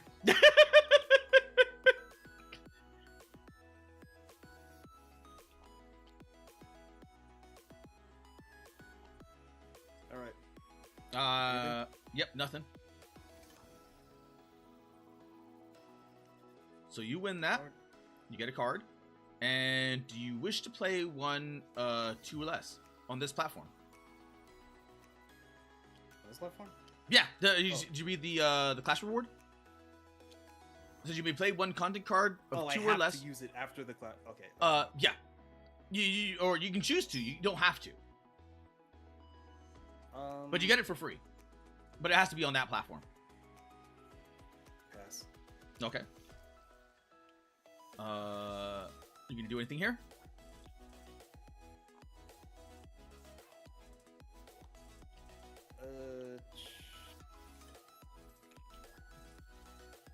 No. Okay. Then I take one, and I gain one from a clash, and I gain one from my Pippa. There we go. And now this one.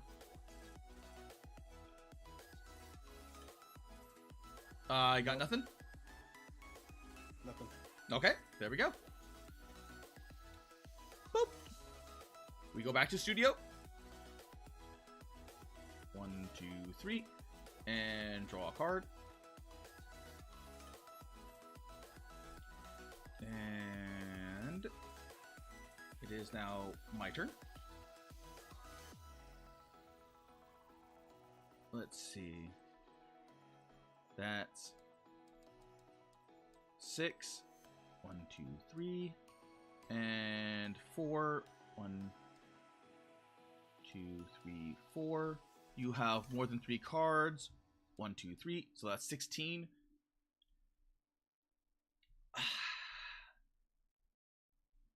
Dude. What? I don't know what you have. Cause like you could probably do I reinforce here?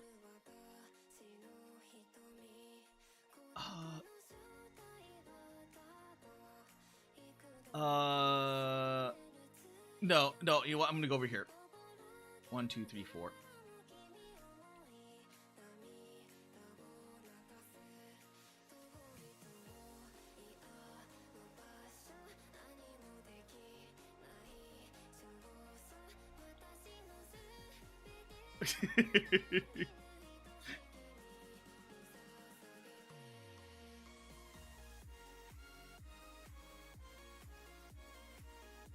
Oh.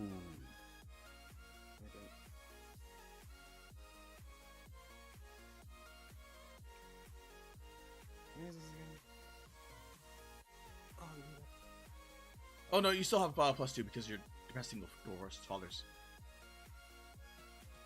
Oh, right.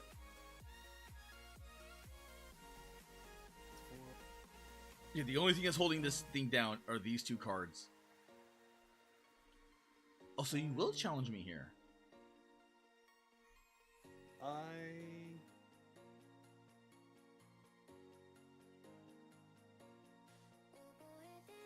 Yeah. Okay. I will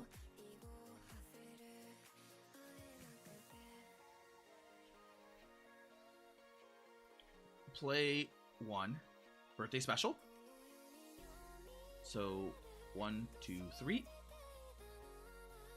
And it is an independent platform, so I get another 3. 1, 2, 3.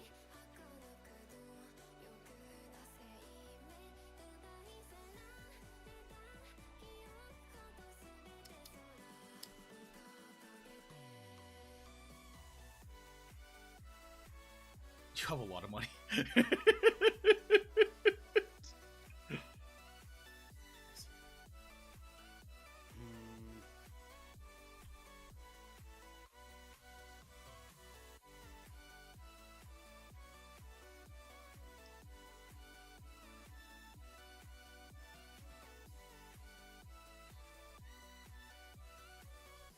Oh shit. Okay. I play Rage Game. Oh.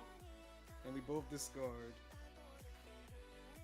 That doesn't work. Okay, never mind. Yeah, yeah. Said both discard 1 card for flavor of the week.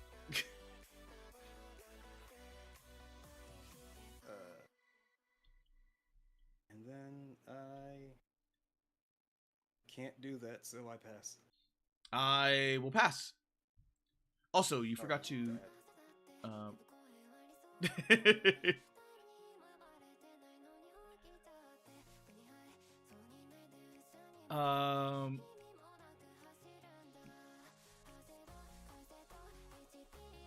You gonna do anything?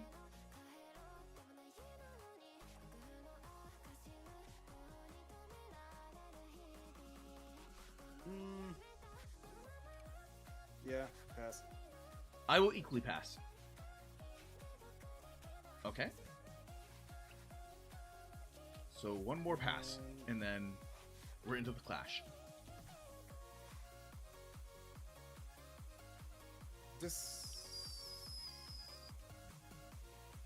So, wait. Wait.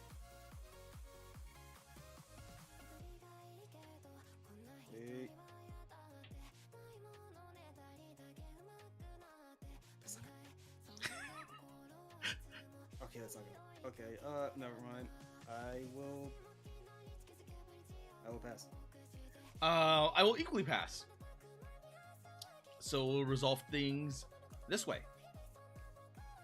All right. Do you want to do anything here? Yeah. Oh, okay. You know what? You know what?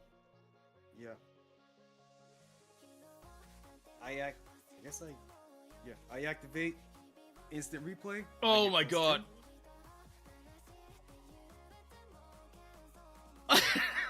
Shit. And because this is an independent it has an independent platform, you get +2. I get +2. So that literally, yeah, that literally costs 2 to play. Yep.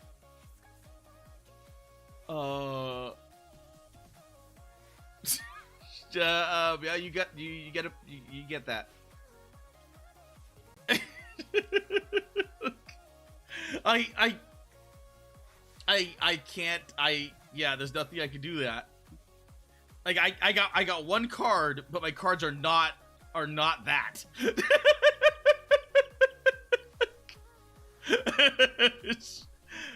So do you want that clash? You get a to draw card. All right, yeah. And I don't get any clash reward. Okay then. Well, shit. All right, middle thing.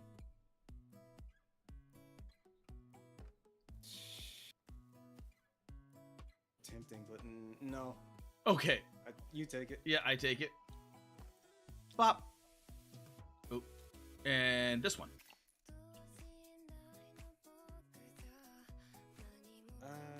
I got nothing.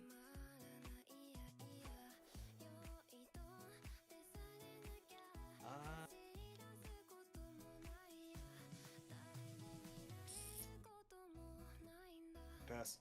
All right. It is now your turn. We go back to the studio. So 1, 2, 3, and we draw a card.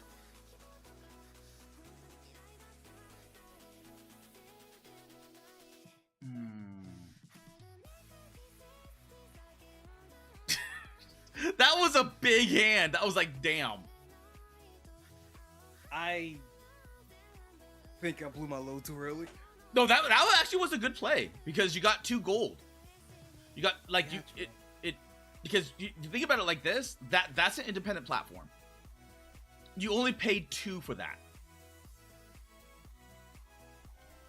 and mine is a 6 because of the Pippa card and it's independent. Yours is a 6 for your rage game.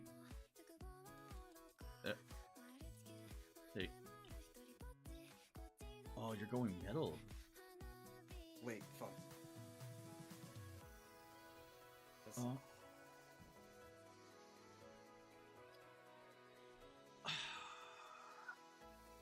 Okay. Yep. I will meet you. I'll meet you on the field of battle. 1, 2, 3, 4. I want to do this so I can still look at the middle and see what. Oh, okay. Yeah, you're good. You're good.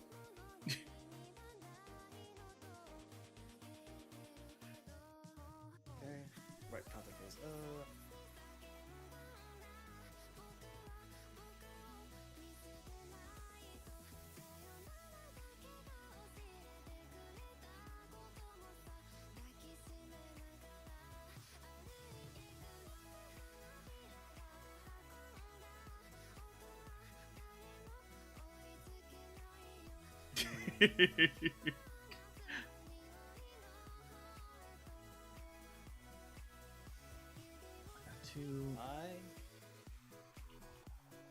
activate Donathon. Oh. I mean, what's 10? Yeah, you kind of forced my hand on that one. Right, and then I'm going to. Oh, don't forget your gold. You get for each content card you have platform. You have content card, so that's +2.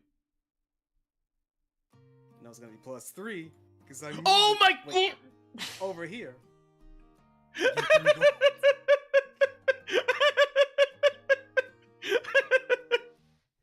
Never mind. 14.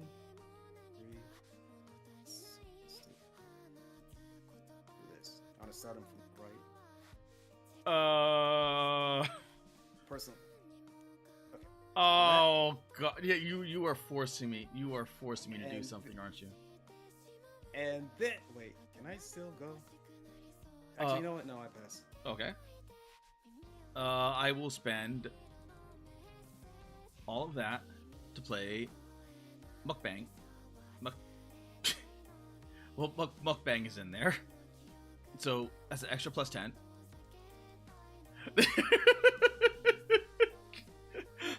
I was hoping to play something else, but I don't know what else you got.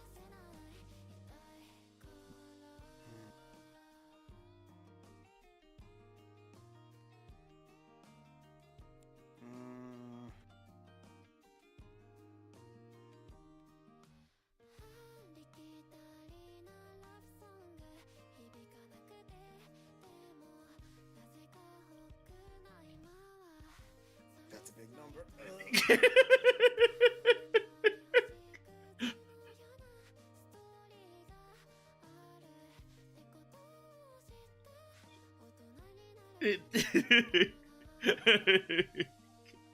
It was a big number in response to your big number, but now I'm poor.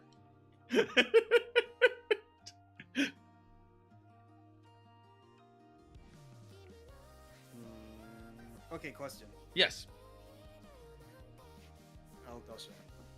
So I have this card, right? I have orange. Okay. Right? And it says when I play an experience card. Yes. The card gets +2. Yes. That also?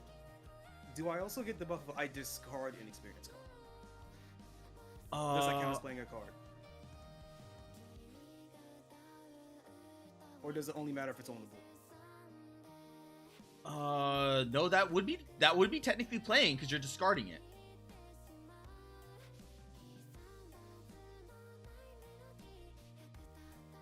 So yeah, that would work. Because it has to be played, not, you know, just if it were discarded from your hand, like as a, you know, the one card that you have, like discard the card. Since that's not being played, in that case it wouldn't. But if you're discarding it from your hand as an actual play, then that would.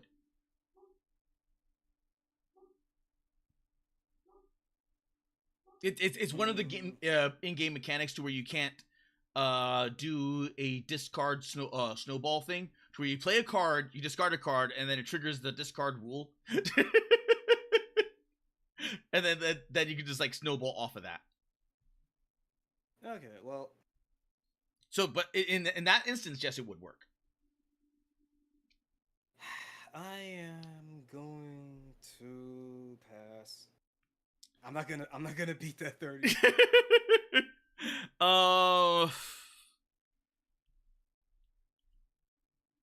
I will pass.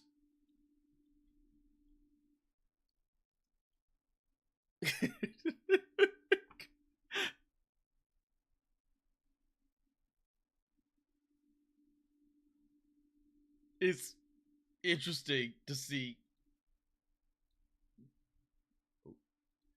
I'll pass. And I will pass as well. Right. So now we're getting into Clash.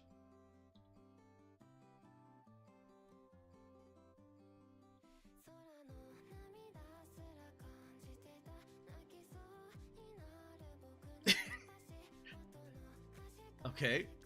I'm starting from the left. my life. Okay. All right. What do you want to do here? Are you gonna do anything here? No.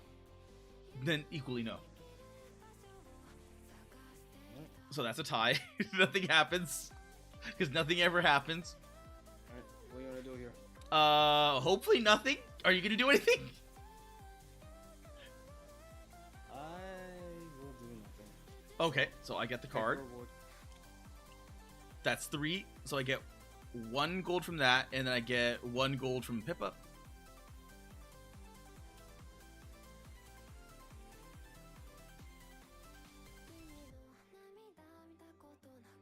And I'm doing nothing here.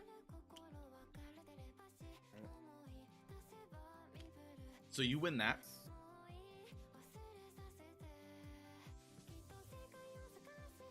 Token? Right. There you go. Right. I keep thinking of tokens as like the currency. No, the currency is gold.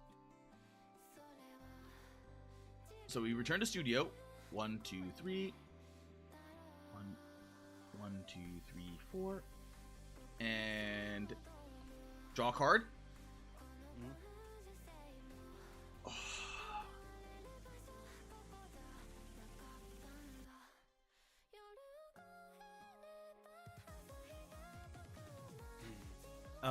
And now it's my turn.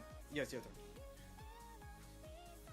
Oh, this is pain. I will go here. 1, 2, 3, 4.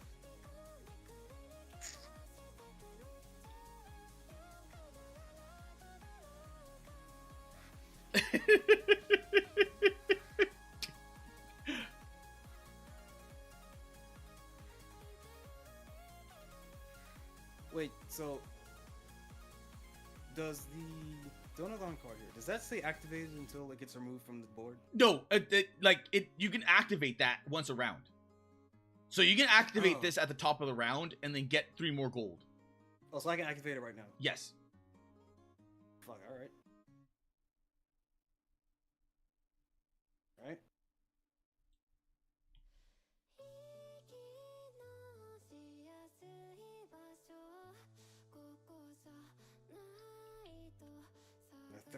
That 30.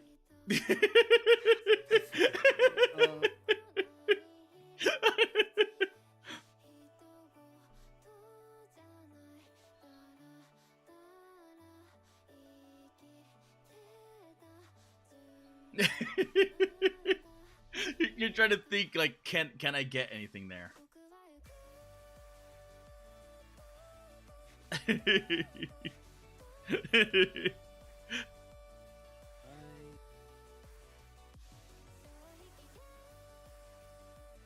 I'm not gonna.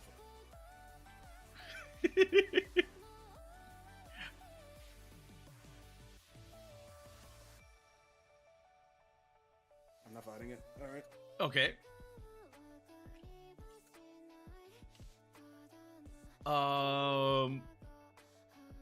I will pass.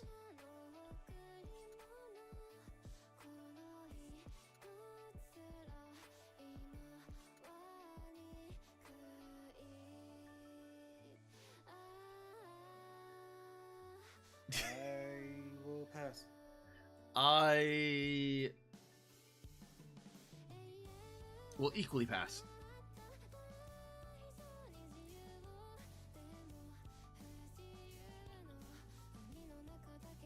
I will pass. So you're passing? Yep. Okay. Let's resolve this way. Oh shit! Fuck!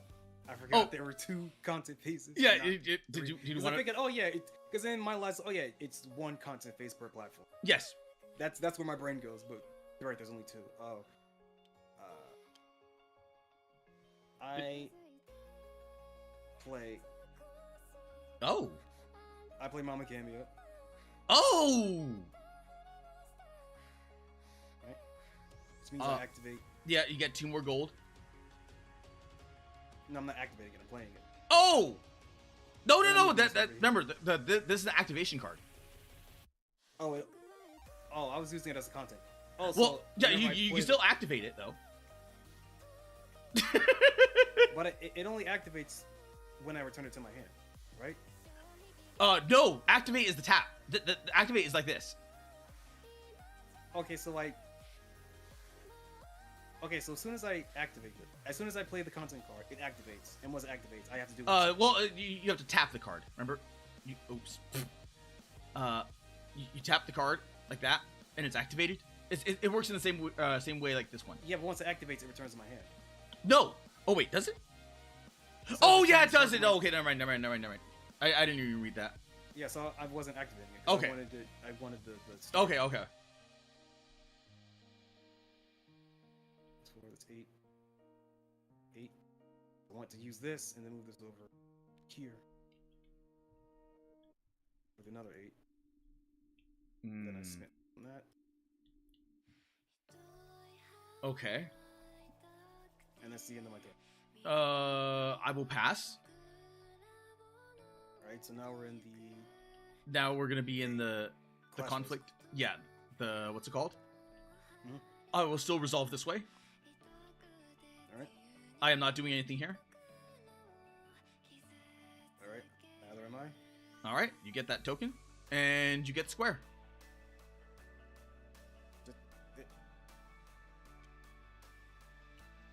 Oh, I thought this was 4. Nope, 3? That's 3. Oh. So you actually did the smart thing there by moving this over here. Because it allows you to alleviate one of your content cards over there. All right, the middle. You can do anything here? Wait, can I activate this card now and return it to my hand? You actually can, yes. I mean, technically it would have to happen before you won this, but I'll still allow it because it's an activation. Okay. All right, do that. Do I want to do anything here? You want to do anything here? I will not. You take it. Yep. But before that, I will activate Mukbang. Okay. And then move it over here. Only active during. It says only activate during content. Shit! Oh wait, you still get the +2. Wait. Yeah, it's cards on the platform only during content.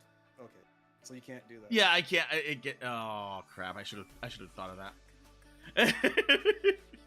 Okay, so you still win spot, and I get 1 gold. Right?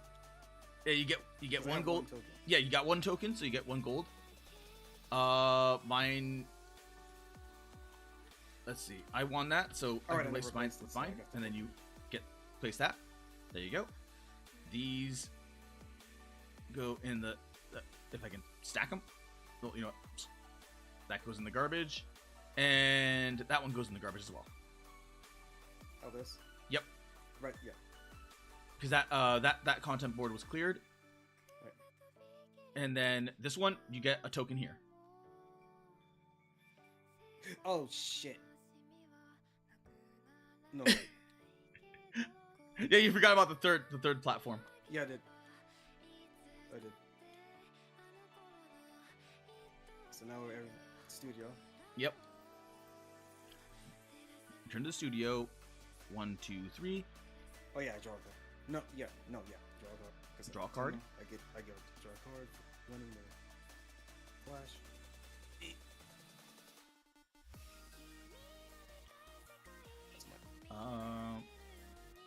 Now it's your turn.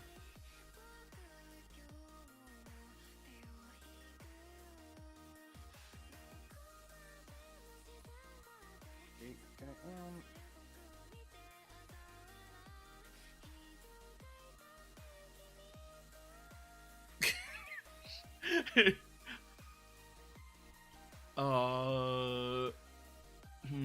much is this? Yeah, 400,000. You're gonna need 600. Yeah. I have 600. I just need 400. Yeah, any of these will take it.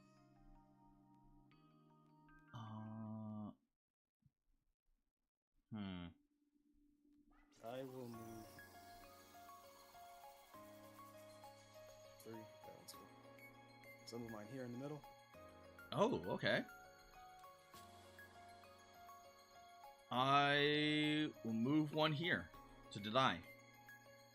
1, 2, 3, 4.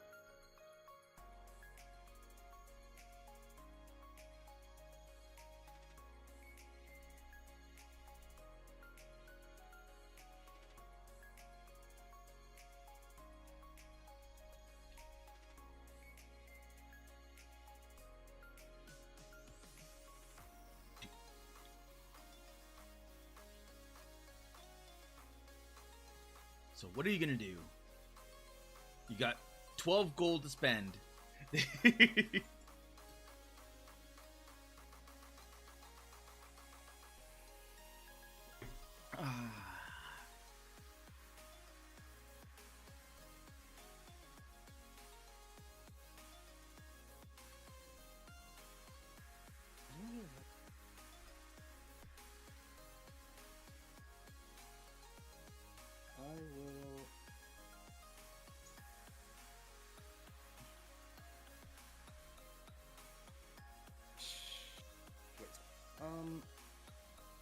So I will.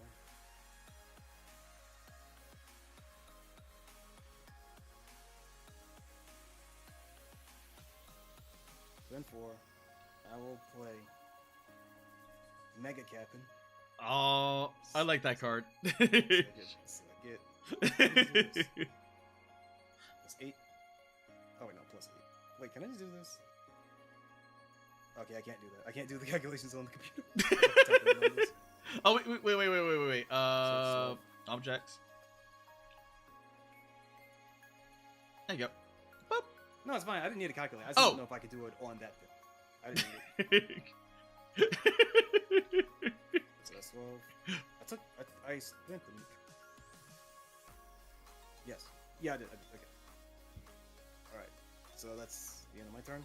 Alright. I will...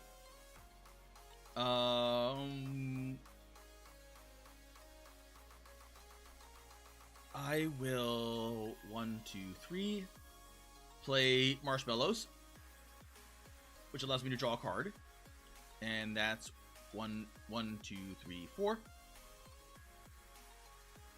Okay.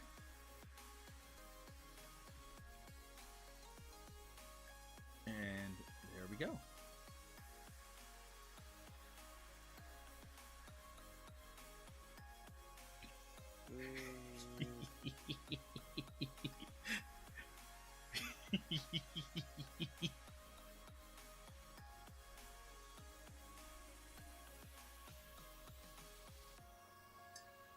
Now, what have you got, Choco? What do you got?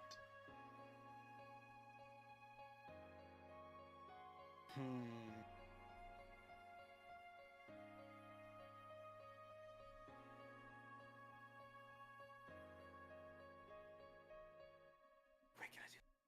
No, I can't. So.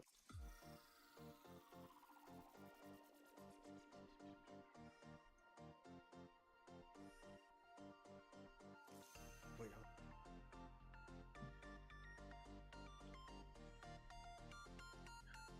I can't believe we've done all of this without upgrading our personas at all. I will do nothing. All right. Then I shall spend 5 and place Moldy Bread, which is 24.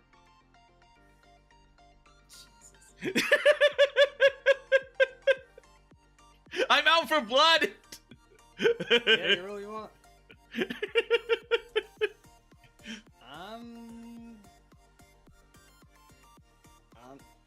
I'm gonna pass. I'm gonna let that play out. Yeah, I'm gonna pass as well. All right. So I'm gonna do it this way. Wait, you wanna? Nothing. Here? Nothing. I will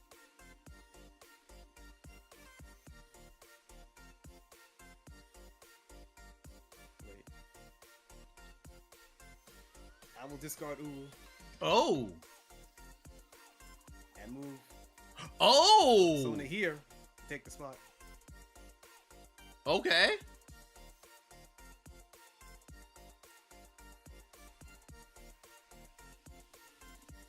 Alright. Oh, I know what you're doing. Nope, I'm not doing anything here. Alright. Alright. So, draw a card.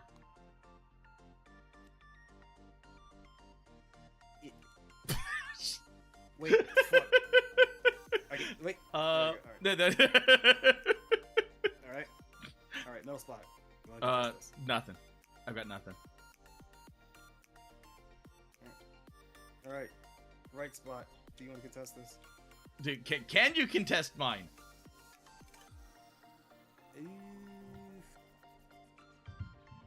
That's your 8 versus my 24.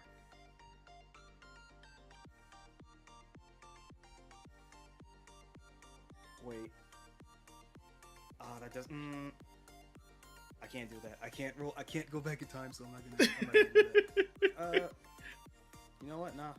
All right. I'm not gonna contest it. I get a token. Oop.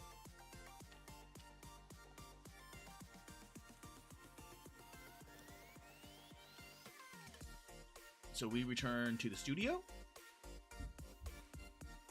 And 1, 2, 3. And draw a card.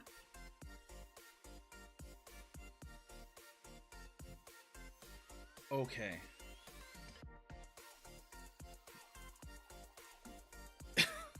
Shit. And now it's my turn. You know what? Let's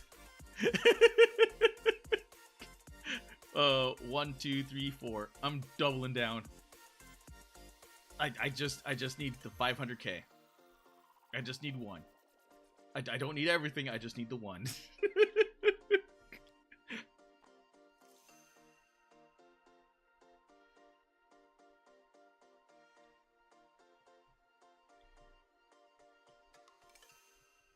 Alright. Wait, hold up. Do I have to spend money to upgrade my card? To upgrade my persona? Yes. It'll usually say like in your upgrade card like how much gold. It's like the red the gold coin. Yeah, on the top left. Yeah.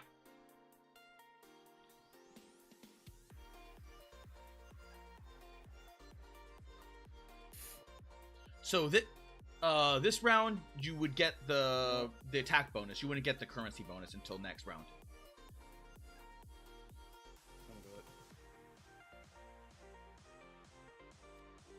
Oh. Right. Drunk Tenma. Right, hold up, but we're still in the persona phase. So I don't get the extra 2 from the upgrade? It would have to be during the beginning. I mean, I didn't place my persona yet. Oh, no, I had when like when the phase starts. Yeah, when the phase starts, that's when you get the gold. So you'd have to spend that money. If you want to go backwards, so that way you get the money.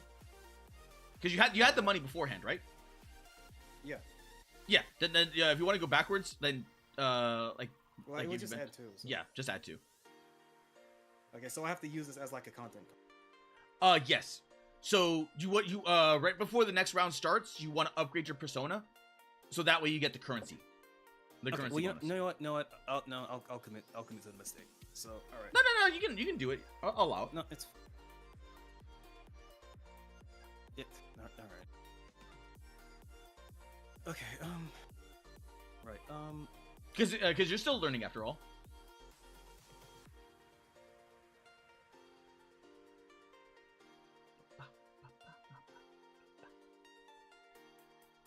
What? Oh. Okay. Huh. Okay. I have 1 to your 2. This is a 3. Oh.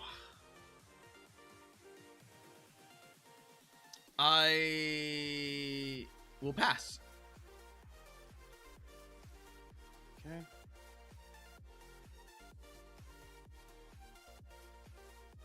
I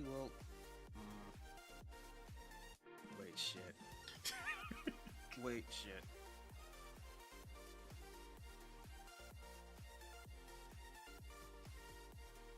You know what? Fuck it. Oh. I will remove this. I play Origins video, so I get a +6. +2. Yep. Because I. Alright. And then I'm going to. Wait, I have to pass it now, right? Because I played the card. Right? Yeah. Okay, yeah, so I pass. Crap.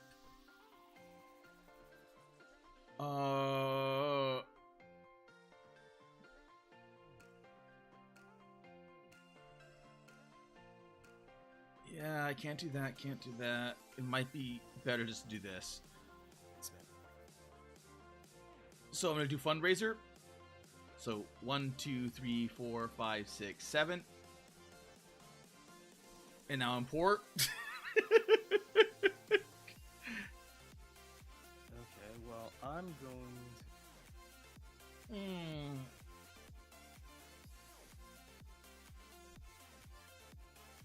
I play professional stream, which is +4. Okay. And I'm going to add that. +4. And I'm going, and it gives me a +4 on my... Fuck. It gives me a Yeah, they're kind of. It gets me a +4 on my Origins video. Okay. Right, but because it's an experience card, I also get an extra +2. Yes. So now I'm 33. And that's the end of my turn. I forgot to take it. I have 1 goal.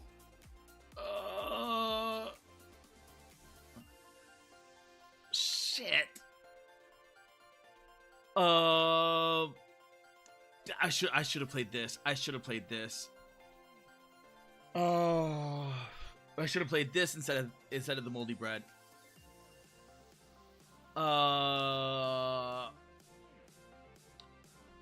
Shit.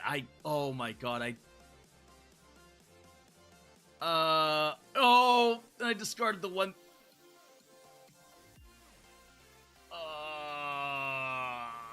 Okay, I pass. Did I pass? I also pass. All right, so. Actually, it's me. So let's go here. All right. Let's go to the big boy. All right. Do you want to contest this? No. I thought I had something. All right. Okay, so I draw 2 cards. And discard 1. Discard 1. Bless you. Thank you. Ooh, I discard Michan.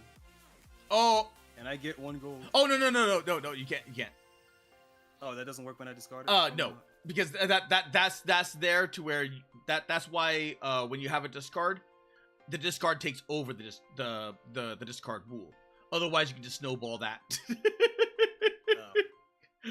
So if you were to so for instance, when you asked about does it count towards the +2? Mm-hmm. When you discard it, that's an actual play. You're actually playing this card to discard it. Okay. So you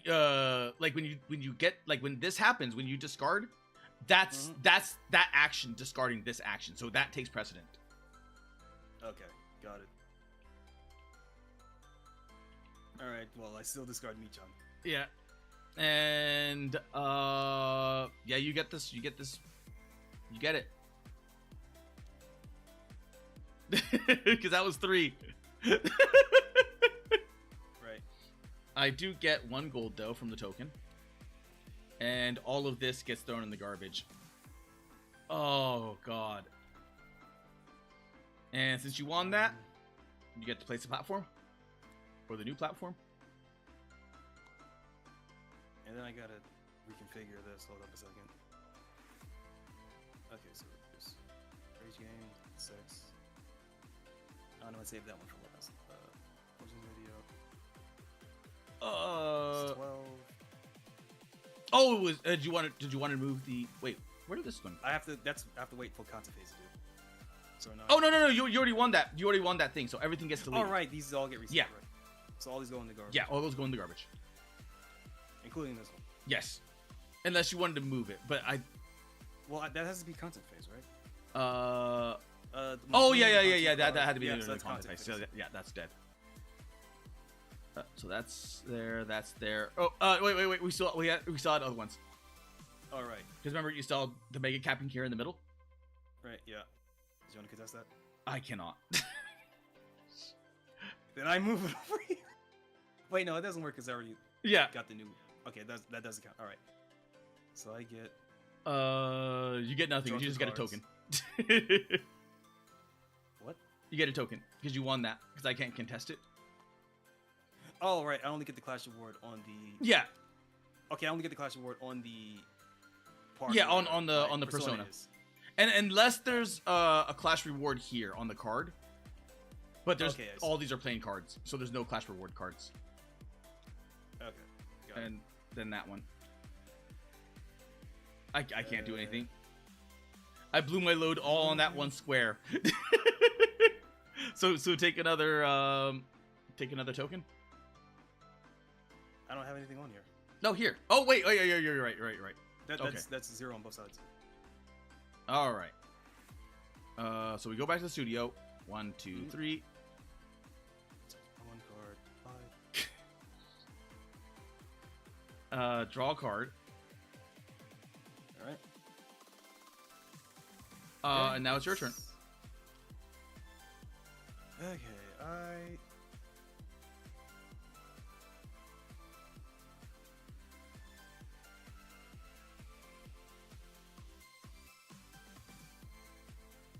here. Oh, wait, you're going there? Oh, because it's... Oh, my God, it's 2. Because it's 2. Yeah. Oh.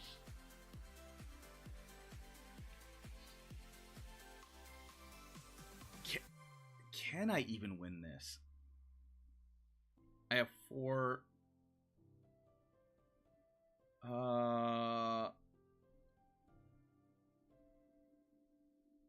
I think you win.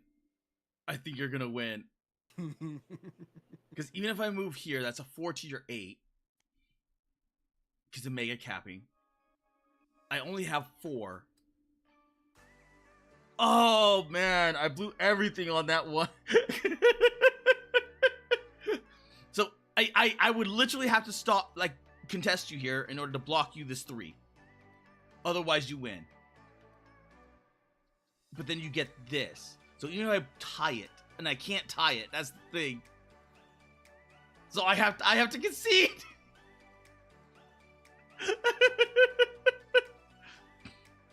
Congratulations, Choco, you win. Oh, you're giving up? Yeah, I can't. Not gonna fight it out? I can't. I have my time, which would have allowed me to move a card, but I blew everything on that one thing. I have mukbang, and I realized that I should have used mukbang instead of moldy bread, but I was. Well, here's the thing, though. If we fought it out, my persona was right here. Yeah. Right. I only have one here. That's requires 4. Yeah, but this. Yeah, but here's the thing. Here's the thing. I was not going to touch the metal part here. Well, here. I was gonna keep that 8 as a gatekeeper and focus on the ones on the left and right. Yes. To prevent you from winning and like drag the fight out. Yeah, Choco. This is what I had in my hand.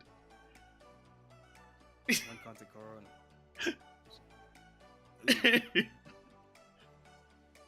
And then I have one other card. Content card plus on this platform gains +5 on this card. Content card, not persona. Content. Because I was sitting there like maybe I can't tie you up. I'm like, wait a minute. Oh no, I can't. Oh, I see. Oh, yeah, no, your content cards are too expensive. So I'm like, I've got literally nothing. So even if I could tie you up here, you'd have 2 areas of contesting that all you'd have to do is get 1 win. Because I blew everything on that one turn, and then you had Like, you shut that down. I had another Origins video, and I was gonna ask, could I play the same card twice? Yes, you can. Yes, you could have. Sick. So congratulations, Choco. That's gonna be my backup in case the confessional didn't work.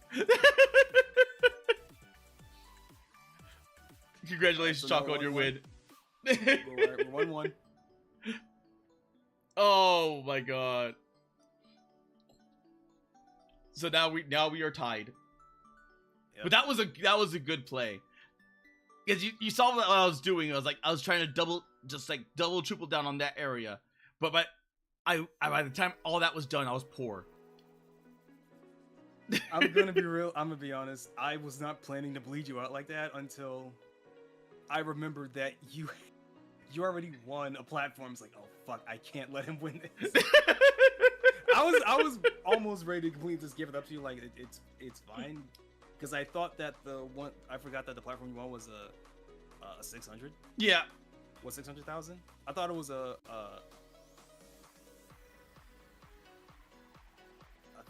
thought it wasn't 600, so I thought, okay, that's fine. And then I realized very quickly, oh, it's not fine. Yeah, it was like when we fought for this one, when you chose to give up on it, I'm like, oh, thank God, because it allowed me to save some of my gold for the next turn. I'm like, okay, then I'm gonna go over into here and then take it all. What I probably should have done was went to a different platform. And then just gave you this. Because if I gave you this, you would still end up with this, but I would end up in a much higher position. Yeah, I was trying to at least spread out my wins. Yeah, that's a single loss would not ruin my fucking not ruin the match. Yeah, that's. So I wanted to buy myself some breathing room. Yeah, that's the advantage of Tenma. You can spread out. Pippa's like, no. Like, here's big number. Here's big PP number. Yeah, it's real big PP number. So it's just like, yeah, deal with that. And then you have to throw like so much at it. But if you can, you hardcore nerf Pippa. Because she just has those big numbers. That's it. Alright. Okay, so at least we could do one more. Okay, you want to do one more? You want to do one more as with the starter decks? Yeah, I'll stick with them. Okay. Let's.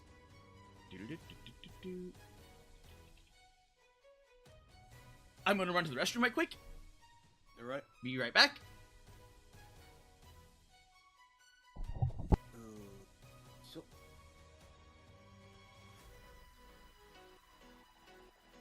Chat, I'm not gonna lie, I was spiraling mentally these last 2 weeks, and I know I said it earlier at the start of the stream, like I was not feeling good, like I was not in a good headspace mentally. This right here is what I needed. I'm not gonna lie. Not even the collab, it's like I just needed to focus and think about literally anything else, and not in like the I'm gonna bash my head against this padded room in a fighting game for 12 hours kind of way. Like, oh, that was somebody else. Okay, I thought I heard Malone say something. I'm feeling good right now. Feeling pretty good. I'm starting to understand the appeal of colored cardboard. I don't know if I'm gonna make it a regular thing, but you know, I just have to not compartmentalize. I have to pretend it's a fighting game, except we're fighting with cards. Which is actually, I wonder if I could get Malone to play Xingyang, the cultivating card simulator, because that's basically a fighting game. It's an auto card battler fighting game. Well, less fighting game. I only call it a fighting game because I'm brainwriter like that. But I wonder if I could do that. I can also. Can I go to the wish? Oh, cool. Let me check the store. Let me check the store page for this. I need to see if Rivals of Ether. Not Rivals of Ether. That's not the wrong. That's the wrong. Rivals of Eden. the fighting game spinoff of One Step from Eden, Duelist of Eden. I need to see where how I need to see the price point. How do I go to a store page? Hold up. You know what? Steam. Shut up. I'll work my way backwards. There we go. Store. Let's do a CD.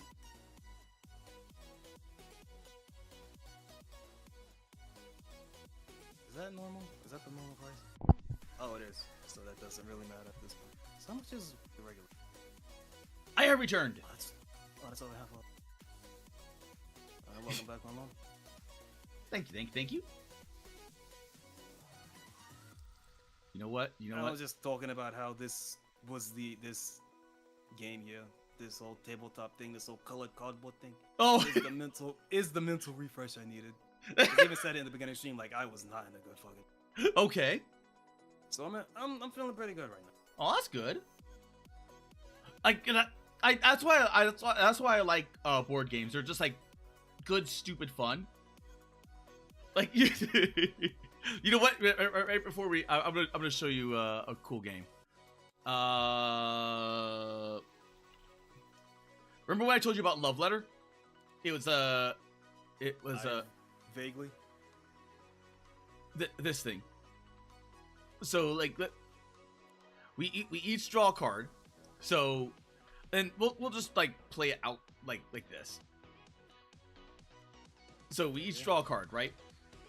So every single round, we're gonna be we pull a card. So I draw a card. So I have to use a card, and then I keep another card. So with the guard, it allows me to choose a player and pick like a random guess. So in this instance, it's actually pretty good because I cannot guess another guard because that's just the guard's ability. So if I like, let's say I took a guess and said, Chaco, do you have the king? And you do have the king. You would lose and you're like, okay, I'm dead. But if I didn't, if I said, do you have the princess? And you said, no, I don't. Then that gets used and I keep this card. And then it would go to your turn and you would get to draw a card and then you get to play a card. Okay.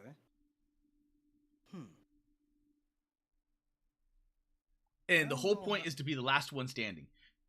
And in a case of like a 1v1 like this, it would just be like you drop like it's a showdown. Like you drop your number. Like whoever has the biggest number is the winner. And the first one, I think it was like four wins gets the win. So it goes around a gigantic circle. Okay. And it gets rough. Because all of a sudden you're looking at all the different it's very simple and self-explanatory, but when you get like multiple players, you're like you end up with like really kooky stuff happening. You're like, you know what? Fuck that guy. So like, hey, Splats, do you have the princess? No. You're like, oh, hey, Splats, do you have the do you have like the priest?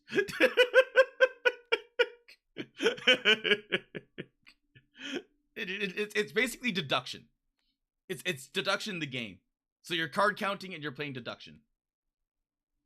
But you're doing it all around the circle. It's so simple but stupidly fun. I've got to do another like tabletop what's it called?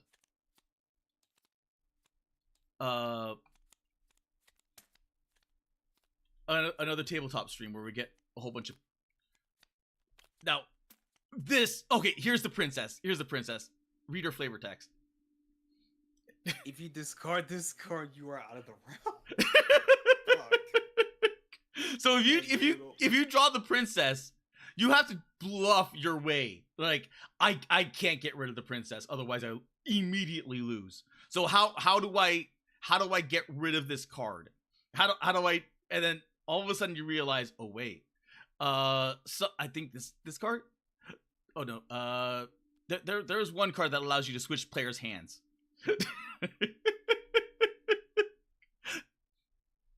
Oh. Priest lets me look at another player's hand. Yep.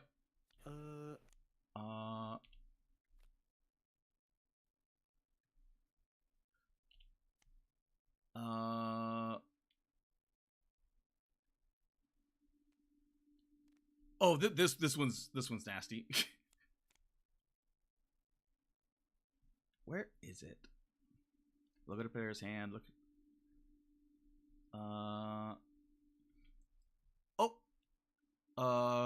Trade hands with another player of your choice. There's a king. And Baron, you want another player secretly compare hands. Play it with lower value was out of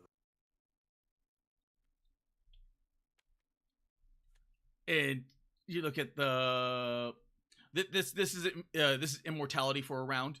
The Handmaiden. Ignore all effects from other players' cards. So if someone wants to trade hands with you, they can't, because they can't. I see. The courtesan is nasty. Right. The countess. The countess there. That one. If you have this card and the king or prince in your hand, you must discard this card. Okay, I see. So that means if you have the prince, the king, you have to discard this card. Or if you have the princess, because you can't discard the card. Because you can't discard the princess card. So you have to play this card. So you have to discard this card. So if you get the countess, and then that tells people like, oh, they have the king, the prince, or the princess. Oh, you can see the cards that other people draw? No, you can't. Okay. But you can if you play the priest. Which is look at the other player's hand. Oh, okay, yeah. Just... Boop, boop, boop. It's a stupidly fun game. Would you like to play a quick round of it? No. Okay. We could wait until more players. There's more people. Yeah. Oshi. Doot. There we go. All right. Let's see. Where dice. Roll. 3. Your turn, Choco. Fuck. 6. You go Would it be first. easier if we just flipped the coin? It probably would be. And I guess I'll stick with Denma then. Okay, so you get one of yours and one of... There we go. And 1, 2, 3. And 1, 2, 3, 4, 5. Oh wait, I forgot to frickin'. I keep forgetting to shuffle the deck. Wait. Hold up. Shuffle.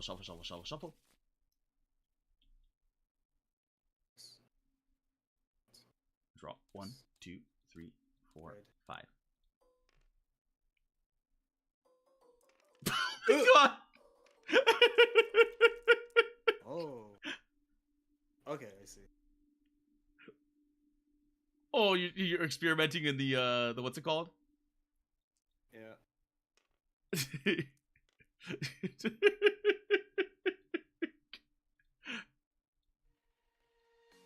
I didn't think it would just spawn endlessly if I held. Yes, like it will like. Tabletop Simulator is one of those games where it just like kooky shit happens. Like you can get to the point where I was testing it out, where you can start to glitch out the world to where you end up building like walls of like dice, and then as soon as you fly through it, you start causing because you have like an instance of yourself. So when you fly through something, you actually cause like a minor displacement within the realm itself, so it doesn't let you go through things. So if you have like a whole bunch of dice lined up as a wall, you can theoretically pass through it, but because you're passing through it, you yourself have like a physical, like you cause physics. So you end up hitting the dice, and then the dice get knocked down, and then they cause a chain effect. It's stupid. It's so stupid. Like it's the only game like it, but it needs a lot of updating, which they just do not do. They made it, put it out, and then just kind of forgot about it. The only thing that's keeping it alive is the community, because they just keep uploading more and more games and mods and everything else. Yeah, sounds about right. All right. Get your cash. Get your cards. Oh, of course, freaking Splats comes in as soon as Love Letter pops up.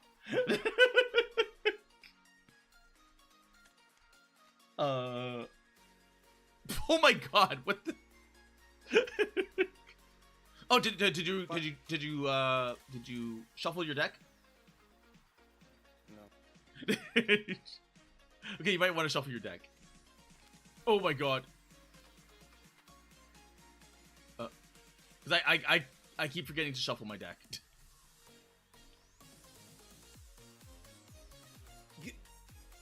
Press R. There you go.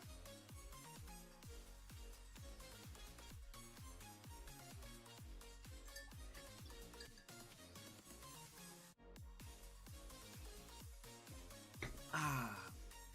Oh.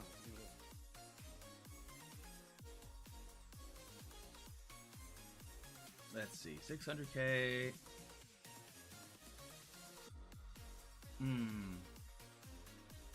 We got big numbers here. Big numbers. Yeah, we do.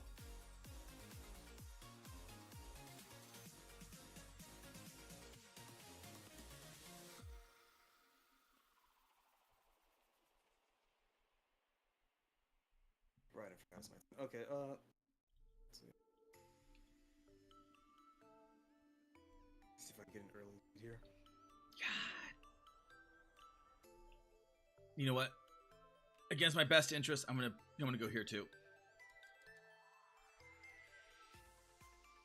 Because having you build early economy with Tenma.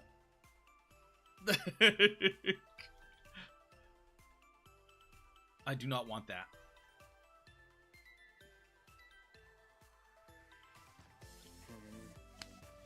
Okay.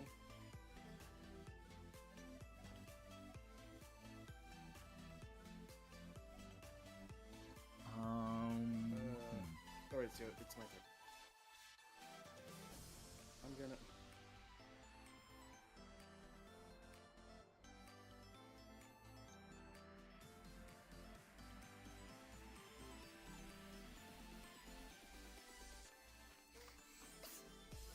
All right. So what is the Taco planning?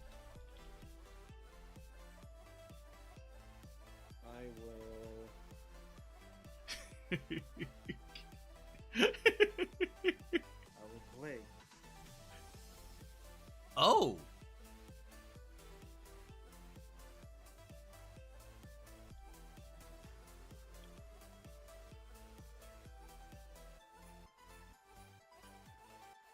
Alright. Oh no, that's an upgrade card. Oh, I can't play it as a content card? Oh, no. You can only upgrade your persona. Okay. So it would turn to a 6, but you would get the extra economy next round. Okay. No, I see, alright. Shit.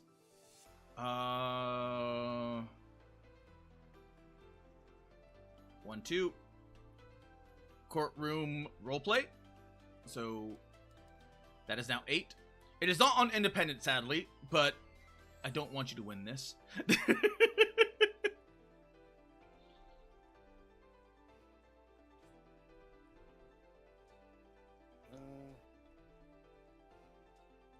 Oh.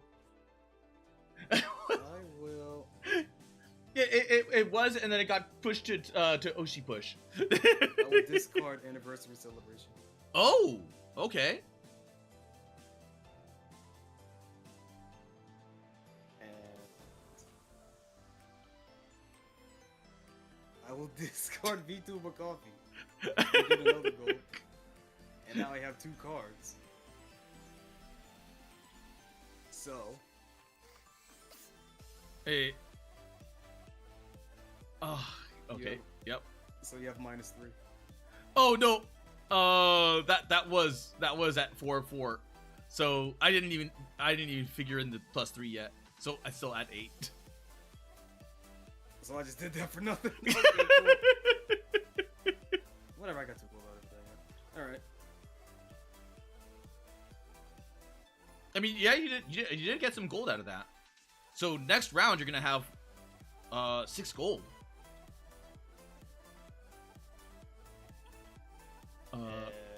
We're still in contest phase, right?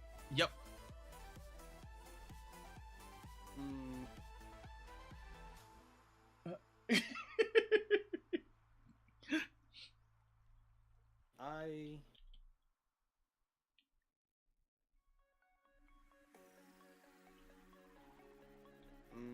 I pass.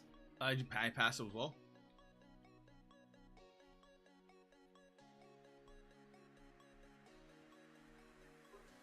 Fuck it. I play confessional and get +4. Oh. It doesn't apply to the card though, so I don't get the extra +4. Yeah, you don't get the +4, but you do get a 4. So 4. Shit. Objectively a bad move, but I don't care. I need Denma needs money. Well, you know what? I'm gonna discard fundraiser. Get +1 gold. And I will spend it all and play Vomit Drawer. I get rid of your confessional stream. You canceled the fucking confessional.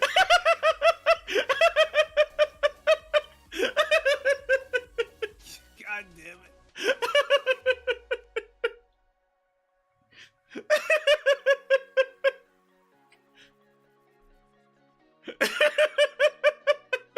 Wait, I'm out of money, right? Yeah. Yeah, you're out of money. We're all out of money. We're all poor.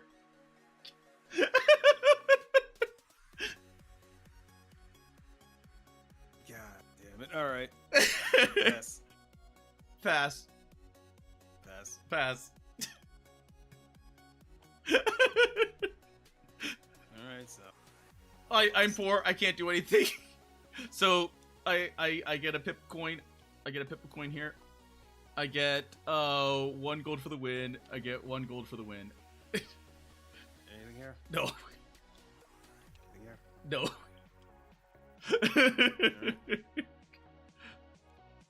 1, 2, 3.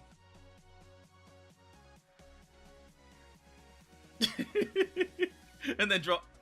Wait, where did my deck go? Where did your deck go? Where? It's on the fucking floor.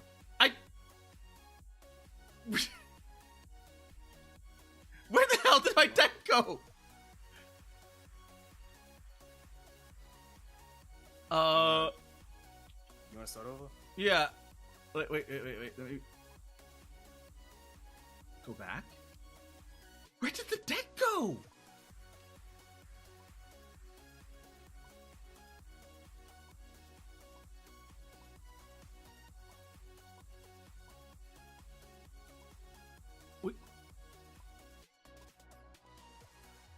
Wait, where'd the... What? This is turn 0. The deck should be here. Where did the... Okay, well, okay, you know what? Shit. Just reset. Yeah, we'll just... Okay, there we go. Okay, we'll continue it like it was. You're going first. We'll just start. Oh, you sure? Okay. That's fine. 1, 2, 3. Draw 1, 2, 3, 4, 5.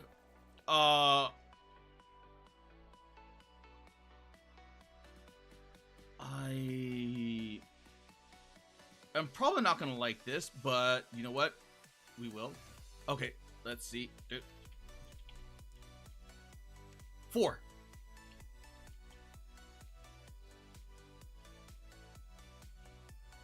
What? Right. Oh.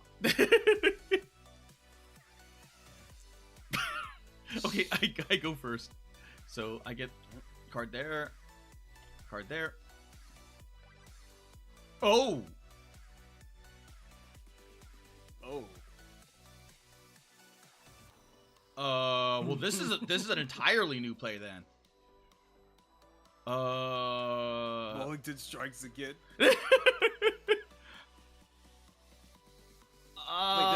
Wait, this is a legal card? Yeah, that's legal. Yes. All right. Because that was an ode to Mollington helped out with Oshi Push when developing some of the lore background stuff. Because when they were making this, like, very few people knew about the lore of Face Connect. So they're like, hey, you know what? As a little homage, we'll give you a card. So they gave him this card, and then they had it do this. So that is completely 100% legal. So if you get this, you get to delete a content card with 2 or less in play. Shit. You know, first turn might not matter.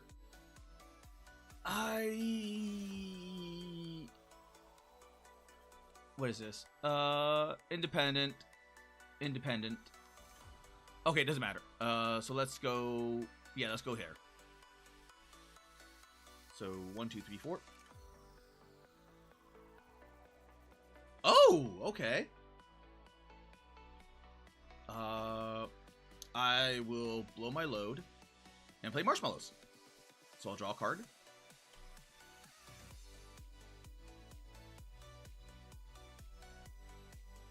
And it's your go.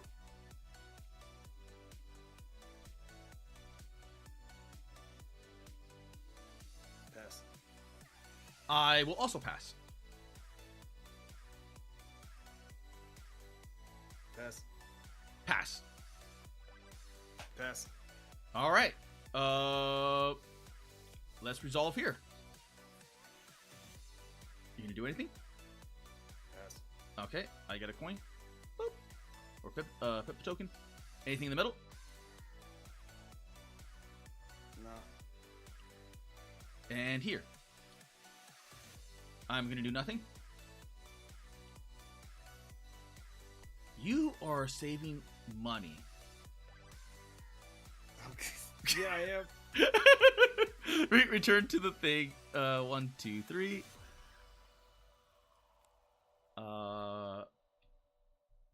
And then draw a card. Oh dear God.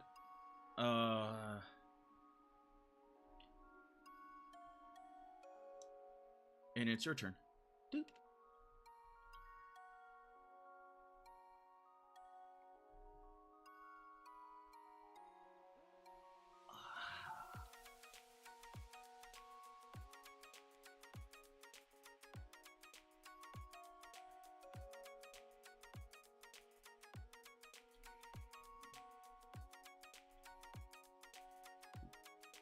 Yep. Putting it here. You're going there? Yep. Shit. Okay. 6, 4. I will meet you. 1, 2, 3, 4.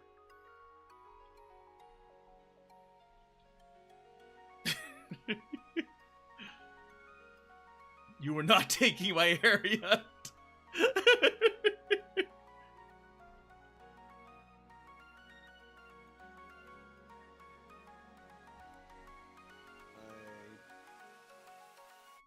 Oh. Play Mama Cameo.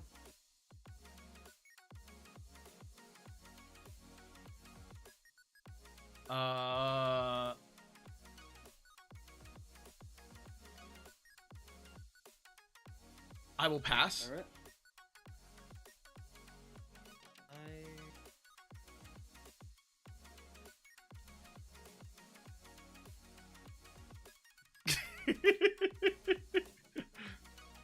I've got to use me noggin this time around. I play anniversary celebration.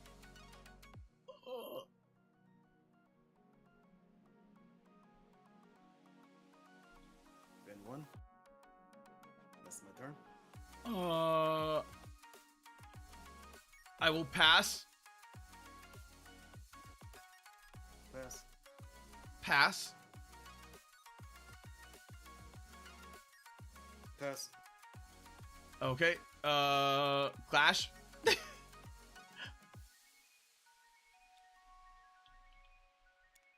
Alright, what do you want to do here? I'm going to discard Flip a Pipkin. And the Persona gains +2 during this clash.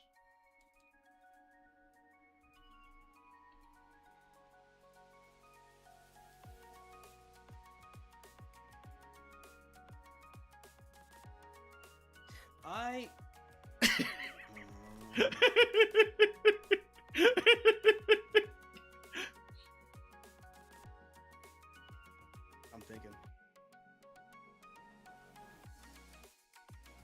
I will pass. Okay. So nothing happens here. Nothing happens. Nothing ever What are you happens. gonna do here? Nothing. I discard. Oh! Ooh. And move 10 right here. Oh!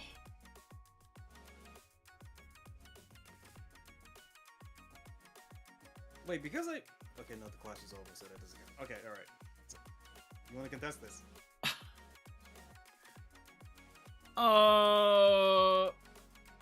Shit, I can't.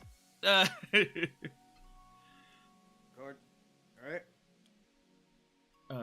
Don't forget your token. Oh. Alright. This one here. Nothing. What happens? Nothing? You didn't have any. Flip my card. Yeah, you didn't have anything. Oh, wait, I don't... Wait, Shit. This is... Ooh, wait a minute. Don't tell me. Oh, wait, never mind. That doesn't work. No, Okay. no. You're safe. I was gonna say, like, don't tell me you have another ooh-woo. You're like, No, ooh-woo? Okay, 1, 2, 3. Oh my god. Alright. It's your turn, right? My turn. I guess I will double down here. Bop. So I'm moving my Persona here. And that goes to 8. Oh. Just 4 and 4.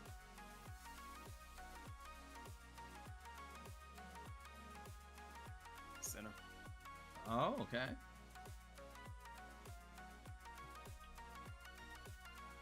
I will spend 6 to upgrade Pippa to the Yabbit. So that's an extra 4, 5, 6, 7.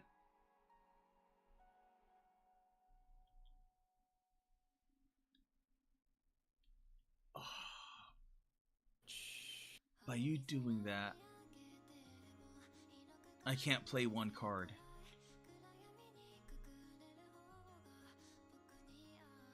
I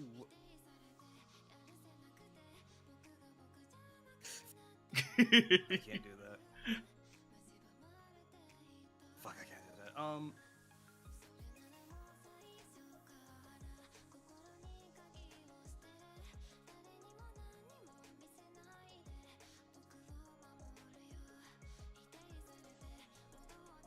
I pass. I pass.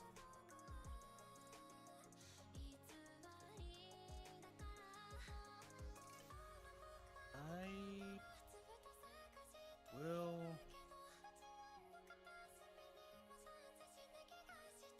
Discord anniversary celebration. Oh, you can't. It's already in play. So I can only choose to play or discard a card if it's yes, and not when it's on the board. Got yes, that because that counts as a play. Got it. So Discord has to happen from your hand. Otherwise, what about Mama Cameo? You can activate it and return it to your hand and gain 2 gold. Okay, yeah.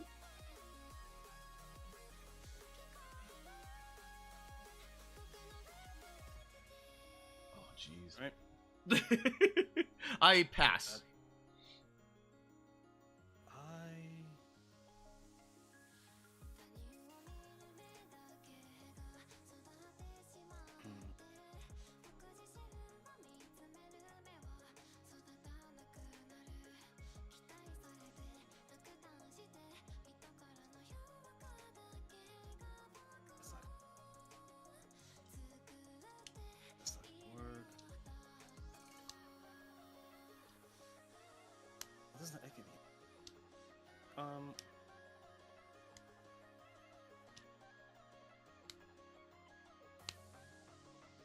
You know what? Fuck. Oh! Hey, Mama Cameo. Okay.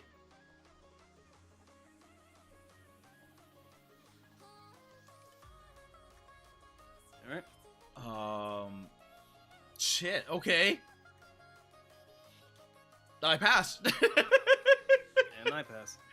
I pass as well. Alright.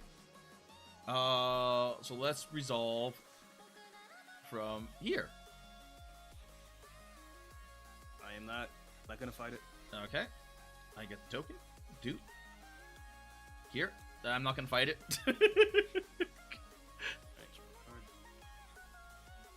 Alright. And wait, fuck, hold up. I play. Oh no. Oh! I play sponsorship. Yep, okay, I see what oh my god. And then you get a class reward. Yeah, and then you get during that you get the class reward. You get the gold. Yep. So you get you paid 1 to get 2. Yep. What about you? No, nothing. Alright. It is your turn. I should this way. So I know whose turn. Okay. Oh, okay. I see what you're saying. Return to the studio, and we get 5, or I get 5. 1, 2, 3, 4, 5. Finally, see some economy. Okay. Right, my turn. I will put right here. Shit. How much is this? 400, 500. I already have 2 tokens here.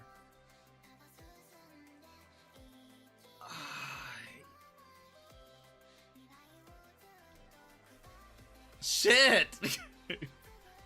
Do I double down here?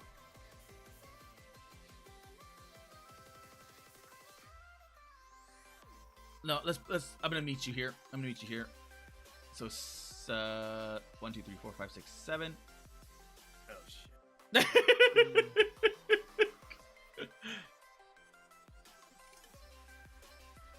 All right. I play Donathon. Oh my god. Content plus 10. So that's 3. Plus the 3 I get for the content on each platform. And I get plus 10 on the board. Alright. Your turn. 1, 2, 3, 4, 5. I will play Moldy Bread. So that gives me a 17. You know what? Fuck you. Oh, fuck you. So I got 5. So I moved 2, and I got 5 cards in my hand. Oh man. Now what?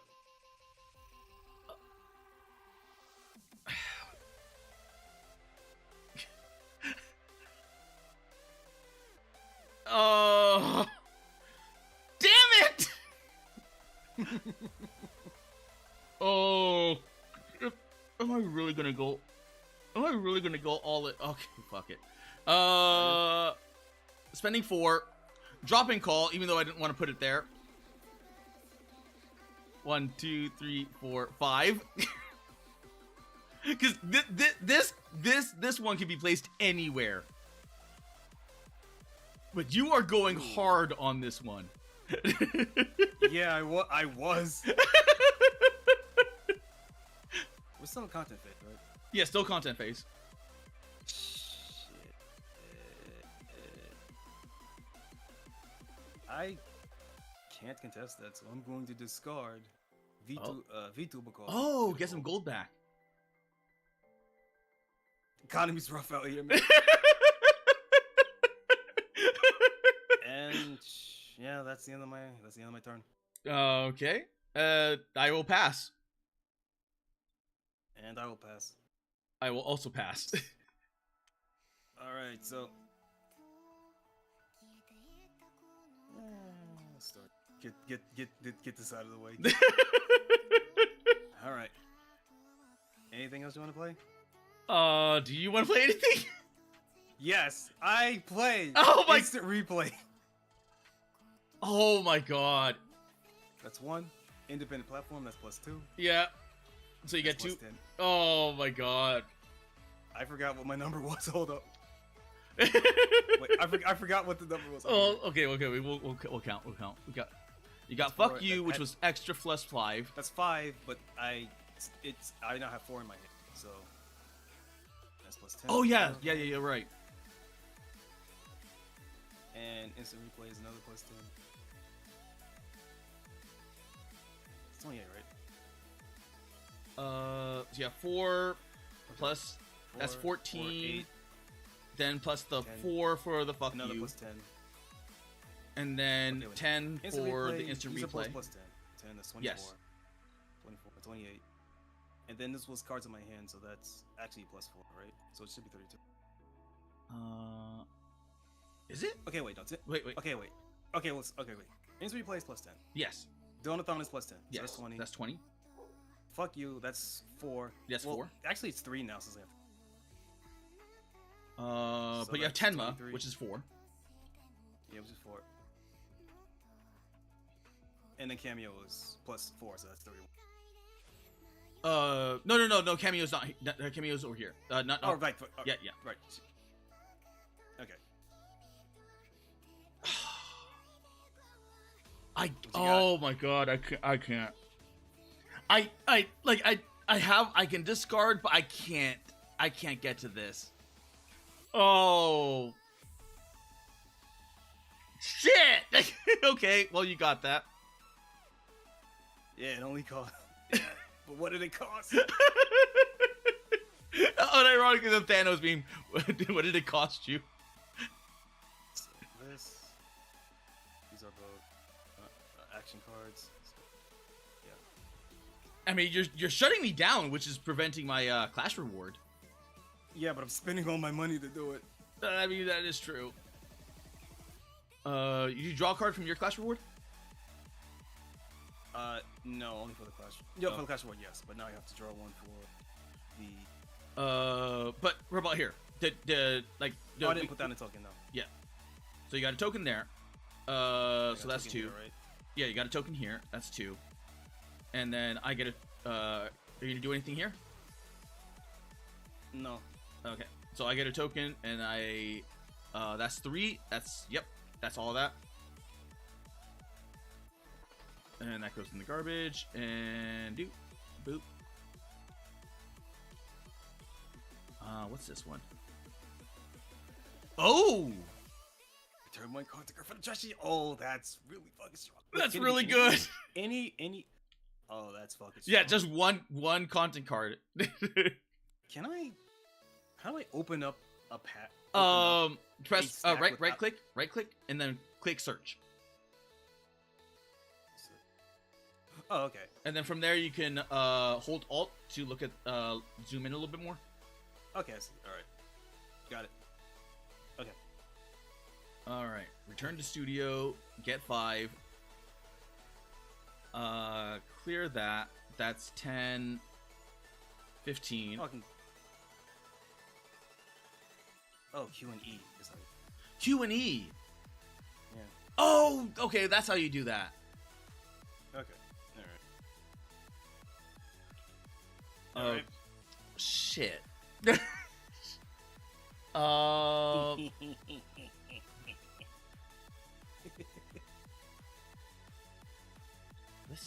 None of this is good because you're gonna win. You're gonna win one of these. Oh right, draw a card. Hey, the problem is I can't even take advantage of the deleting content from the Clash Reward because all of Pippa's cards are fucking expensive. Yeah. So I can like win it without to prevent you from using it. If I went that, I could have dealt with some of those cards, but I went with the other ones. Yeah.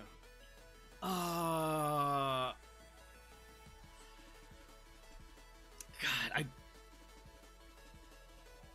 that's 500, 400. Is it 5, 4, and 3? Shit! Like all these are small numbers. Yeah. I have to get 3 on this, and all you have to do is get the 1. Oh. Well, the thing was, I have a lot of cards, but I don't have too much money, so I'm not. If I try to like, my idea is I'm gonna try and keep a high value card here to at least gatekeep. Yeah. Because I don't want to spread myself too thin. I don't want to spread my money too thin. So it's like even if you know I have a 10 here, that's a pretty good number. So I'm likely not gonna contest it, even if I lose the clash, because 10 is still a 10. 1, right? 2, 3, 4, 5, 6, 7. I'm going there. Shit.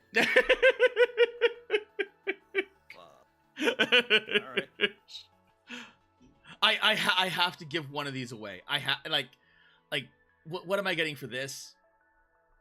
Like I like the 500k here. Oh my god. I got some cards in my graveyard that I want back in my fucking hand. You know what? I don't blame you. I don't blame you. Cause you have 2 turns. You have 2 turns worth of this. Cause I have to rack up the points. Yeah, I got 2 turns for both of these. Yeah. No. You're getting this one next round. Or this round. Oh, you're not gonna fight it? Even if I could, It's like a 4. You're not gonna fight that? Oh, I don't know.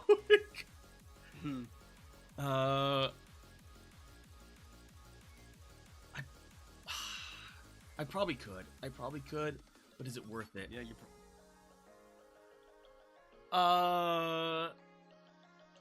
I'll pass.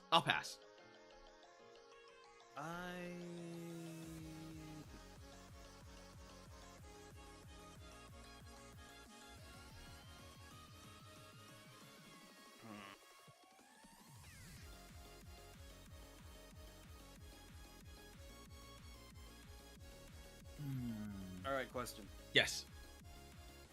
If I were to play this, okay, the confessional streak, could I put the +4 onto any of these other cards? Or does it only work for whatever my persona is? When played, one of your content cards gains +4 this round. Yeah, it's yeah, but it doesn't say if it's limited to what my persona is. So it's just one of your. You just can choose one of your cards. So it can be on any platform. It's just one of your content cards, but it has to be specifically content cards. So you could give it to this one, you can give it to this one, but it's only a +4 and it's only for that round.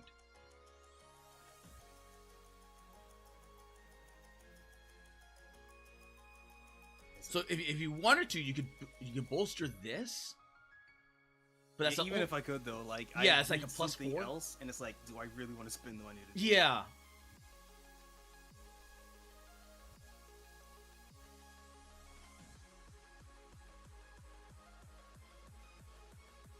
The only saving grace is that you haven't won one yet.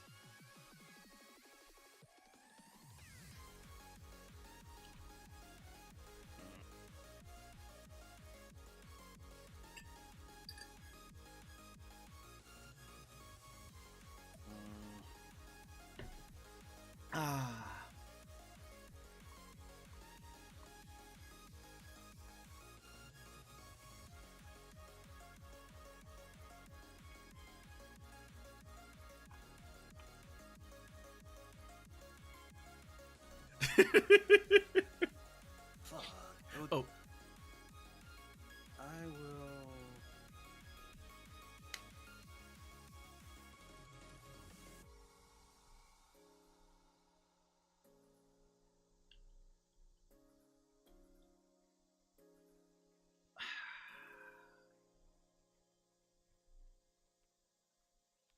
I play Rage Game. Oh my god! Okay. Oof. I want to keep that. I want to keep that. Let's throw away Gorilla Stream.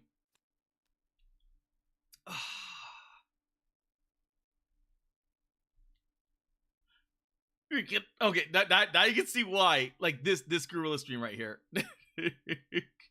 Why I was like avoiding on any platform, but it's a 1. It's a 1 cost. Yeah. So that right there, I'm like, you're just gonna kill it. Like I can't play that. I can't play that while. Like I could boost it, but I'm like, at what cost is it gonna be to hold this back? Okay. Oh, it's still right. Yeah, because you played that. Okay.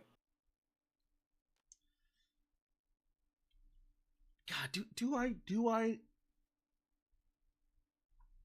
You know what? Screw it. I'm gonna mark my territory. Spending, and I'm gonna put another moldy bread. Jesus. So that's 37. Oh wait. 27.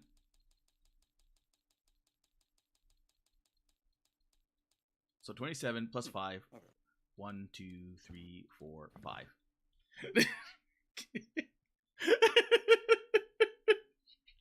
Okay, so my turn. I'm going to activate Mama Cameo. Okay. Put it back in my hand. Get 2 gold. That 2 gold is gonna matter. Yeah, it is. That's why I did it. That's the end of my turn. I will pass because I'm poor. I will pass. I will pass. Pass. Okay, so we will resolve. All right, it's your turn. Yeah. Yeah, we'll resolve from over here. Okay. You got anything?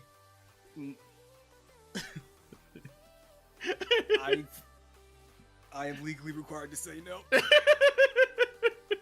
I get 1 point, and I gain 3 for the clash reward. 1, 2, 3. I finally won a clash reward. Nothing. Okay, nothing. All right, and this one I got nothing.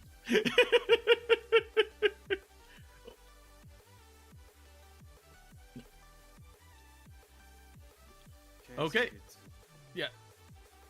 So you got the clash round. Draw card. Search. Yeah, draw card, and I get to. Yeah, and then you get to return 1 content card from your trash to your hand.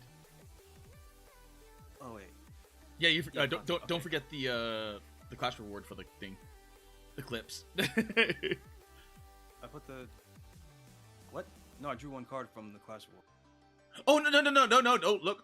Look at the Clash reward for this card for this platform. Oh yeah, no, I'm looking at I'm searching through. Oh, okay. 1,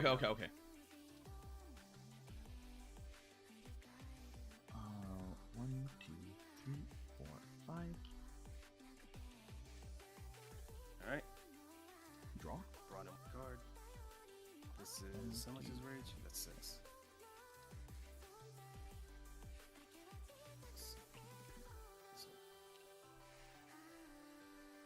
Also, you get that.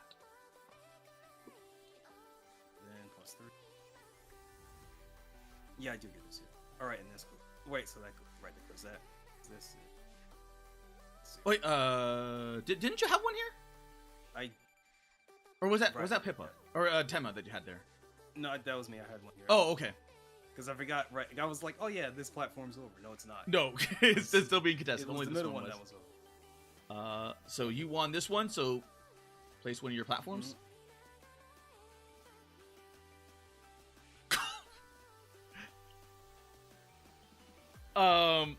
Okay, it is your turn. Okay.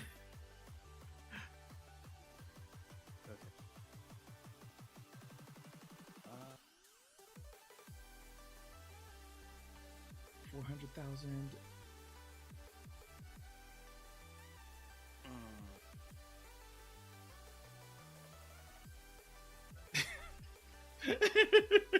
Moving her back here. Oh, okay. I am doubling down. 1, 2, 3, 4, 5, 6, 7. I forgot to activate. Fuck! I forgot to activate during the last round. So you can do that. You can do that. Well, I can do it now. So yeah. Get those two. All right.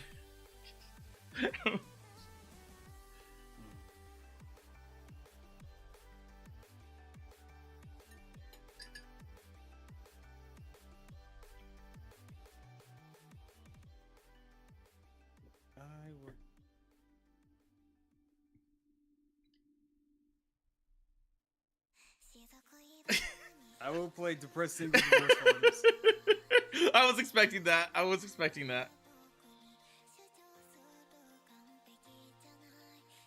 that's the end of the turn. All right. Oh, I think I know what you're gonna do. You're gonna play a low card here. Move this over. Then you get to activate this. Get 3 gold. I see what you're doing. You're building economy for the last push on the last round. Sure.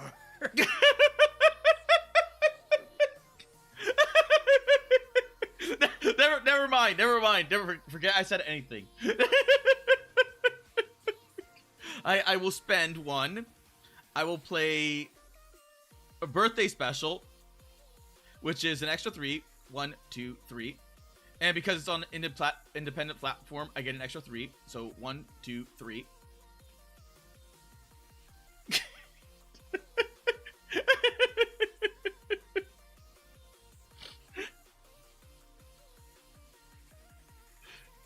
Okay, I will. Shit.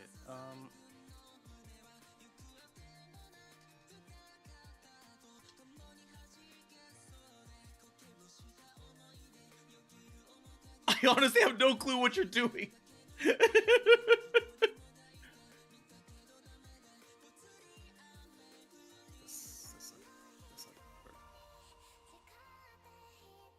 Because you have such a large hand that if you have like 2 fuck you cards. I do, but not enough to overwhelm that number. I can fight it, but I have. It's hard, yeah. It's gonna be so expensive. So whatever. I'm going to.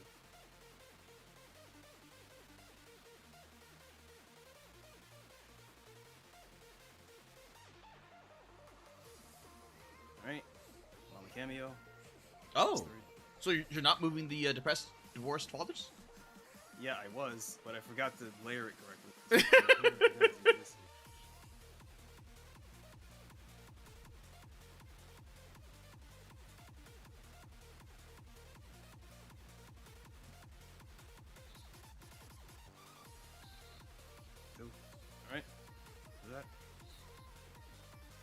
Yep. I will pass. Okay. I will. What's that?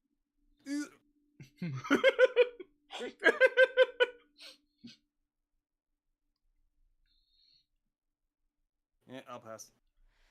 I will also pass. All right. Clash phase, right? Clash. All right. I'm gonna clash this. I'm not doing anything.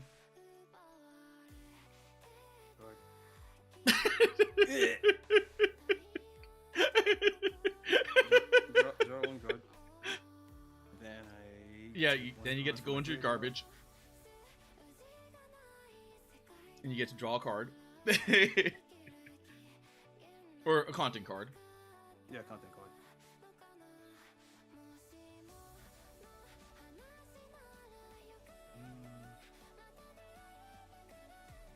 That's not.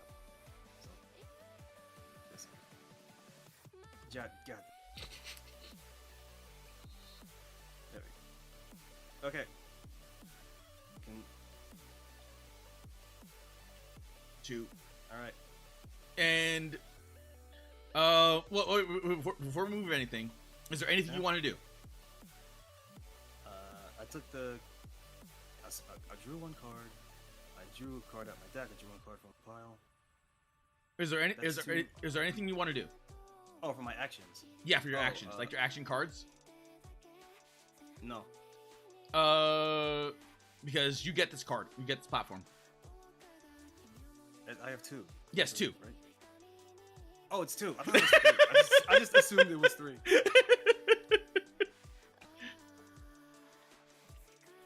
Okay. No, okay.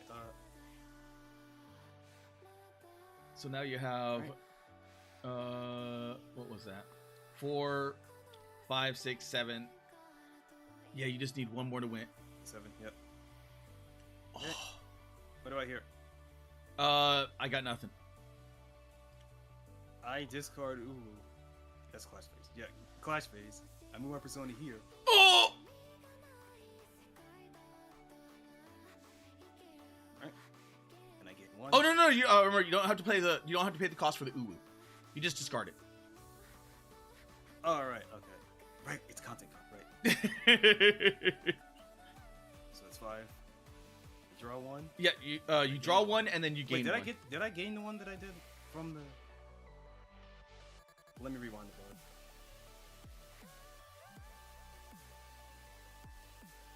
the board. You want to rewind time? I'm rewinding the VOD to see. Oh!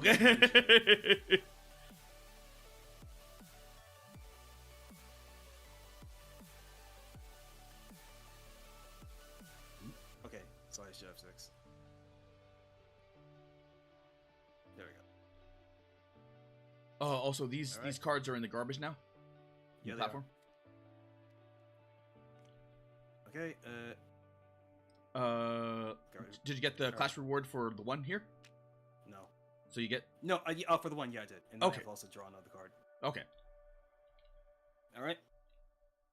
Do you wish to do anything here? Let me check. let me check my hand.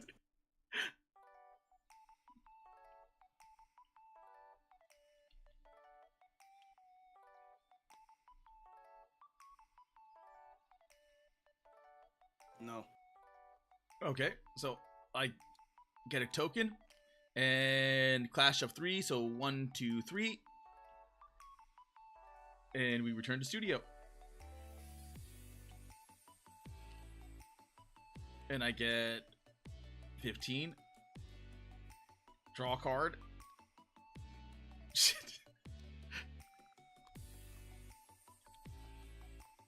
Wait, what happens like? Does it list both of them? No, it doesn't. Okay. All right. I was hoping it would just like, oh yeah, here's the total, and here's how many of each there are. Okay, that doesn't work. All right. Whose turn is it? My turn. Okay. And you know where I'm going because it's the final round. I just need this one. I just need it.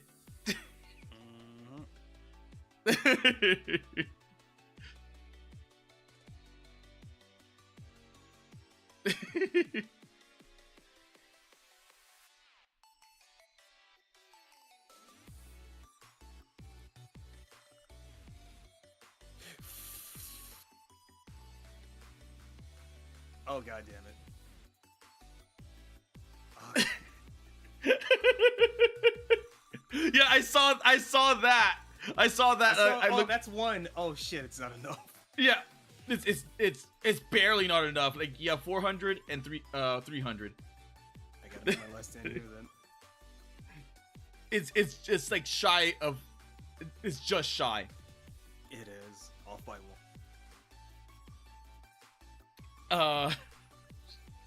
Okay. I will pass. I will.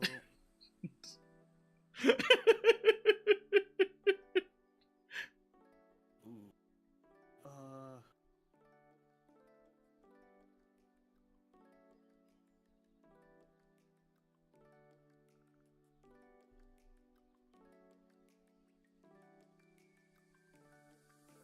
This is gonna come down to the wire.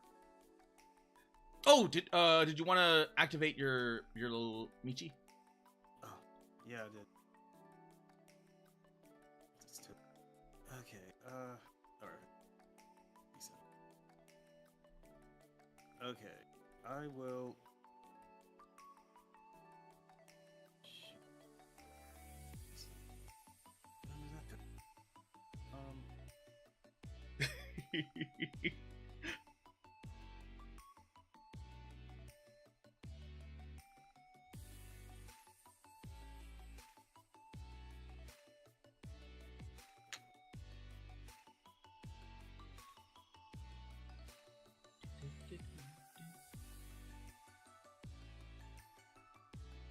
I will.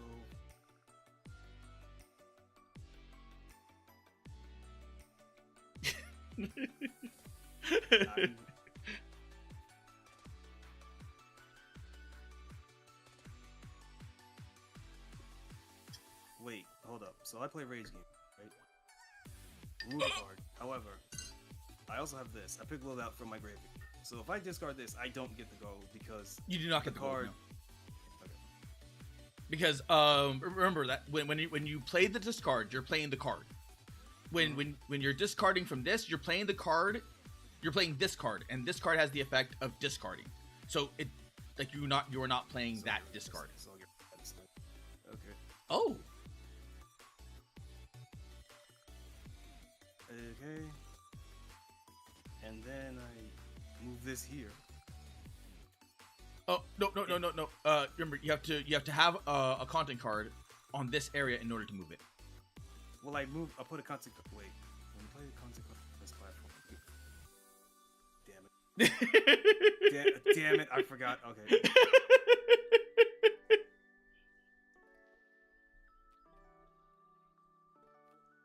So that's 16. That's 20. Okay, and then I will. And then,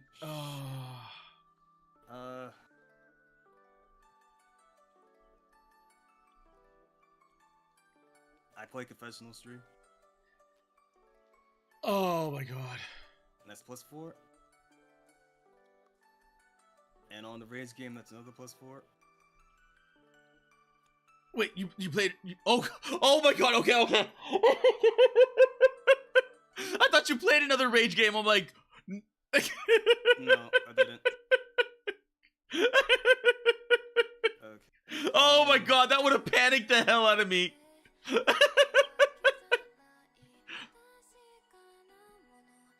And it's the end of my turn. I will pass.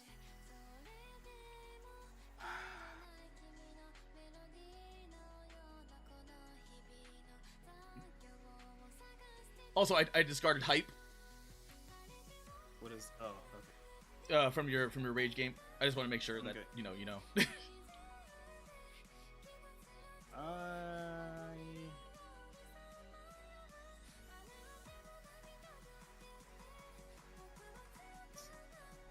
So actually, I play Confessional again,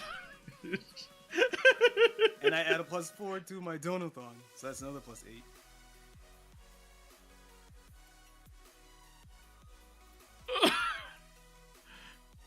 And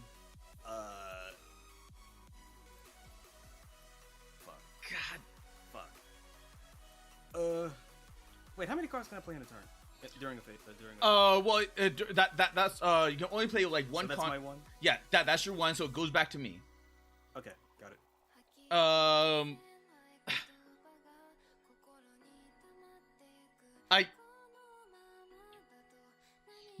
You're scaring me with, because if you make me discard my last card, you know what? Screw it. I'm gonna do it. 1, 2. I'm playing Vomit Drawer, and I'm playing it on your Rage game.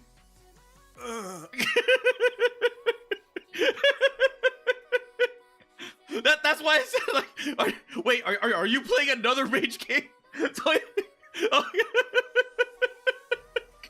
Because that, like, your first Rage game forced me to just discard one. If you played another Rage game, I would not have another. I would not have a hand.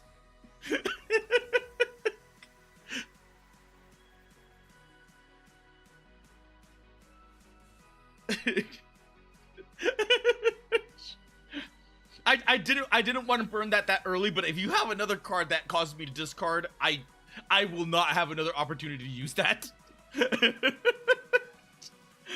I was saving that. Wait a minute. Okay, yeah, I was saving that for the Clash, but jeez.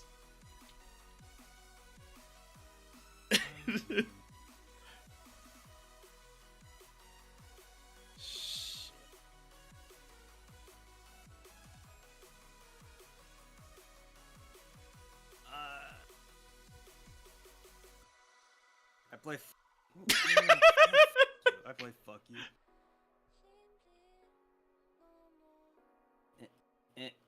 3.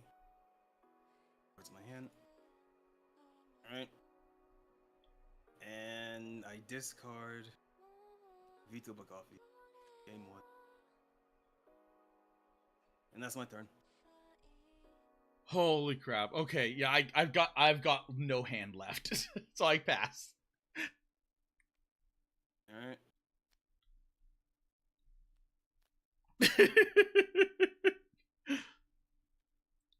Can you do anything with your last 2?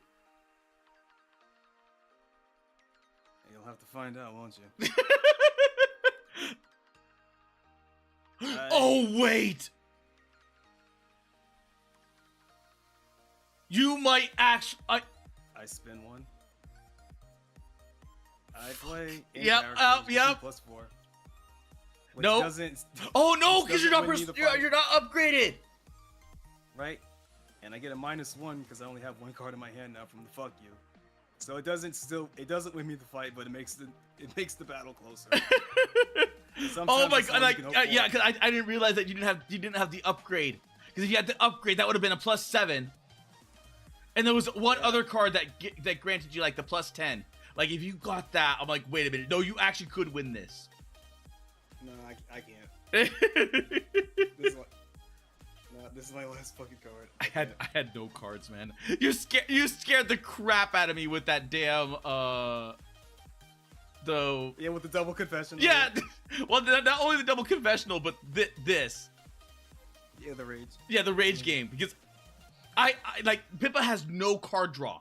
So if you tap Pippa out of cards, like you have all this currency but no cards to play it on. Yeah, all the money but nothing. Yeah. So you scared the crap out of me with that.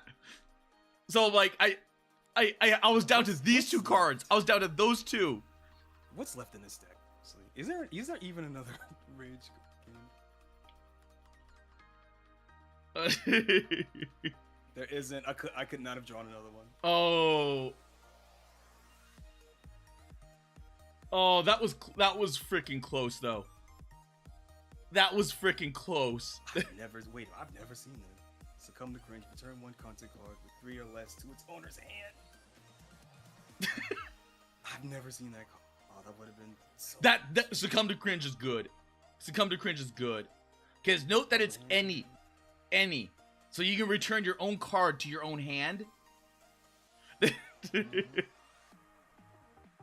And then get a further buff. So for instance, you can do that with Confessional Stream. You can play that return confessional stream, play confessional stream again.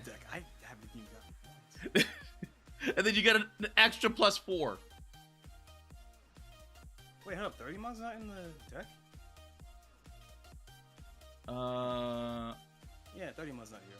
Mrs. Worldwide is here. No, 30 mod. So she doesn't get the level 2 upgrade. Only She does not. What? No, wait. I think you discarded her. Nah, that'd be 30 mod. I don't have in this in the deck in the. Oh yeah, I guess she's not in the deck.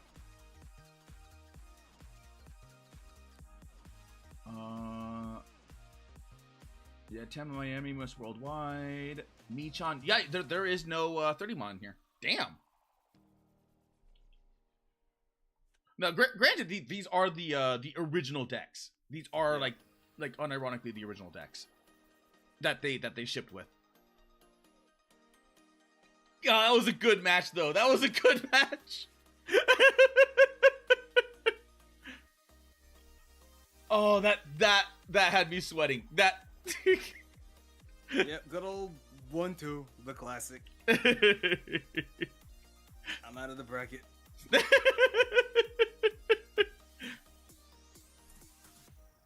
You know what? Let's go to Oshi Pitch Manager. Because from here's where you can build your decks. I've got to build another deck. I've got to build another deck. I was never too big on deck building. I honestly prefer this pre-made format because then I can pretend it's a fighting game. It's like, oh, you are these pre-made decks, which means this deck can do this, and you have to plan against. You have to plan against you, and your opponent has to plan exactly against what you're. So it's like, if I know what deck you have, I know all your cards, and I have to plan against how you put those cards in. I mean, I guess that's the mind game element. Yeah. Right. I guess that's kind of makes. Whereas opposed to a deck builder game, like I have no idea what's in your deck, and that's part of that's part of the and that's part of the challenge of it, because generally when you have or rather from what I've seen is that when deck building is the standard, your goal with the deck builder is to turn this 2-player game into a 1-player game. Oh. Right. What? Kinda.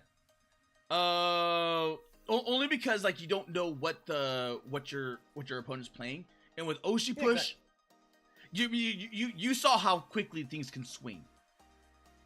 Yeah. So it's very internally balanced to the point where as long as you know like what kind of cards there are in play, you're good. Well, I remember Armchair talked about this, where one of the reasons why he likes Oshi Push is you don't get the, what do you call it, the OTK? Oh yeah, one turn kill. Yes. Yeah, you don't get OTK. Yeah. Right. Because with one turn kills, yeah, it's just like I pulled all the right things, bop bop bop bop bop bop bop, and then just keep rolling. Like I remember beat right and I remember right. That's why in Yu-Gi-Oh, the standard shifted from deck builds to like pre-made decks. Mm-hmm. Right. Because in Yu-Gi-Oh, everything was just so linear. Where you're like, you need these specific cards to do this specific thing. If you don't have these cards, the deck won't work. And then even then, like it's min max to the point where you're like, if you do not pull these exact cards on your first turn, mulligan. So you're mulliganing till you get those exact cards, so that way you can go boom, boom, boom, and then just cascade it.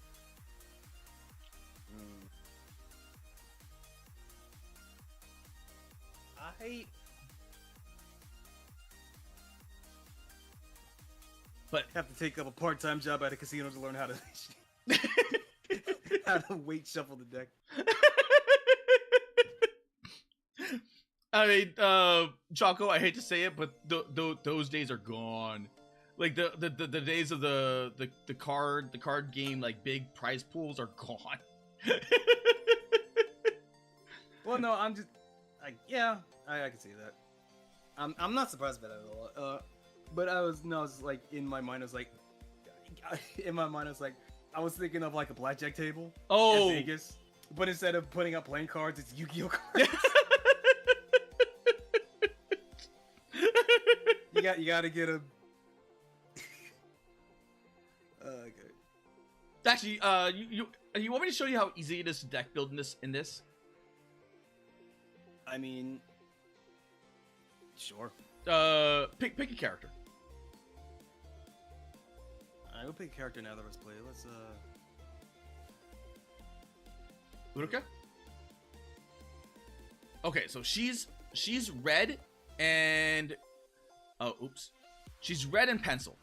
So that means we get rid of these cards. Nope.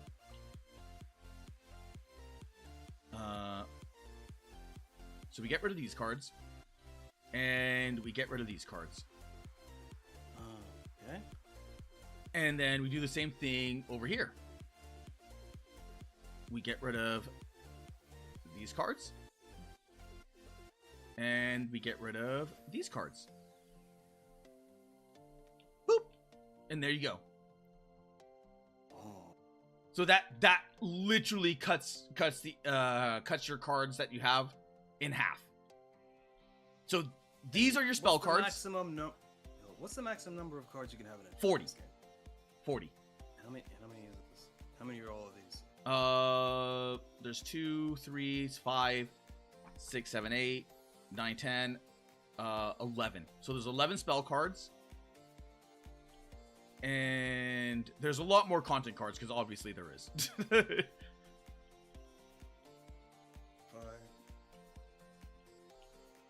And you can have a maximum of 3 of any card in your deck.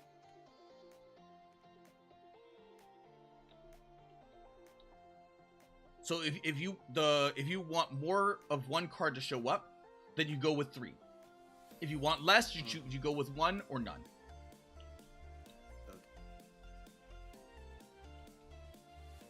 And then you look at what you want to do. So for Uruka, she's all about having one big powerful card on the field. Because if you look at her benefit, as long as there's one content card, then you get a plus. Okay. Oh, all right.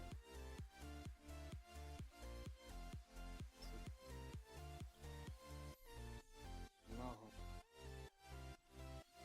Steal one Oshi mark from an opponent. Yes. So imagine like dropping that down when it's an even fight, and you're like, nope. Like now all of a sudden, clash reward, boom! I steal that token.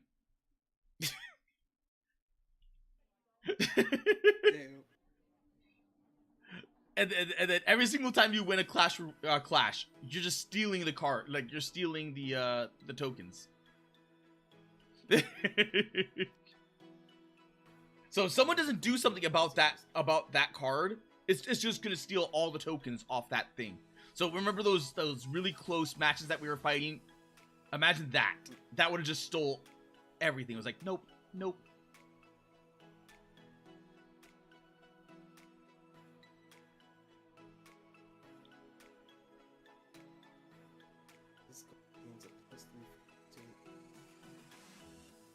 And note that there's different cards under each one. Yeah.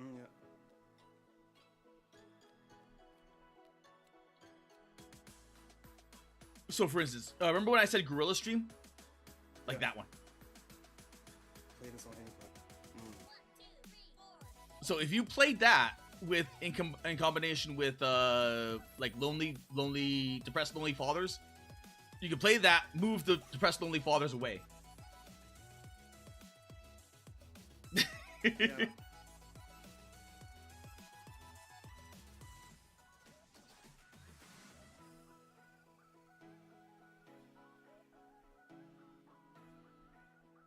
And then these are the Uruka upgrade cards. So you got your base card, which shouldn't be put in the deck because that's your base. But then you got your level 2 and your level 3. And then here's her unique spell card.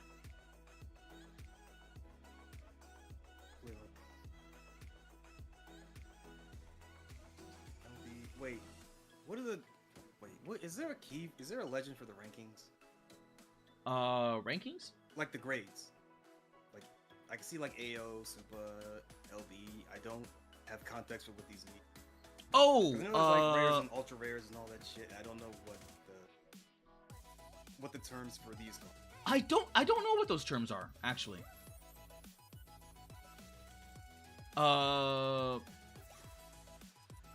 AO pawn beta. Unless it's just a beta, like a beta version of that.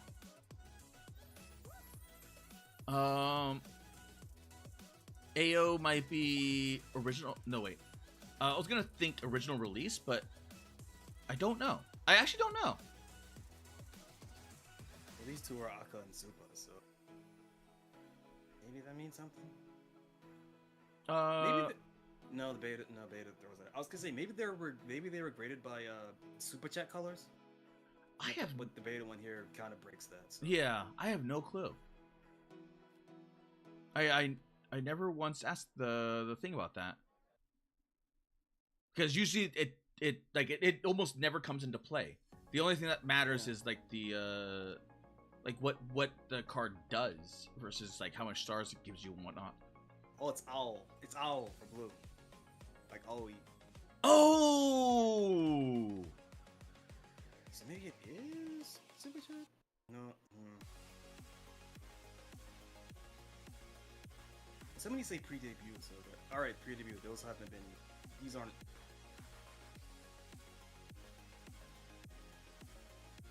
So maybe for beta, it's like their rarity hasn't been decided yet.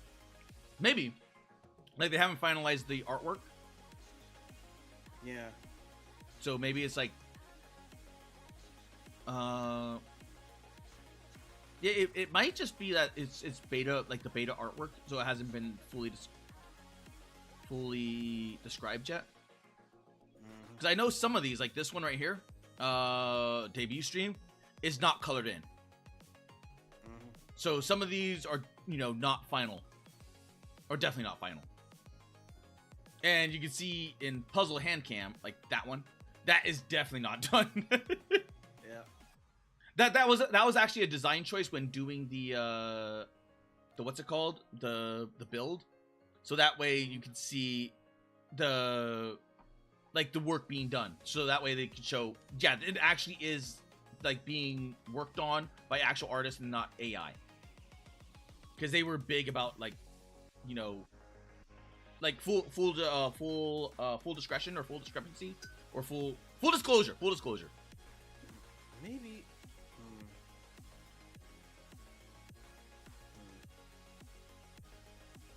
And then you get to choose 5 of these cards, the platform cards, yep. And that is your platform card. Oh, you could choose your own platform. Yes, you choose your own platform cards. So if you're going with a rushdown deck, battling for like large point numbers or like large victory point numbers might not be the best, because you want to get in there, go bop bop bop bop, win, take it, bop bop bop bop, win, take it. Heartbreaker Hotline, my beloved.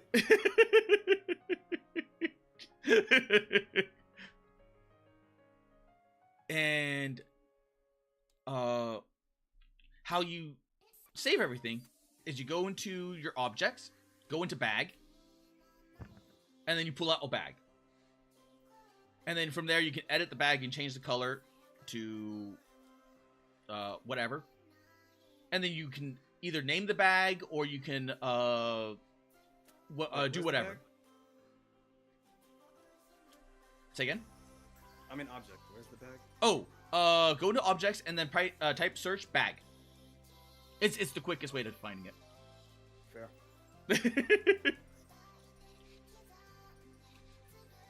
Okay. And then I can name this test. So now this is test bag, and then I will just take all of these cards. So I took the Iori little thing right here, and then I'm just gonna put them in the bag. So boop, they're in the bag. And then all you do is you save. So you right click and then you, which I'm not, save object, and then it'll be like test. So it'll save it into the root folder, and then you can delete that. And then when you go into your objects, again, you can go into saved objects, and it'll be boop, right there. And if everything worked out, it should be right there. So everything would be saved. And that is how you save your decks or anything else that you want to do. So whatever you want to put into that bag, it makes it easy. So that way, you just pull out your cards from the bag, and then boom. So here is an Urka deck, and oh my god, I'm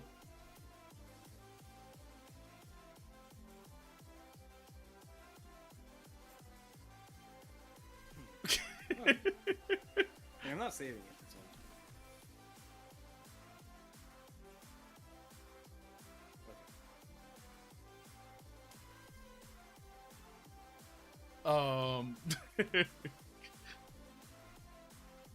Oh my god.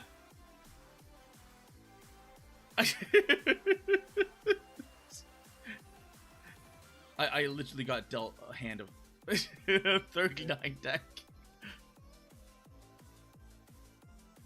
Oh. But that's how you do that if you want to like lab something out. I suppose you could ask or like look at other VODs of the game. So like Wallington's a good one because he's been playing it nonstop. Yeah, he has. I took a quick look at his channel. It's like, oh yeah, here's he's been playing Oshi Push at least once a week. Yes, like once a week for like 6 months. So he's been cutting his teeth on Oshi Push like you wouldn't believe. So he's built some really nasty decks.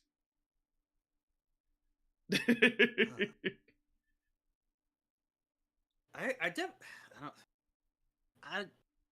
know he has some match with Hero, who helped put this together. The deck builder. I at least want to see his matches against Armchair. The Armchair one were interesting. Hell, even the one against Splats was interesting. The legal one or the illegal one? The illegal one. He had a rematch. Yeah, I know there was a rematch. Like I think yesterday or a couple of days ago, but I didn't. I think it was. I didn't get to see. Yeah, it was yesterday. Sunday was yesterday. You know, I was doing my my Shining Force. I was there. I was there for both. I saw you there. Oof.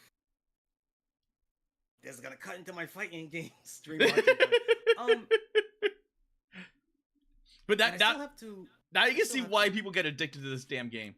Wait, hold on. Because it's so simple to create a deck. Yeah, yes, you can put bags in bags. All right, okay. So whenever you take something out, you can take a bag inside of a bag, and then you can save it like that. So you can put a bag called Oshi Push decks, and then put all your Oshi Push decks in that bag called like Nasa deck, Michi deck. So that way it doesn't clutter your what's it called? I see. Your saved objects. Okay, that makes sense.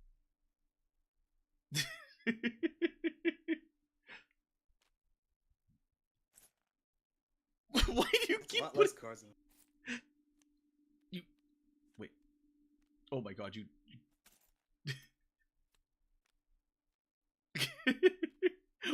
Why are you saving everything? I mean, I'm not saving it. I'm just gonna leave the room and all gets just deleted anyway. So yeah, okay. I'm not saving it to my desk. I'm not saving it to my.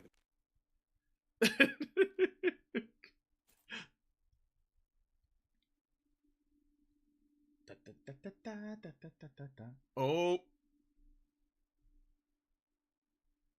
that dealt it to every single. It dealt one card to every single player. Yeah, one card. Oh wait, no, it dealt me 2 cards. I have to do it for each time. I see. Oh, I see. I have to press it for each card. There's a way of dealing like I forgot how, but you can click on it and then say deal or draw like 5 or whatever. There's a way, and I can't figure out how. Because there was a way that you could. Oh, okay, never mind. I figured it out. You just hover over it and then select the number. Well, that makes it easy. So this has 8, and you just go, 4. There we go. So if you just want to deal to yourself, you just hit the number 4, or like whatever it is. Oh.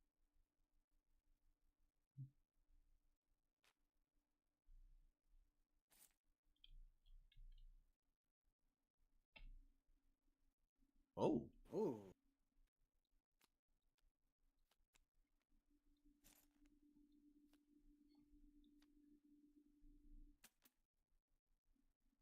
So what do you think of Oshi Push? I like it. And it's a lot easier to understand than I thought it would be. Yeah. Well, okay. I don't know if it's fast. I don't play enough card games to tell if it's fast or not. It's fast. It's fast. Okay. Like, once you get the hang of it, it honestly is fast because there isn't that many cards in the game, or like even in the deck, there isn't that many cards. So because you are capped at 40 and you can't go above it. Mm-hmm. So it does limit you because they want to make it easy and quick to pick up. So that way they're not, they're big upon like internal balance. Okay.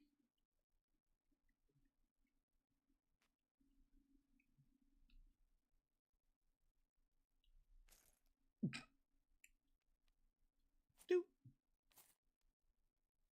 Do. Do. Do. Do. You just never know what you're gonna get.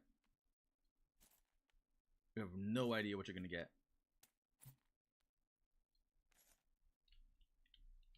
Oop. All right. You want to call it? Oh. Yeah. What time is it? 10. Yeah, 10:40. I'll call it. Should. Well, at least I'll go to bed and I'll have like one of Mollington's games on in the background. I mean, now that you know how to play and you know how to deck build, you could probably challenge Mollington someday. Isn't Mollington hosting a tournament? He is hosting a tournament. I don't know the specifics of it. Last time I checked, I think he was hosting it only for the Clippers or the FaZe Clippers. But if he doesn't get enough people, he might make it open. Because I remember Armchair was like hoping that he opens it up to the general, but because he wants in that competition. I mean, all Armchair has to do is make one clip. That technically makes him a clipper. Just re-upload the Walmart clip of Pippa and he's a clipper now. There you go. He can now join the tournament. On a technicality. I wonder if I wonder if Mollington would allow that. Because knowing Mollington, he probably would. He probably would. He would. I feel like he would at the very least for Armchair. He would. Probably, yeah. But like, if it was like me, like, there's no fucking way. Right?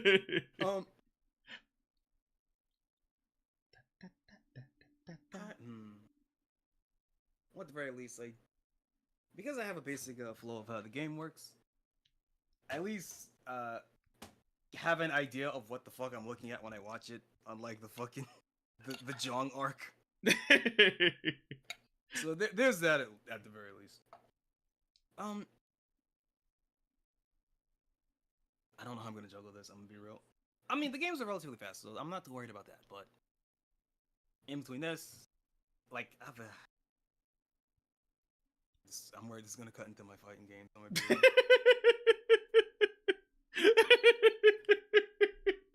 Because, like, you know, like fighting game is my stomping ground, right? But you know, this card game thing, this is new to me, so I'm trying to like take it all in. Well, you can also use it as a break between things, because I use tabletop as a break between like gaming and Zatsus and everything else, because it's a good like refresher kind of thing. Where you're just like, I mean, yeah, it did wonders for my mentals. Yeah, I'll tell you that. Because it's like board games are just like it allows you to like focus on like the game itself and the like it's why I absolutely loved like board games when growing up, because it was like I was like hyperactive like during like sports and everything else, so it's like sit down, shut the hell up, learn the game, like, oh, this game's actually pretty fun. And then it allows you to focus in on something else, and it's like, oh, I can actually like clear my head about all of this and just like theory craft, deck build craft, and then you're just like,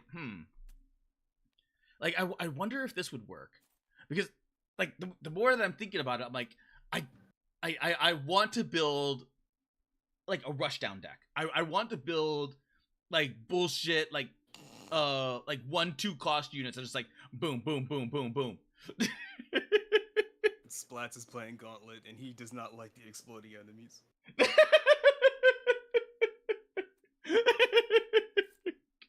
I can't turn this shit off. What, the Discord notifications in your Steam overlay, I never found a way to turn it off. Oh, I never looked into it. I just have it there. Yeah, I just also have it there, but I don't use window cap. I don't use display capture, so other people can't fucking see it. I'm sure there's probably a way of turning it off. I just never bothered. I mean, at least on. Well, it's fine. It only pings when people DM me specifically, and I talk so little. It doesn't even. It only shows up like once every like couple of hours, so I ain't gotta worry too much about it. Isn't this the one that shows the DMs and everything? It's like, Discord message, DM, and it shows it on stream. It does, yeah. Okay. I remember it happened once, and I just I was cracking up because it happened.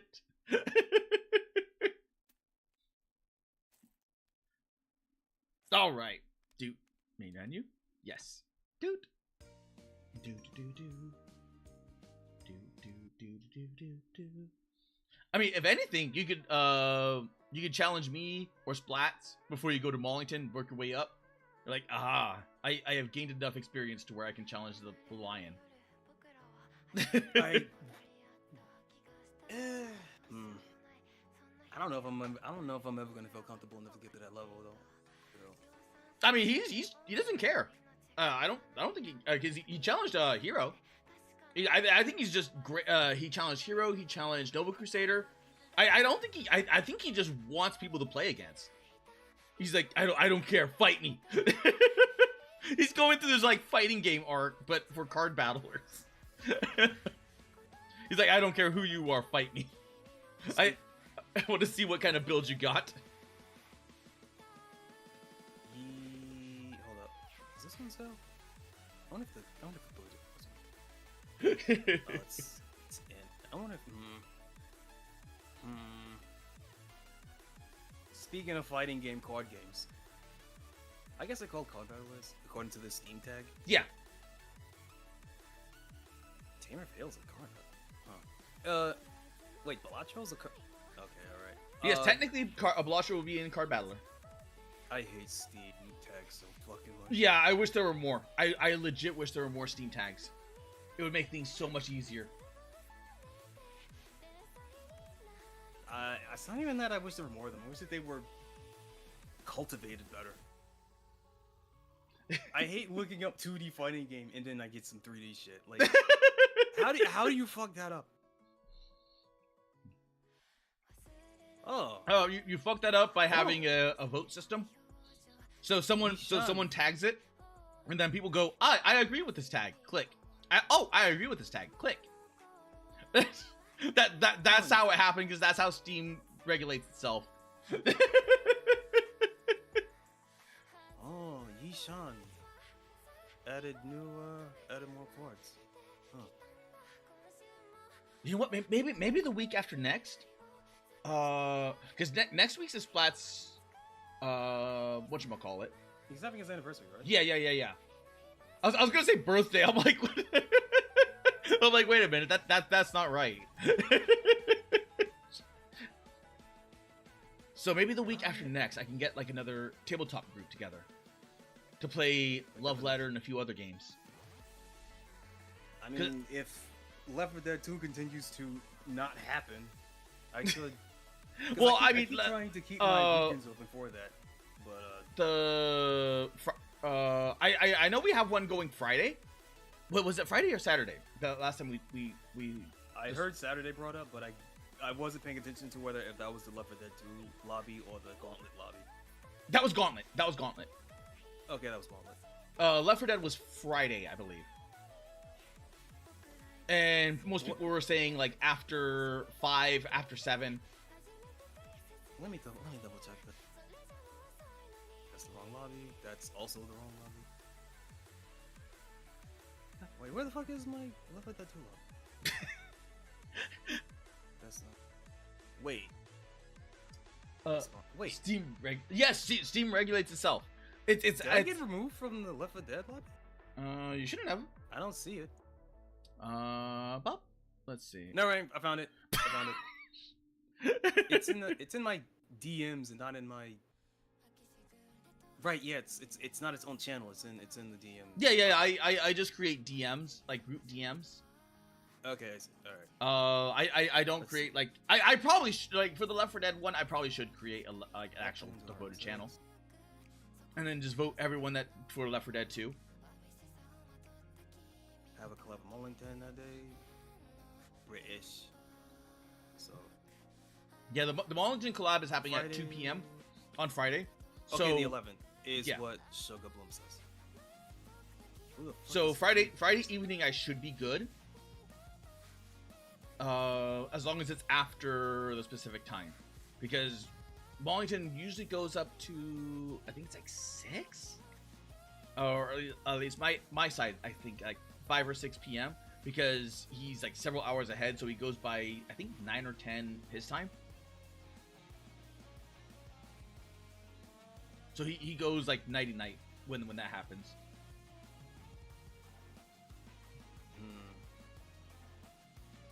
Get this shit. Sweet. Okay. Okay. I'll have to put that in my schedule. That's the 11th. Until starting at some point after 5.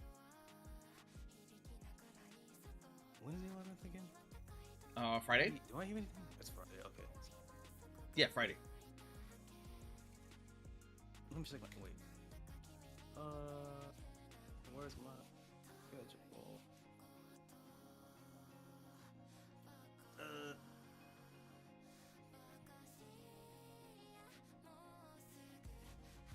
Because now I have like 2 other games, like Love Letter and Dragon Inn, which is a tabletop D&D bar fighting drinking game thing. But you don't actually drink. Your characters are drinking. Supposedly it's really good, but I've never played it. Yeah, but the rules seem simple enough, so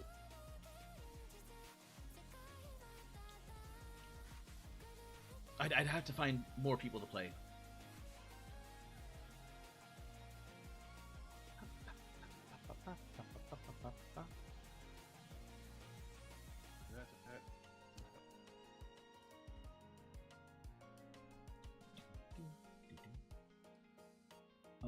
just like your favorite server pop up, we need to submit collab next week. It's just easier to keep track of.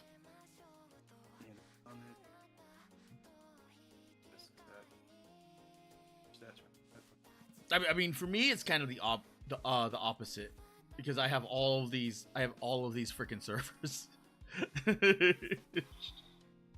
That it's easier for me to have the DMs,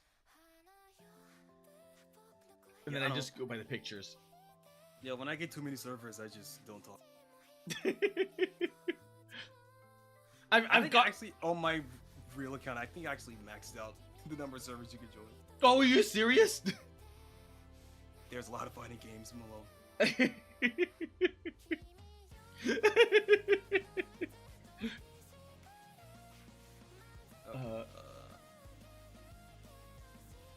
You got some of them that have like character-specific discords and shit. Damn, that's yeah. No, if a game gets big enough, no, there will be discords specifically for one character. That sounds about right, but damn.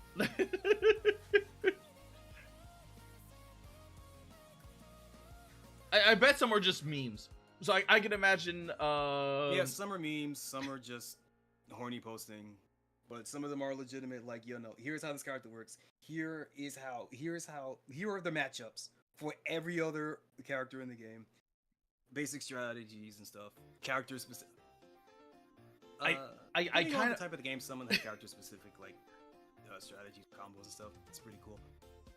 I kind of want to join a a Tosetsuki server just for the memes. Okay, I see. Okay, I mean, it seems like it would just probably be like stupid fun. It's gonna. I mean, if I have a beat on May players, it's gonna be mostly memes and cosplay and shit posting, and there will be some guy gatekeeping the horny posting. Probably a mod.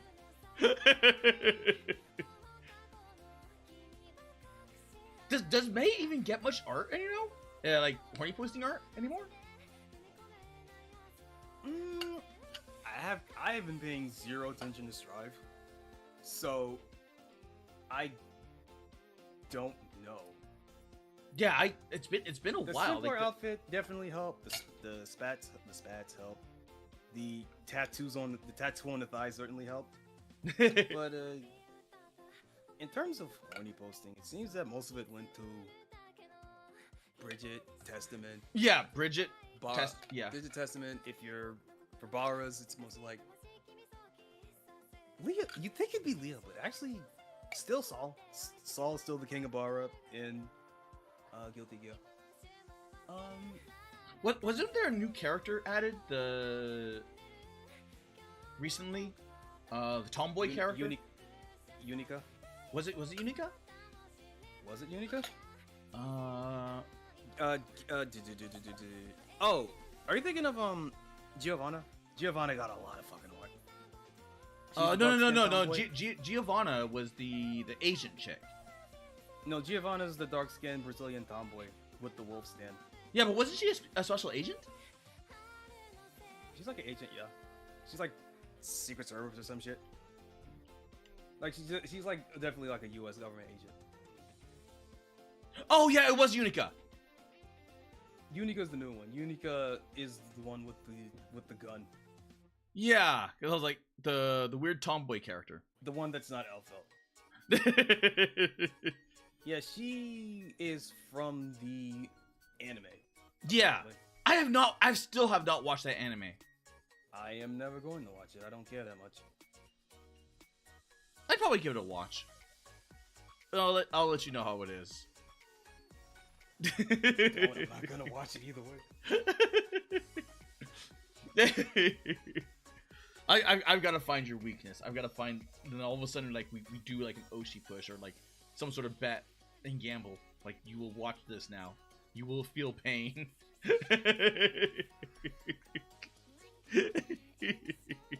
Listen, well, it would hurt less for you. I still need to force Splats to watch the live action. To watch a live action fighting game movie. They are all terrible. Every single one of them is goddamn awful. Well, yeah, you couldn't challenge him at golf because then he's just gonna, like, he's gonna choose Neo Turf Master or something else, and then Rolf will stomp you. I think Panya has fan service, so that'd be neutral ground. I mean, tabletop has golf, believe it or not, like little tabletop golf, and he's not like professional at that yet. There's also that. What's that streamer paid friend swap golf with your friends thing? There's also that. I think that's free. Yeah, there's I don't know if golf with your friends is free, but the first Mortal Kombat movie was pretty good. Splats, no, it wasn't. I am sick to death of people saying that the 95 Mortal Kombat movie is good. It was not. It had really cool music. It is not for free. However, it's 70% off at $449. Nah. If it was Marvel Madness, then maybe, but it's not. So no. Oh. Actually, Marvel Madness I think has a fan server. The one that was on 360. I think you can just play that now. It's not on Steam. I think it's let me double check. I remember seeing this. I don't know if it's still up. Next video. I would say challenge him to an Oshi push match, but I think at this point he's gotten more games under his belt. If getting my shit kicked in dissuaded me from playing video games, I would not be a fighting game head. Yeah, yes, but now you're gambling for Marble stakes. Blast Ultra, You're that's like, what I was thinking. Like you're making him watch a fighting game movie, so he's gonna do something conniving. He's gonna be like, "Aha! You're gonna be watching this." If we get got fuck if I know.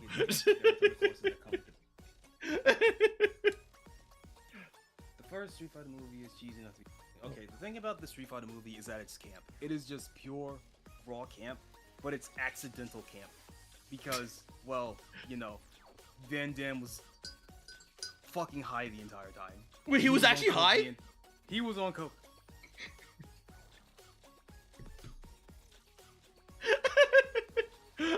I did not know that. Yeah, no, he was absolutely fucking wasted. So that's fun. Well, Julia is fun. Everything else about it is just may as well not be called Street Fighter. It has nothing. It's the live action Street Fighter movie is on the same level as the live action Mario Brothers movie, where it's a really. It is a very surreal, very camp, and honestly pretty good movie if you completely divorce it from the IP that it's supposed to be from.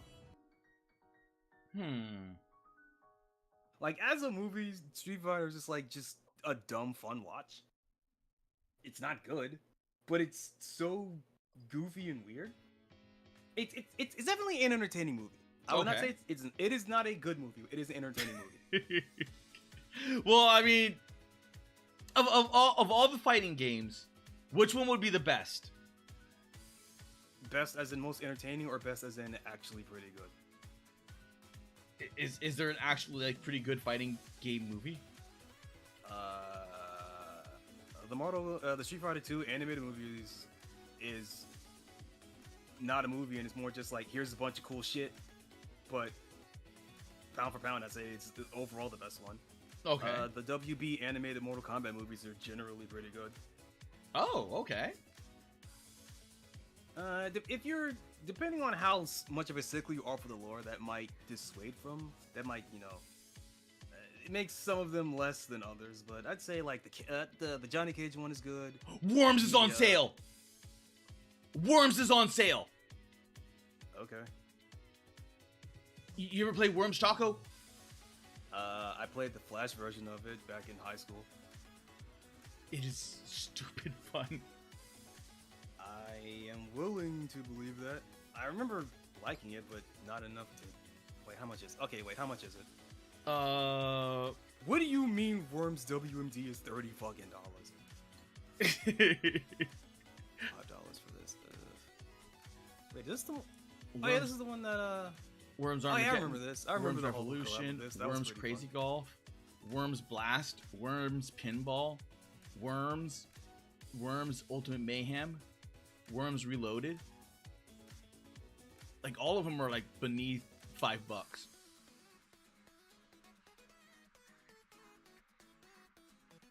So this actually could be good. I wonder which one is the best Worms to get though. Because I did not know about the worm sale.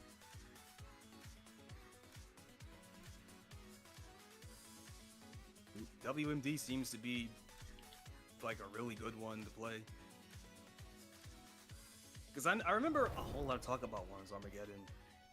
Or rather, I vaguely remember hearing the phrase Worms Armageddon whiz by my ears through my headphones when I was listening to the Guilty Gear soundtrack. So,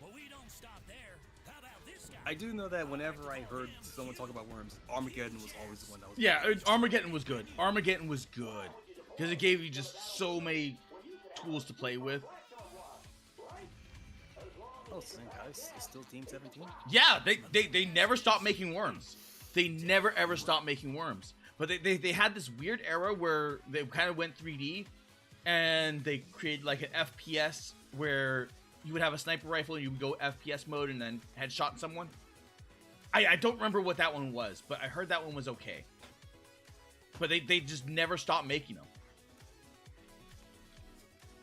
I will put it on my wish list, and I will consider buying it after I get Shoot. Shoot is ready, comes out. Oh yeah, so have to. Oh yeah, Boker is like 60. Which one did you want me to get again for Bokura? Either one. Hey boy, how you doing? But that's if you wanted to. Because I mean, I have a very basic curiosity of it, but that's not enough to get me to buy it again. Yeah. That's why I said like only. It's like $1, like $2. But yeah, and I'm willing to buy anything for $2, but there's other games that I would rather buy for $2 first.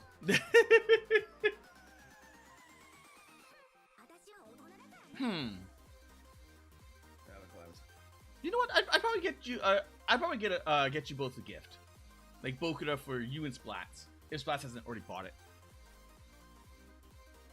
Because it's a good game. It's a really good game. I believe you, but it just might not be a game that I like. As Yeah. long as you're aware of that, if you do buy it. Either that or maybe Worms. Okay. The thing about Worms is that I would. Knowing me, that is a game that I would only play with people in a collab. Yes. In a collab. And outside of that, I just wouldn't. So it's like, do you really want to spend $5 on a game that you might only play like a couple of times? Oh, okay, yeah, I see what you're saying now. That's the way I am with like fighting games. Like I'm like, yeah, like I saw like what is it called? Soul Calibur. I'm like, like I probably only touched that briefly, and then you have to worry about the hard drive space that you're taking up. Yeah, the hard drive space is. Yeah. Well, I was gonna say, the thing about Soul Calibur is that, especially for 6, even if I have my own. Okay, as someone that regularly plays like semi regularly plays like the entire Soul Calibur series, I will say that for me personally, I would put Soul Calibur 6 in the dead middle in terms of like how good it is as a game, as a fighting game. However, Soul Calibur 6 also put in the most effort in a long time for like single player content, and the character creation. How the character creation works in the game is basically a slightly worse version of what it was in Soul Calibur 5, and Soul Calibur 5 was the best one in the series, tied with Soul Calibur 3 depending on what you value when you make a character. If you really like the dress up aspect of it, then Soul Calibur 3 is your game.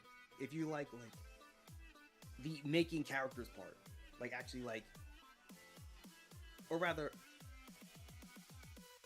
the addition of stickers and how they completely change how you can make your character look in Soul Calibur 5 and 6 adds a level of depth to what you can do with your characters that 3 couldn't. 3 was just like 3 was like a wrestling game in terms of like you could combine any articles of clothing in any way you could, and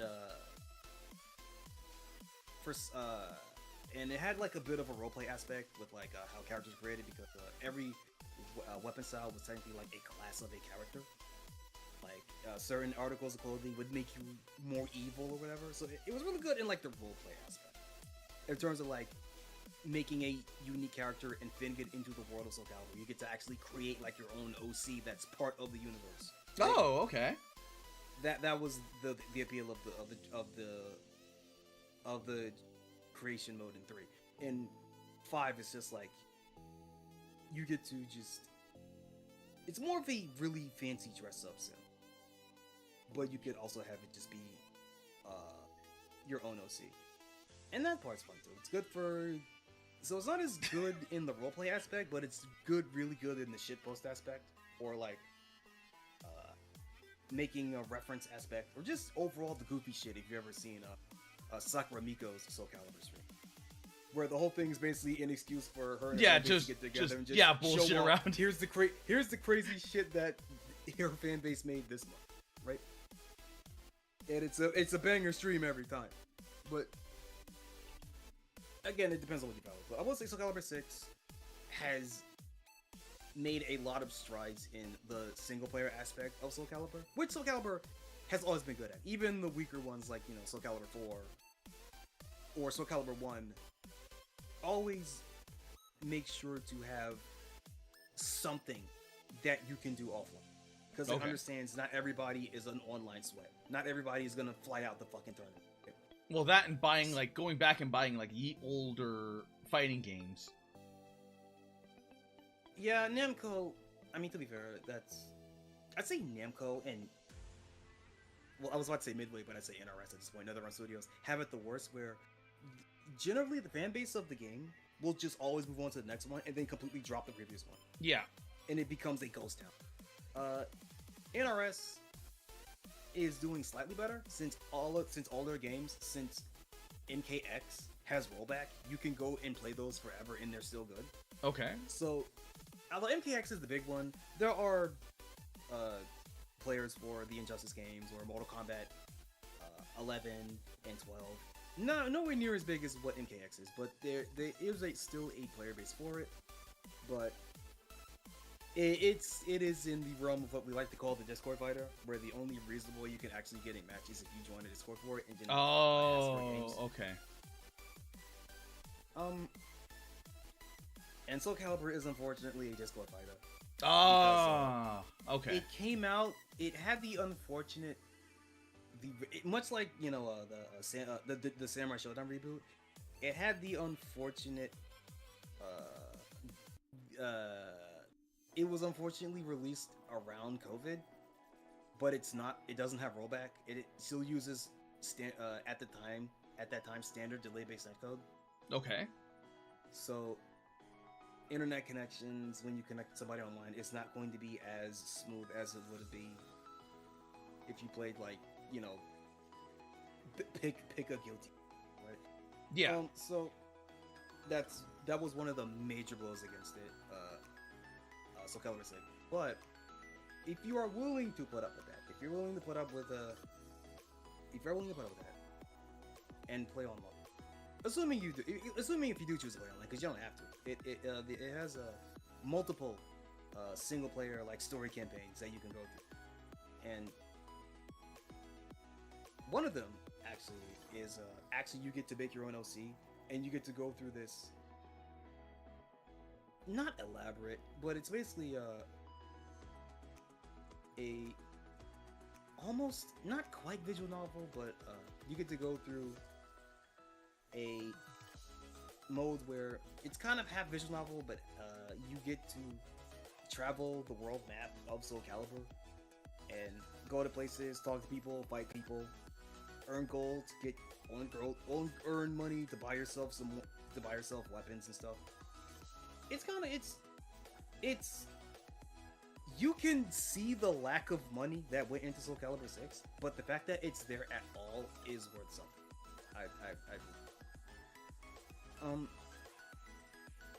It does have a standard arcade mode, but it also has like a story mode where you pick a character and you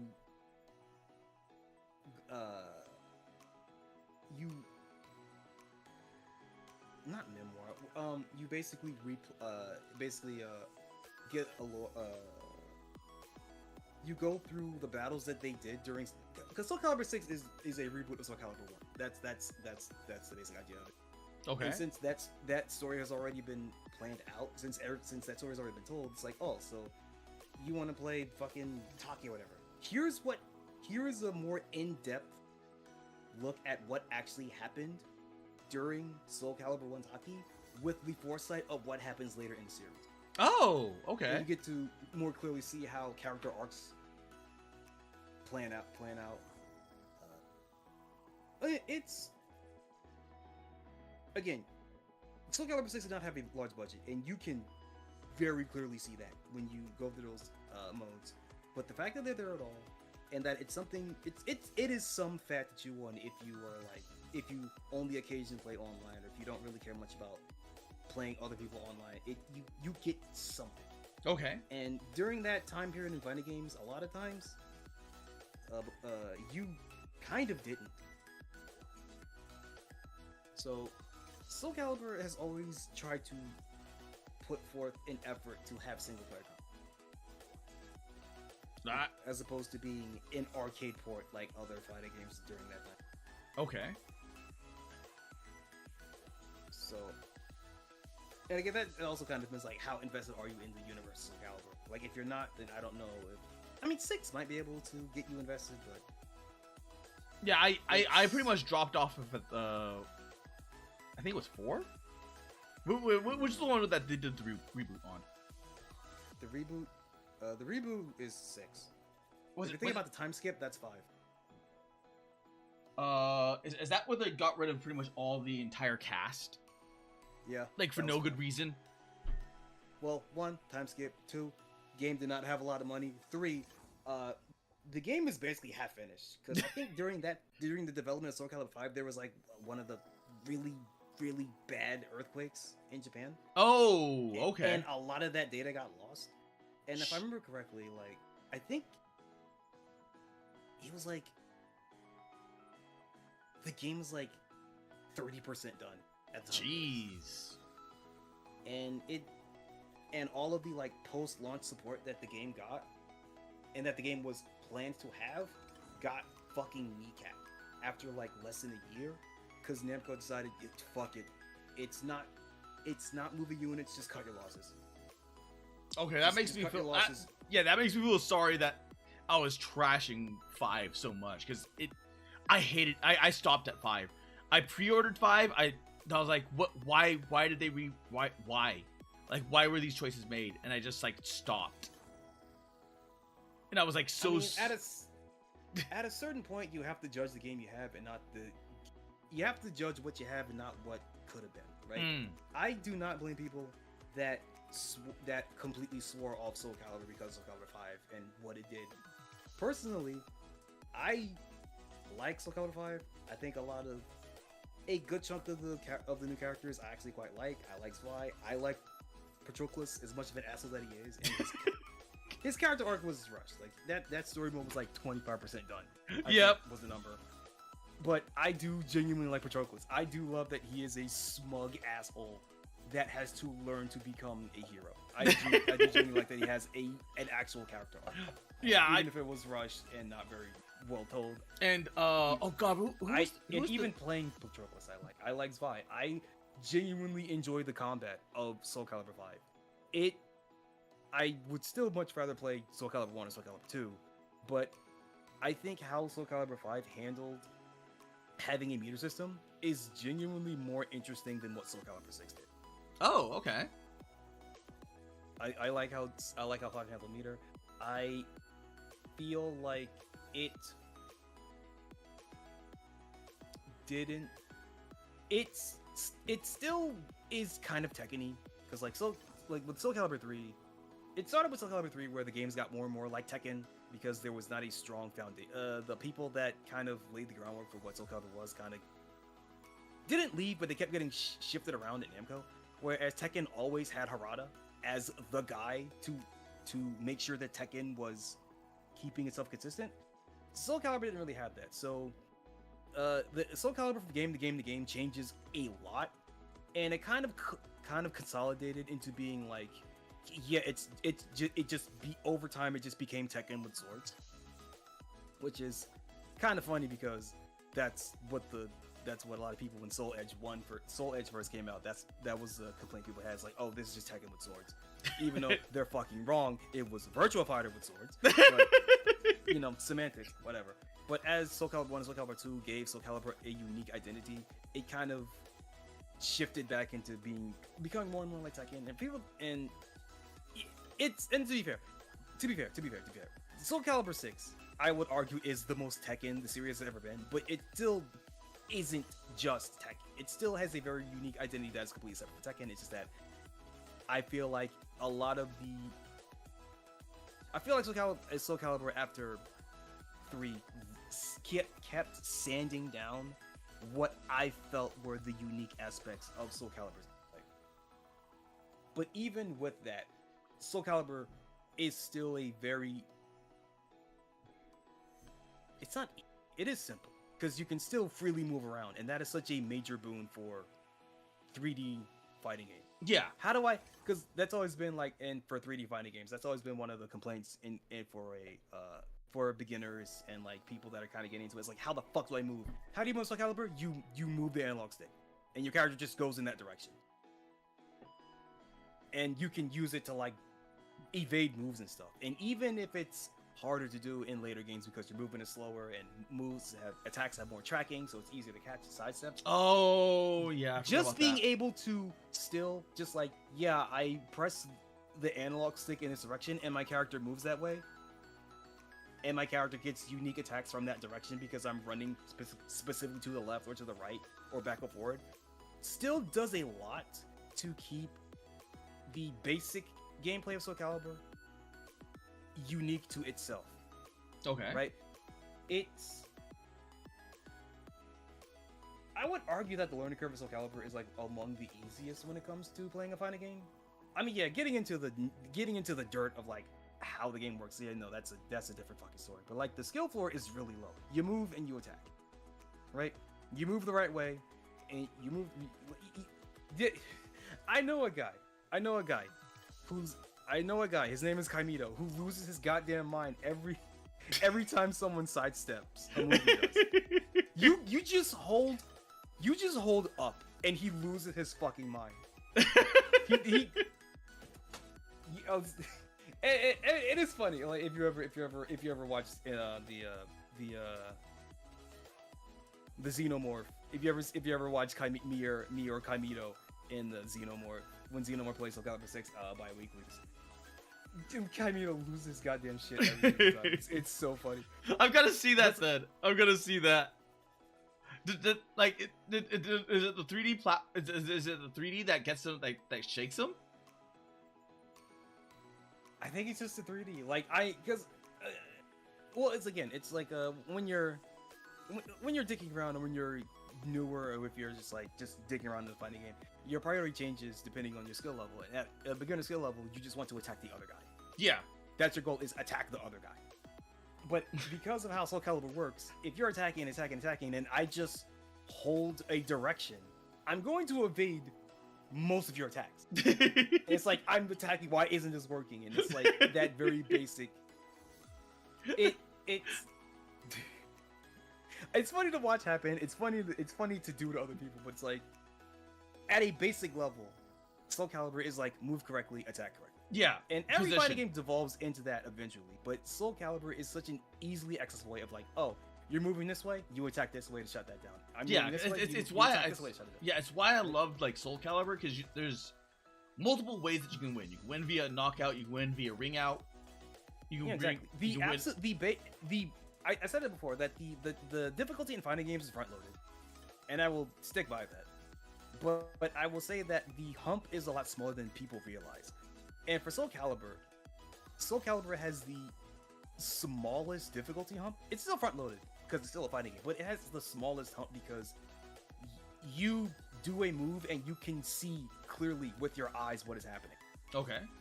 Oh, this character's moving around. I'm going to do this attack that goes in a very wide arc, and it will prevent him from moving out of the way. Right? And the level of clarity that you can, the level of clarity that animations in Soul Calibur have at a basic level does a lot to prevent people from getting lost when watching a match. Okay. Right? Like, if you're watching a Tekken match and you've never played Tekken before, you have no idea what the fuck is happening. Because a lot of what makes Tekken, a lot of what gives Tekken its flair are things that you can only really appreciate at mid-level. Right? When you get into like the nitty-gritty of like, you know, backdash canceling and like how some characters are only weak to specific movement patterns, or like or even on a basic Tekken, or rather, how to explain this? Late Tekken 7 helps. You know, the slowdowns when attacks are, or when two people attack at the same time, the slowdown when that happens. A lot of cool. Tekken, even in its earlier games, always did a lot to make the game look as cool as possible, and that brings in a lot of people. And the buttons layout of like left punch, left kick, right kick, that's easy for someone to digest. Like, this character did this move. Oh, what limb was that? Oh, that was the left leg. Okay, so that's a left kick. It's doing something, but it involves the left kick button. Okay. Right? There is a. So even if you've never played a specific character, you'd be like, oh, this attack was with like the right arm, so I know that that's going to be a right punch. And the direction of the punch is like, oh, he kind of turns his body this way, so I guess that tracks that direction. So like even in the middle of the match, you can kind of like, okay, so this move, the animation of the move, the character is doing this, so I can intuit it has these properties. And Soul Calibur is that -1, where instead of like, it's like, this character swings the sword in this arc. Okay, cool, got it. It's going sideways, so I can't sidestep it. So I have to either jump it, or I have to dodge under it, or I have to counterattack with like a faster button.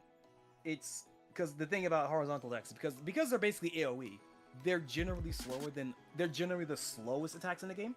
Okay. So it's like if someone's doing horizontals, you can counter with a vertical, which are faster, or kicks, which are faster. So it's like it has the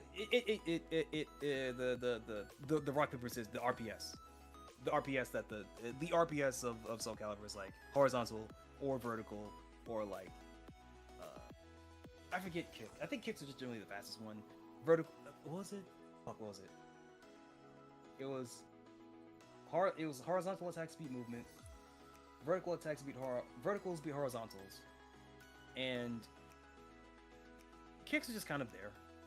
And like verticals, you can move out of the way of verticals, but horizontals beat movement, but verticals beat horizontals. I think that's what it was. And then you have, like guards and parries and throws and all that other shit. And that's when the RPS, the triangle, turns into a dodecahedron, right?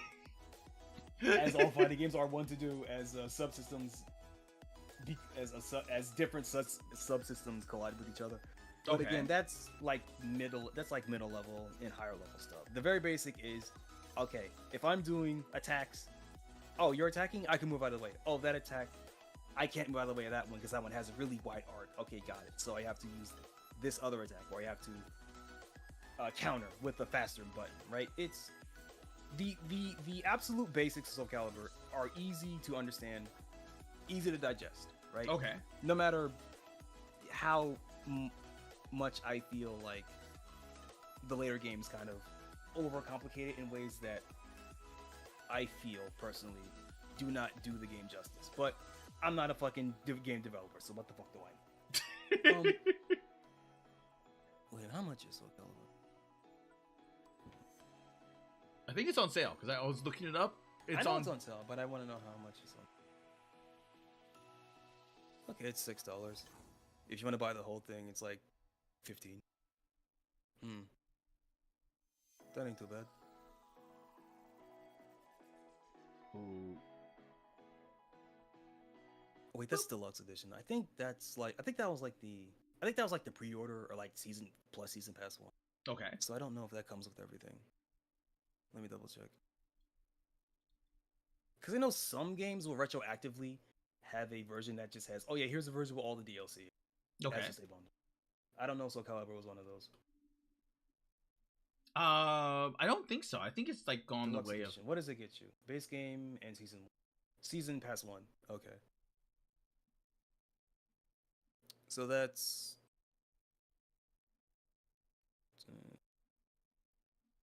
1, 2, 3, 4, 5, 6. Okay, so that's season pass 1. That gets you Tira, 2B, Amy, Cassandra, and some extra outfits for your creator characters. And then season pass 2 is like another, is basically $14. Okay, that's okay. Anyway, again, I feel like, I mean, we were just talking about this, like, even if I were to say buy you Soul Calibur, like, how often would you play it really, right? I like to think you play it a bit more than not at all, because of, I at least like to think you would at least try out the single player content, or at least try out making some characters. I would. And like, but I think it's in this like the same realm of like if I got you worms. yeah.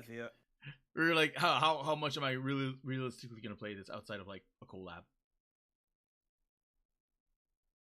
Yeah, just add it to the backlog. Yeah. You kind of forget that it's there. Yeah. It's something I am trying to work on.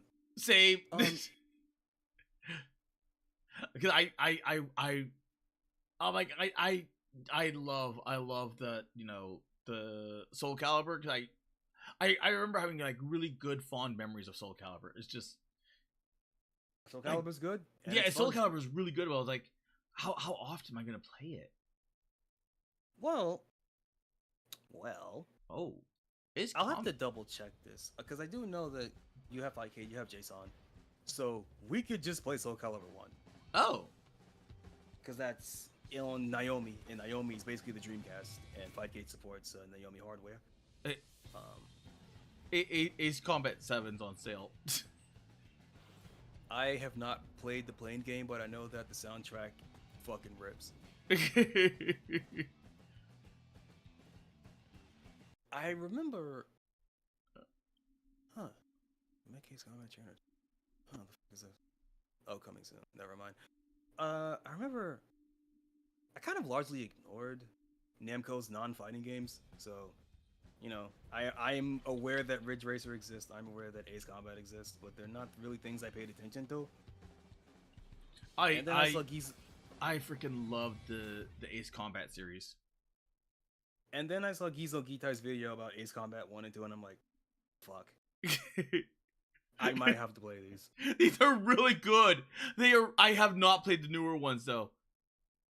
There's no doubt in my mind that they were good. I just said I don't care for plane simulations. Oh, they're not simulations. They're like this in-between of like arcade, like Afterburner, but also simulations. It perfectly finds that middle ground between the two, and I'm like, huh. Oh, and Project Wingman is on sale too. Oh, I'm about to make some real hard, like, decisions. now that I'm seeing like everything here. Wait, how much is it? If it's $5, like I might. $6. And am I gonna be able to run this fucking thing? Oh yeah, that's probably a good choice. Recommended. I mean, I have this 50 gigs. Yeah. That's another thing that's been like at this Namco point, games are bloated as yeah. I look there and I start counting gigabytes. I'm like, oh my god, you games that take like 100 gigabytes. I'm like, how?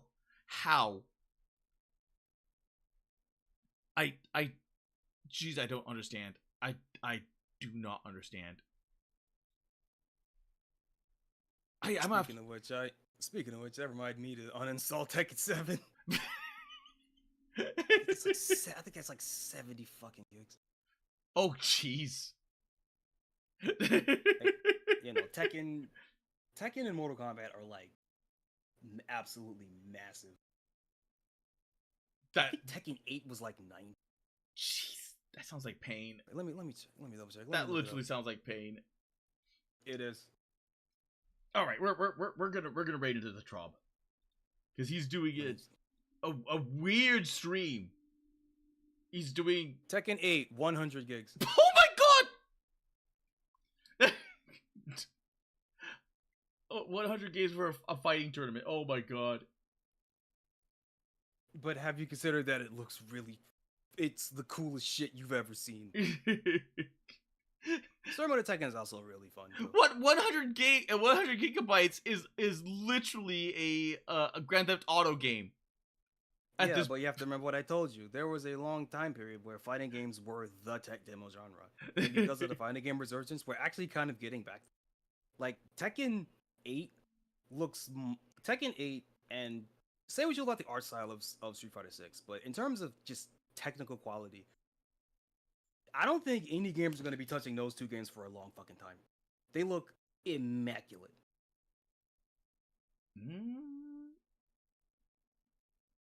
I'm not sure. I don't know because I haven't given it much thought. That's fair. Because it's not your wheelhouse, so it's, because I have no. It's not something you pay attention to, but like, if you've ever, especially for like Street Fighter 6, dude, even the models are great, but the animation of Street Fighter 6 is fucking phenomenal. Most fighting games look like shit when you slow them down because the game is more important about feeling good than looking good. Okay. If you've ever just look up any random Street Fighter 6 match and just frame by frame slow down the game and just go through the animation frame by frame, it looks fucking it is a level of polish I genuinely thought I would never see in a fighting game. Okay. It still feels, and it still has like the over exaggerated, like, you know, arcadey feel to it, but there is so many individual frames of animation for every little thing. It's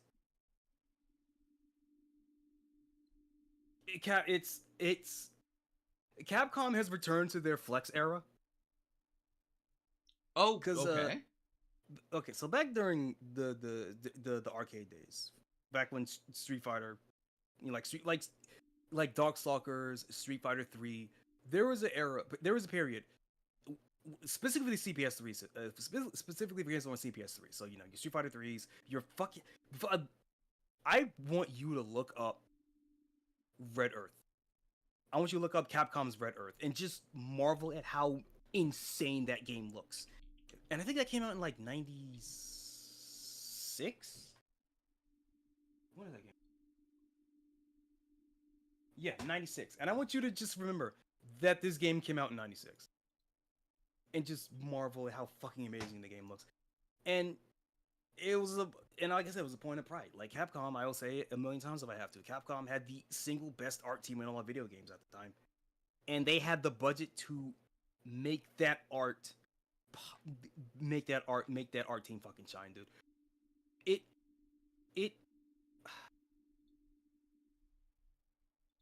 I could argue that they were the absolute masters of 2D. Like, you know, you have to actually like see it in motion.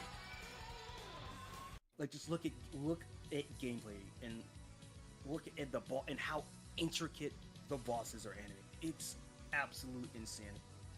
This was a fighting game? Yeah. It was. So the gimmick of Red Earth or Warzard, depending on where you were, the gimmick is that it was a fighting game, yes, but it was more of like an RPG where you pick a character and you fight a bunch of bosses. Oh, and you okay. level up and you get bigger stats, you get bigger weapons, you get these magic stones that get you more techniques and stuff. So it was more of a single player experience, but there was a versus mode. There was a traditional versus mode, and it gets real goofy real fucking fast because basically every character has like 30 moves. If you're playing as a max level character, every character has like 30 moves. It's fucking insane. But yeah, look at that. This is 1996. Look at these characters. Look at these animations. Look at how intricate everything is. 1996. And I want you to compare that to literally any other video game that was released in 1996. Okay, I can see what you're saying. Yeah. Never got a home port. There was no home console that could handle this shit.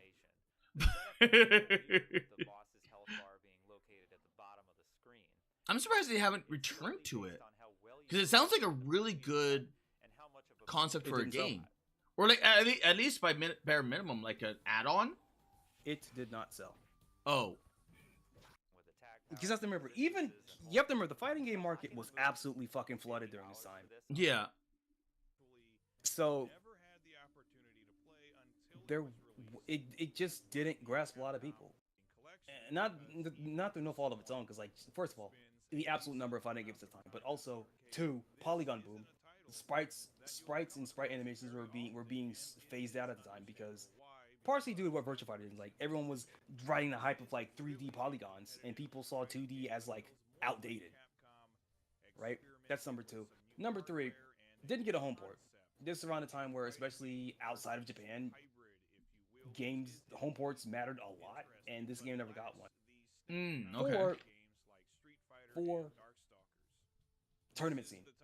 So tournaments were really starting to, with the success of Street Fighter and like other fighting games at the time becoming like really big for tournaments. A game like Warzard, Red Earth or whatever, being more single player focused, but also still kind of being in an arcade.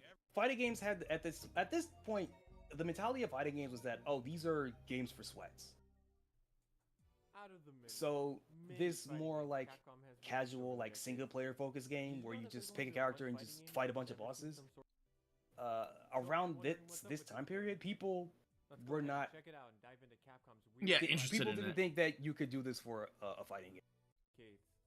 And I would say, I think the lack of a home port is really what did it, honestly. But you know, Fightcade, people are starting to dig into the game. People are finding out, like, getting into the intricacies of how it is.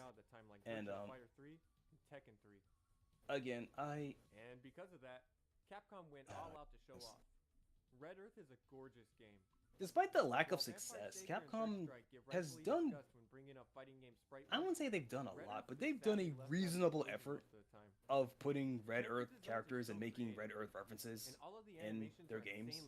Okay. I mean, it's not like Darkstalkers. Like, you're not gonna just see, like, art direction. I mean, Tessa does show up. Tessa does show up in quite a large number. She's in Puzzle Fighter. She's in SVC Chaos. Which has some of my favorite Capcom work ever. And while I'm trying to remember. Street Fighter 3 and Capcom's JoJo games would define the CPS. No, I was thinking, is she in Street Fighter 6? No, she's not. She's not. She was not referenced in Street Fighter 6. I'm thinking of somebody, but I don't remember who right now. But it is a standard fighting game. Well, I'm like even like the character design, like you got a ninja, like your standard ninja. Yeah, ninja. You have Lionhead guy. Yeah, you have barbarian Lionhead wizard guy. You have a witch, who's not a witch, but shut up, she's a witch. You have a witch, and then you have like a martial artist who's the martial artist. Yeah, the Chinese girl, but with the Lubu, Chinese martial arts girl, Lubu antenna things. You obtain passwords that allow you to save your character. And those are your player characters, and then you get the bosses, which are just a bunch of the coolest looking monsters you've ever.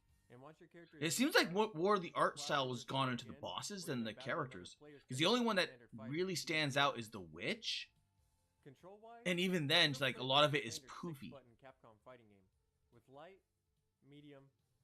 Yeah, a lot of in terms of player characters, a lot of it is most noticeable on the witch because all of her attacks are casting. All of her attacks are casting spells. Or like throwing potion orbs and stuff like that. Whereas a lot of the stuff for the other characters is more subtle. It's but more importantly, for what's his name? Kenji. For Kenji, you don't see it a lot, but for Kenji, it's more so his arsenal. Like Yaoi has so many tools that he uses in tandem with one another. Like he has like a cannon, he has like a grappling hook, he has like a sickle, he has like a bunch of cool tools that he can use in interesting ways. Leo is just your big body grappler, but also what if your big body grappler had a sword that can go half screen, right? Oh, okay. But he's more like your big like barbarian like fighter type, right? So he doesn't, in terms of how he looks or how he animates, he doesn't really do anything too extraordinary. He just hits really hard and it's like, look at how many frames we made for this single slash, like that kind of thing. Okay. But of course, an evil sorcerer has appeared and Myling is your fighter class. Is your Oh, I'm just thinking like this is an entirely conversation. Like I have a feeling that we could probably go hours on this alone. Now he's got to kill monsters. I love talking about 90s era Capcom. Because I did not know about this. So Most people don't. Thankfully, it's in the Capcom Fighting Collection. it isn't the Fighting Collection. I think it's in Fighting Collection. Oh, that is cute. Only to return to her town burning to the ground. They actually have the like an animated like moving screen. Yeah. Like with the Chinese girl like lifting her legs. Like most of the time they didn't do that shit. It was just like a still frame. Like Capcom had I cannot stress how much money Capcom had and how much money that they poured into their art team. Then what what happened? Like it only took like what recent years for them to like get out of that slump? Well, I mean Capcom wasn't in a slump for a while, but it wasn't that. It was Capcom shifted their part. Unlike most Japanese studios, Capcom tried to keep a stronghold in both arcade and console development. And as arcades just kind of died, Capcom just moved over and focused more on the home market. And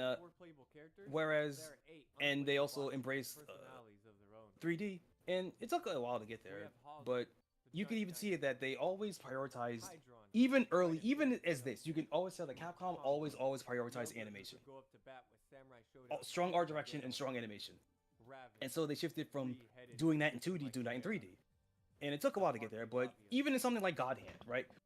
God Hand looks like shit until you see just how many animations there are in that game. And the entire gimmick of the game is like, yeah, no, here's a list of like over 100 animations we have for this one guy, and you can put them in any order you want to, and the animations play out very smoothly, which you did not get for other games at the time. Like pick a wrestling game, you can pick your own moveset, cool, and then try to do like any random string of like 2 or 3 attacks, and it looks like fucking garbage. Okay.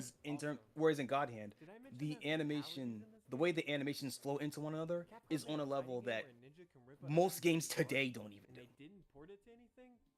But let's get down to the real meat of a fight. Wait, there was finishers in this? With titles like Monster Maulers. Yeah, you absolutely murder the bosses. Because they're all monsters. As these other games were just co-op runs. Monster Maulers, that's a good one too. That's Konami though. We need to put a thing where we just go through all of this, because I have no clue for some of these stuff. You can. I mean, if I want to stick to Capcom, like you could teach art courses on Darkstalkers. Like, I think someone actually did. I think it was Art Eater, maybe. There was a guy that's like, yeah, no, here's a dissertation on the animations of Darkstalkers and how you can study these to make your and study these in like a course, like an art course. Okay. And how you can use Darkstalkers as a principal study for like animation principles. It's insane, dude. Combos are not long at all. And individual good buttons poking at the opponent are really important. Especially because in Red Earth, you could be guard broken pretty easily, which can obviously lead to some big damage.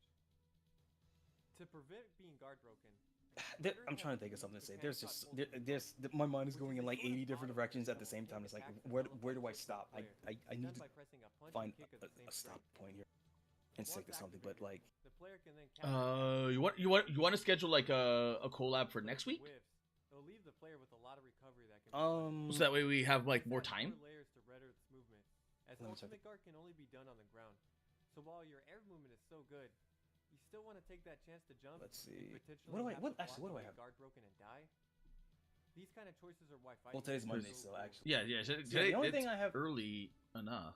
As I said in the beginning, yeah, today's Monday, so. For the longest time, Red Earth has been. So do you mean next week? Do you mean next week or like?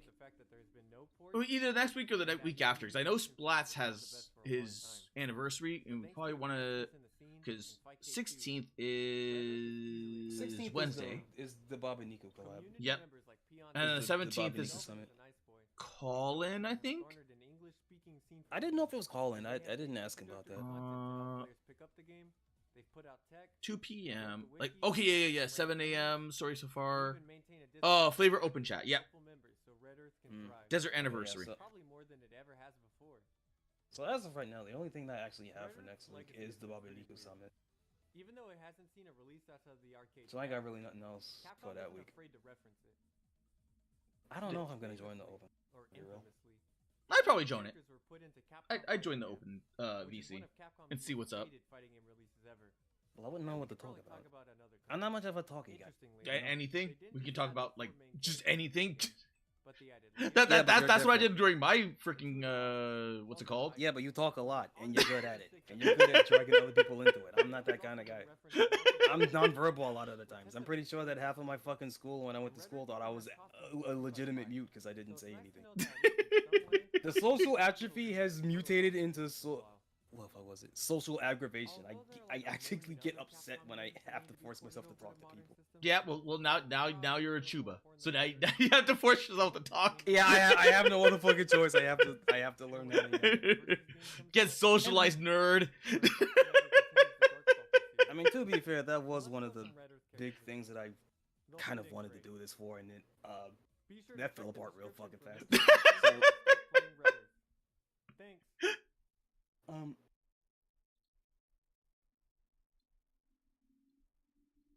Okay. I mean, we're rating the Trob. Yeah, you go. What is he doing anyway? He's doing like Marvel Rivals and Uma Musume at the same time for some reason. I was listening to Elf in the background. He's still playing Metal Wolf. Oh my god, how is Elf doing what? Elf is playing Metal Wolf Chaos still. Oh my god. He is right to do. As a goddamn American, it's his it's his God-given right. It's his God-given. Damn, 5 hours. Is that why he congratulated me on beating it? And what was it was like what was my game beat time? Didn't you have 2 streams? I don't remember. No, I only had the 1 stream. Metal Wolf Chaos. It was 8 hours and 33 minutes. And technically 1 hour of that was probably just yapping. Yeah, 1 hour of that was yapping. So I beat it in 7 hours and 33 minutes. Or wait, 7 hours?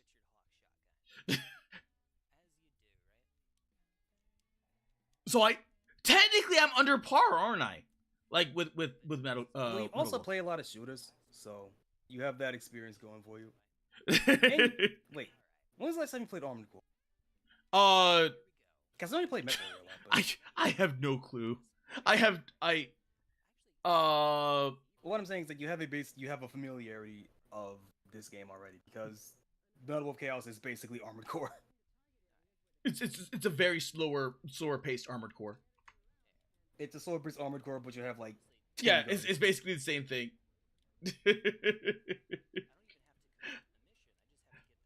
I don't want to play. Watch it. I don't know if I want to actually buy Armored Core, but looking at it, man, I kind of want to play Deus Ex Machina. Deus Ex is good. Deus Ex is good. Deus I played Ex a lot on my Switch, but I did get the Steam port when it was on sale, so I do have it. Oh, there's Deus Ex Breach, Deus Ex Human Revolution, Mankind Divided. Breach is the sequel to Machina. Oh. Wait, I think you got me confused. I'm talking about Deus Ex Machina, the mecha game. Wait. That was made by some of the people that made Armored Core. Deus Ex Machina. But like Machina as in like a machination. Daemon, D-A-E-M-O-N. Deus Ex Machina Game of the Year. No. Oh. Daemon, D-A-E-M-O-N. Oh, like a demon. And then X. Daemon. And then Machina, but like Machina. Oh. D-E-A... D-A-E-M-O-N. D-A...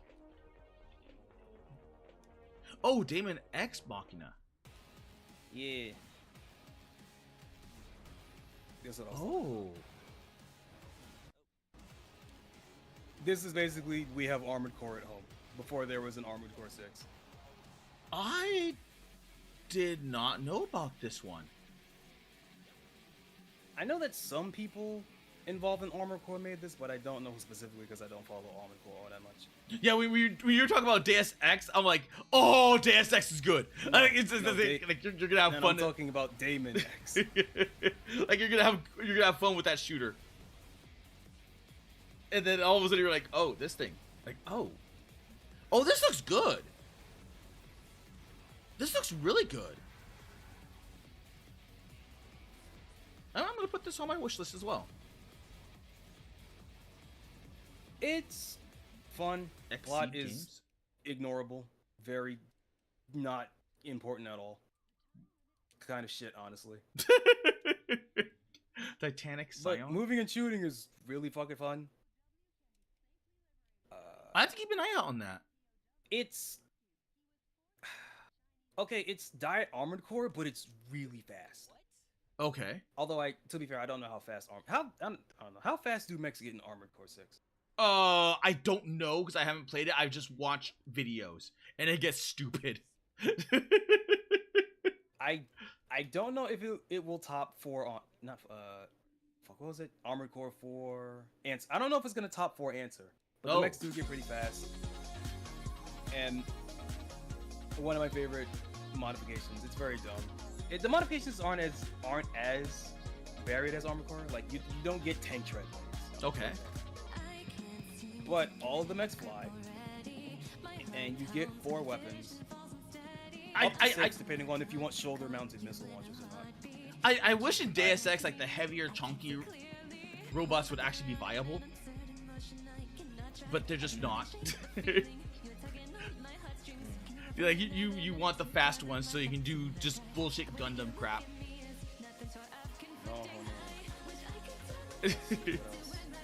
Oh yeah, you do get your overcharge. You do get your over boost charge thing. You do get a limit break. It's very cool. And there was something that I wanted to mention, but I can't remember what it was. You have swords. You have melee weapons, right? You have melee weapons, you have guns.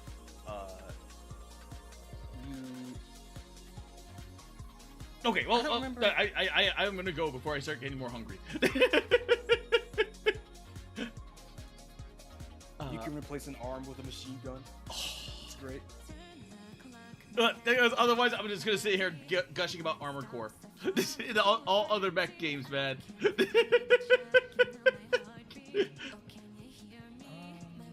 Okay, on Kick. All right. Thank you, Abzooey Cap. And then on the YouTubes.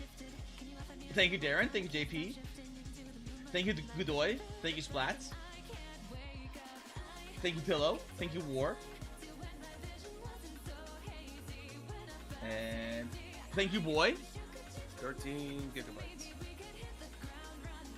And thank you, Choco, for the collab. Yeah, man. And lurkers and VOD watchers. And as always, Utsukata. You want to say anything? Damn it, it's locking us 13 gigabytes. Alright, I'll say the fucking thing. Time is the only currency you cannot afford. Refund. Why did I say that? Time is the only currency that you cannot. I mean, technically, you can't afford time. You can never buy more time, so I guess you can't. Or can you? I mean, if you have enough money, you can, but. Or maybe if you're a vampire. Tax bracket.